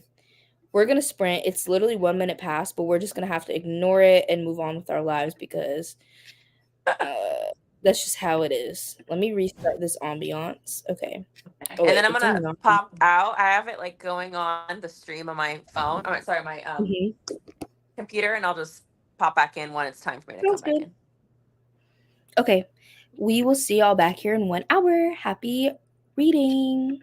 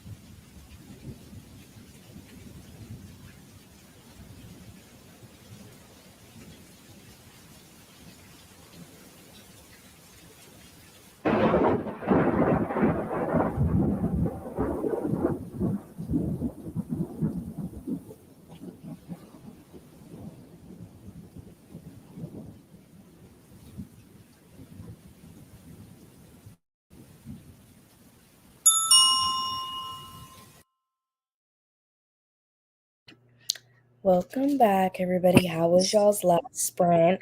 I finished my book, and I think I'm landing on a 4 star because in this last little section, there was a lot of like discussions around grief in multiple different ways. Like some of it's like kind of a spoiler, but I really like that. And then the twists got me, but they weren't anything like crazy. Like I feel like for Riley Sager, this is very much like a tame book. So I liked it, but it wasn't anything new or different, but I thought it was fun. Okay, that's good. That's kind of like what summer thrillers are all about, right? Yeah. It was a good read. Like, I literally finished it. I mean, we've been here for a minute, but I still finished it today. Started and That's finished actually it in one day. wild. Yeah, did you start this sprint having already started it? Or did you just start it when you started No, these I started sprints? it on the sprints. Dang, okay, 9 hours later. Yes, and a lot of chatting. Yes. A lot of chatting. Because I think if we weren't chatting, it would only have taken me like 4 hours. But I also ate. Oh, and I started working on the Chucky diamond painting coaster. Yes, Chucky, have you seen all the movies? I haven't. I know, it's criminal. It's criminal. It's Yeah, I really watched them all criminal. this year. It took me the first half of the year and I did it. It's good. Yeah, I'm gonna watch them. I just feel like right now, like, I think because I want to start watching something during this, like during Summerween, because I feel like it's like perfect. So I think because I've seen most like horror franchise movies, like at least like the first one, but when I was younger, so I don't remember them that well. So I want to like try and like watch the entire franchise. So I think the one that I wanna do for the summer, because it's on my summer watch list, because I also made a summer watch list, is, Texas Chainsaw Massacre and Friday the 13th. Oh, yeah, I love Friday the 13th. I actually already filmed my whole like franchise review of all the movies in the 80s because I think there's like two movies that came out in the 90s and one was like a reboot in like the early 2000s. Oh my God. Um which is like Oh, that's actually a thumbs told. up. Yeah. It didn't even Oh do my it for God. me. I'll put the thumbs down because the 90s and 2000s movies are like total Because crap. But I watched all the ones oh, from the 80s and I don't know if I got brainwashed or it's actually like all a cinematic oh, my bad. masterpiece filled with all the horror tropes. But I really love the Friday the 13th franchise. Like I really do. It took me a second to realize what it was and that you can't take it seriously at all and it's like totally a cash grab. But yeah, you have to watch them. They're so good. I'm gonna do Friday the 13th and Texas Chainsaw Massacre. Those are gonna be, like, the next movies I start to tackle. Okay, good. Yes. I don't know if Texas Chainsaw Massacre really resonates with me all that much, but it Mm, does have really great summer vibes. exactly. I'm really trying to lean into my seasonalness because I love the seasons. So I'm trying to like lean into it with a watch list, a to read list, like all the lists. Yes, do it. Yeah, that's what like my little bucket lists are for, but I kind of want it to be like all encompassing of like every kind of Mhm. hobby I have. Because if I just do one thing, which I kind of started off like doing videos that were like Halloween decor hunting in the beginning and then also book stuff, I can get like really burned out. Like that's my biggest thing with like my job. I get like super burned out from that. So I can't just do one thing. I have to like diversify all aspects of my life. That's where I feel like I strike the best balance. So, and that also means like movies too. So I am going to be watching for Summerween the Blair Witch Project for the very first time. I will That's say criminal. I've never made it through the Blair Witch Project because I've tried to watch it twice and thought it was so boring that I turned it off. Even Oh, one of them was for really? class. Yes, for one of them was for class, and I still was like, I'm okay actually. And I was like, I just won't be that active in the discussion, and I turned the movie off. But I Wait, hope you really? like Okay, it. well maybe I'll do like okay, I think I'm gonna do it. I'm gonna watch it at night. I'm gonna watch it on my computer, in this room right here. I'm gonna maybe have some like diamond painting thing, maybe something. Maybe I do a Mhm. puzzle or something to keep myself going. Oh, did you hear that pop? Yeah, what was that? It was like this, and I went and I pushed this like this, and it made the end part come off, and it made the pop. Oh, is that for diamond painting? Yeah. I was just fidgeting with it. I'm a fidgeter. And now Same. it's That's why I have stuffing. my emotional support squishy ghost. I Because feel I like like I need to. tend to want to touch stuff. Yeah. I feel like I need to get like Scrolling on you my though. phone. I need to get like you, and I need to start getting more like seasonal things. But I did because I have this summery crochet woobles kits. I do. I don't really have any Mhm. summery diamond paintings, but you Oh, know, do your the Jack. No, what the hell am I saying? Do the Friday the 13th Jason? coaster. Yeah, I will. I That's definitely will. summery. I don't know why because I don't like I do like Pennywise, okay? I mean I like all of these, but I wasn't going to start with Jack or Sally because they just don't feel like it's time right now. Then, No, do here he that for like is. Christmas because it's hard to find Christmas stuff that's spooky. Yeah. But I feel like these coasters I'm gonna do all in one go, to be honest. Like I'm not gonna lie. Um because I'm just like a completionist. Like I want to complete the set. But I think I'm gonna start looking for I mean, I feel like honestly I have a good amount of like fall diamond paintings because fall's my favorite holiday. So I feel like I hoard a whole bunch of like Halloween fall stuff just all year round. So I have it prepped for the fall. But I have to look into some Oh, you puzzles have because I to. don't really think I have any seasonal puzzles. Oh, there are tons online. I have one that's like Frankenstein drinking a little like drink with an I umbrella saw. on the I saw in beach. your video. I just started it for Summerween yesterday. So I hope, I don't know if I can do this, but I'm going to try to somehow glue it on. I don't know. People do that. They Mm. glue like puzzles together, and I don't know how to do that, Yeah, but they do. we'll see. I think I want to normally, print. I think I don't know, maybe we have some puzzlers in here and they'll correct me. I think what they do is they will like slip something underneath the puzzle and then like flip it over. Like normally they'll take like two pieces of cardboard, slip one under, put one on top and flip it over and then use Mod Podge or some sort of like liquid. They also have Mm. this thing called liquid cement, which I love liquid cement, but it's a little thick. So I feel like you'd have to do like a thin layer. But Mod Podge I feel like is a little thin. So something in between those. I'll research because it's like, I don't know, sometimes puzzles are just to me in my head. I'm new to that as a hobby, but some of them Me feel too. really like one and done, even though you Mm. could theoretically put it back and maybe like re-gift it to somebody. I don't know. I feel like I would want to either, yeah, I don't know. Maybe I'll figure out if I actually like want to keep it around, but it is kind of cute. So we'll see. Yeah, it would be good decor for summer. Good summer spooky decor. I don't know. I like puzzles, but I also get very frustrated by them because they make me feel dumb. I don't like that. Because I'm They like, do to me where's the too. pieces? I'm like, where's the pieces? Apparently there's this strategy that everybody else knows and I don't know for some reason. My fiance was telling me that you have to start with, first of all, you need to find all of the corner pieces, so everything that Yes, has the a certain corners and then do the straight, edges. and then you do the whole edges and then you fill it in from there. I'm like, oh, okay, well, you sucked all the fun out of this for me. I like just being a chicken with my head cut off, totally frustrated about like where to go and what to do.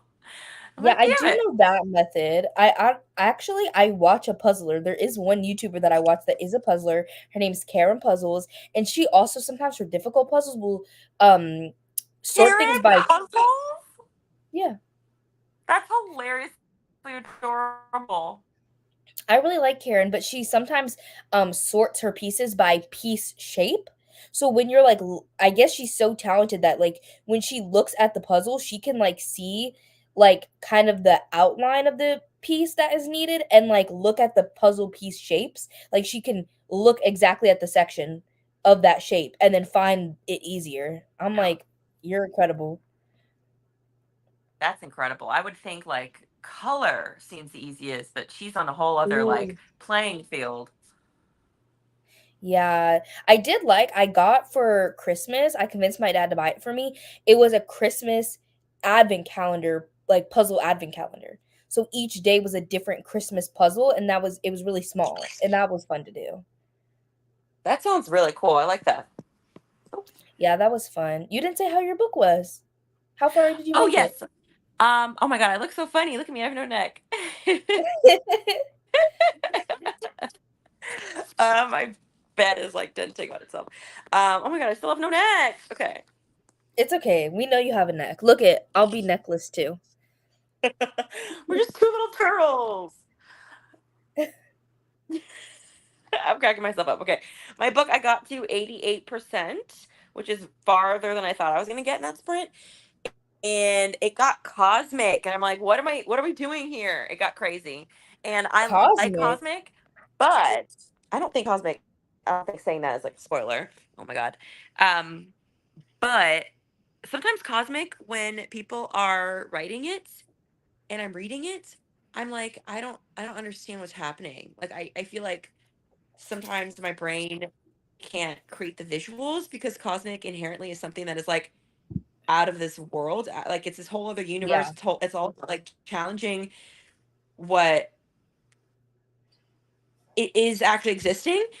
So I'm having to read writers' work where they are explaining things that don't freaking exist. So I'm like, can you paint me a picture? Yeah, we're still here. Mayanna's like, what? That's crazy that it went cosmic though. I like it. I'm here for it. It gave me the creature feature stuff I wanted and then some.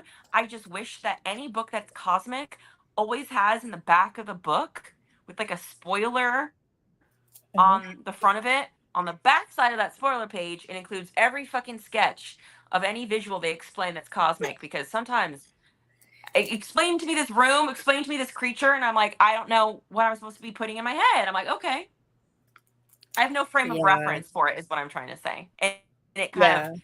makes it less impactful for me, but I think I understood this one. I think. I haven't really read much cosmic stuff. I've only read a couple, I think. She's like, did you? We've been here because, well, Lauren said she wants to finish her book. She hasn't finished it yet. I wanted to finish my book. I just finished it. We were determined to get through these books. So, yeah, but we're about to get off. But I want to read these comments really quickly. I'm almost done. I'm probably gonna like finish it tonight once we get off. So we basically Okay, had good. a sleepover is what happened here. We did. We had a sleepover here tonight. Finished astrophysics for people in a hurry. Nice. 15 pages of Cemetery Boys. Got to 2:30 in my book. I'll probably keep reading for another hour still because a huge twist was just revealed. Love Yeah, that. of course. A lot of chatting. You're a gabologist. I've never been called a gabologist, just a yapologist, but I like it. I mean, I do have a podcast called Gabbing It Up, so I guess I am a gabologist. Ended up DNFing Wicked. Cast was mostly unlikable, and the slur just made it the last straw. Not a slur.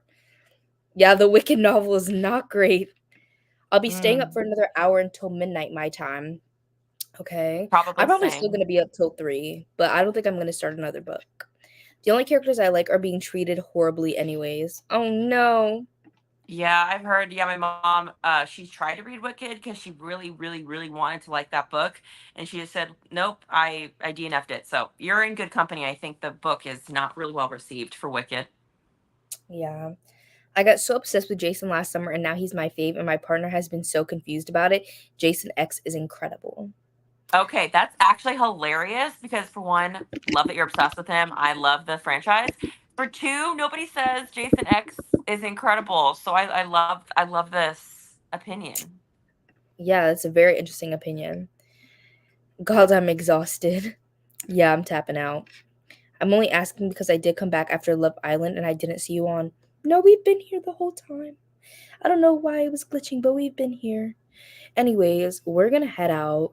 There's gonna be more reading sprints for the Tarot Readathon, or if you just want to have some sprinties and you're not participating, they're still going on tomorrow on Steph from Stephanie Bookish is her channel name at 7 p.m. EST, which is 6 p.m. CST, 4 p.m. PST, and 12 a.m.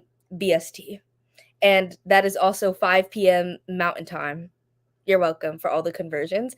And yeah, all the sprints are in the sprint schedule channel of the Discord. Will I sprint anymore this week? I'm sprinting for the Tarot Readathon. I'm sprinting every Sunday. So I will sprint again next Sunday, but at noon. Because today I was supposed to sprint at noon, but the power was a little iffy. The internet was a little iffy earlier in the day. So I'll be sprinting on Sunday every Sunday for the rest of the month, and then I'll also be sprinting on the 31st. So those are my plans. Yeah, make sure you guys follow Lauren. Everybody who's co-hosting the Tarot Readathon is linked in the description. You guys need to follow Lauren. Lauren's channel is literally the best. Like, y'all don't understand. Her content is literally phenomenal. She does so much good just content. Like, I love it. So many hobbies. If you love hobbies, you'll love Lauren. Okay? Thank you guys. Have a good rest of your night, and we will see y'all sometime soon. Bye.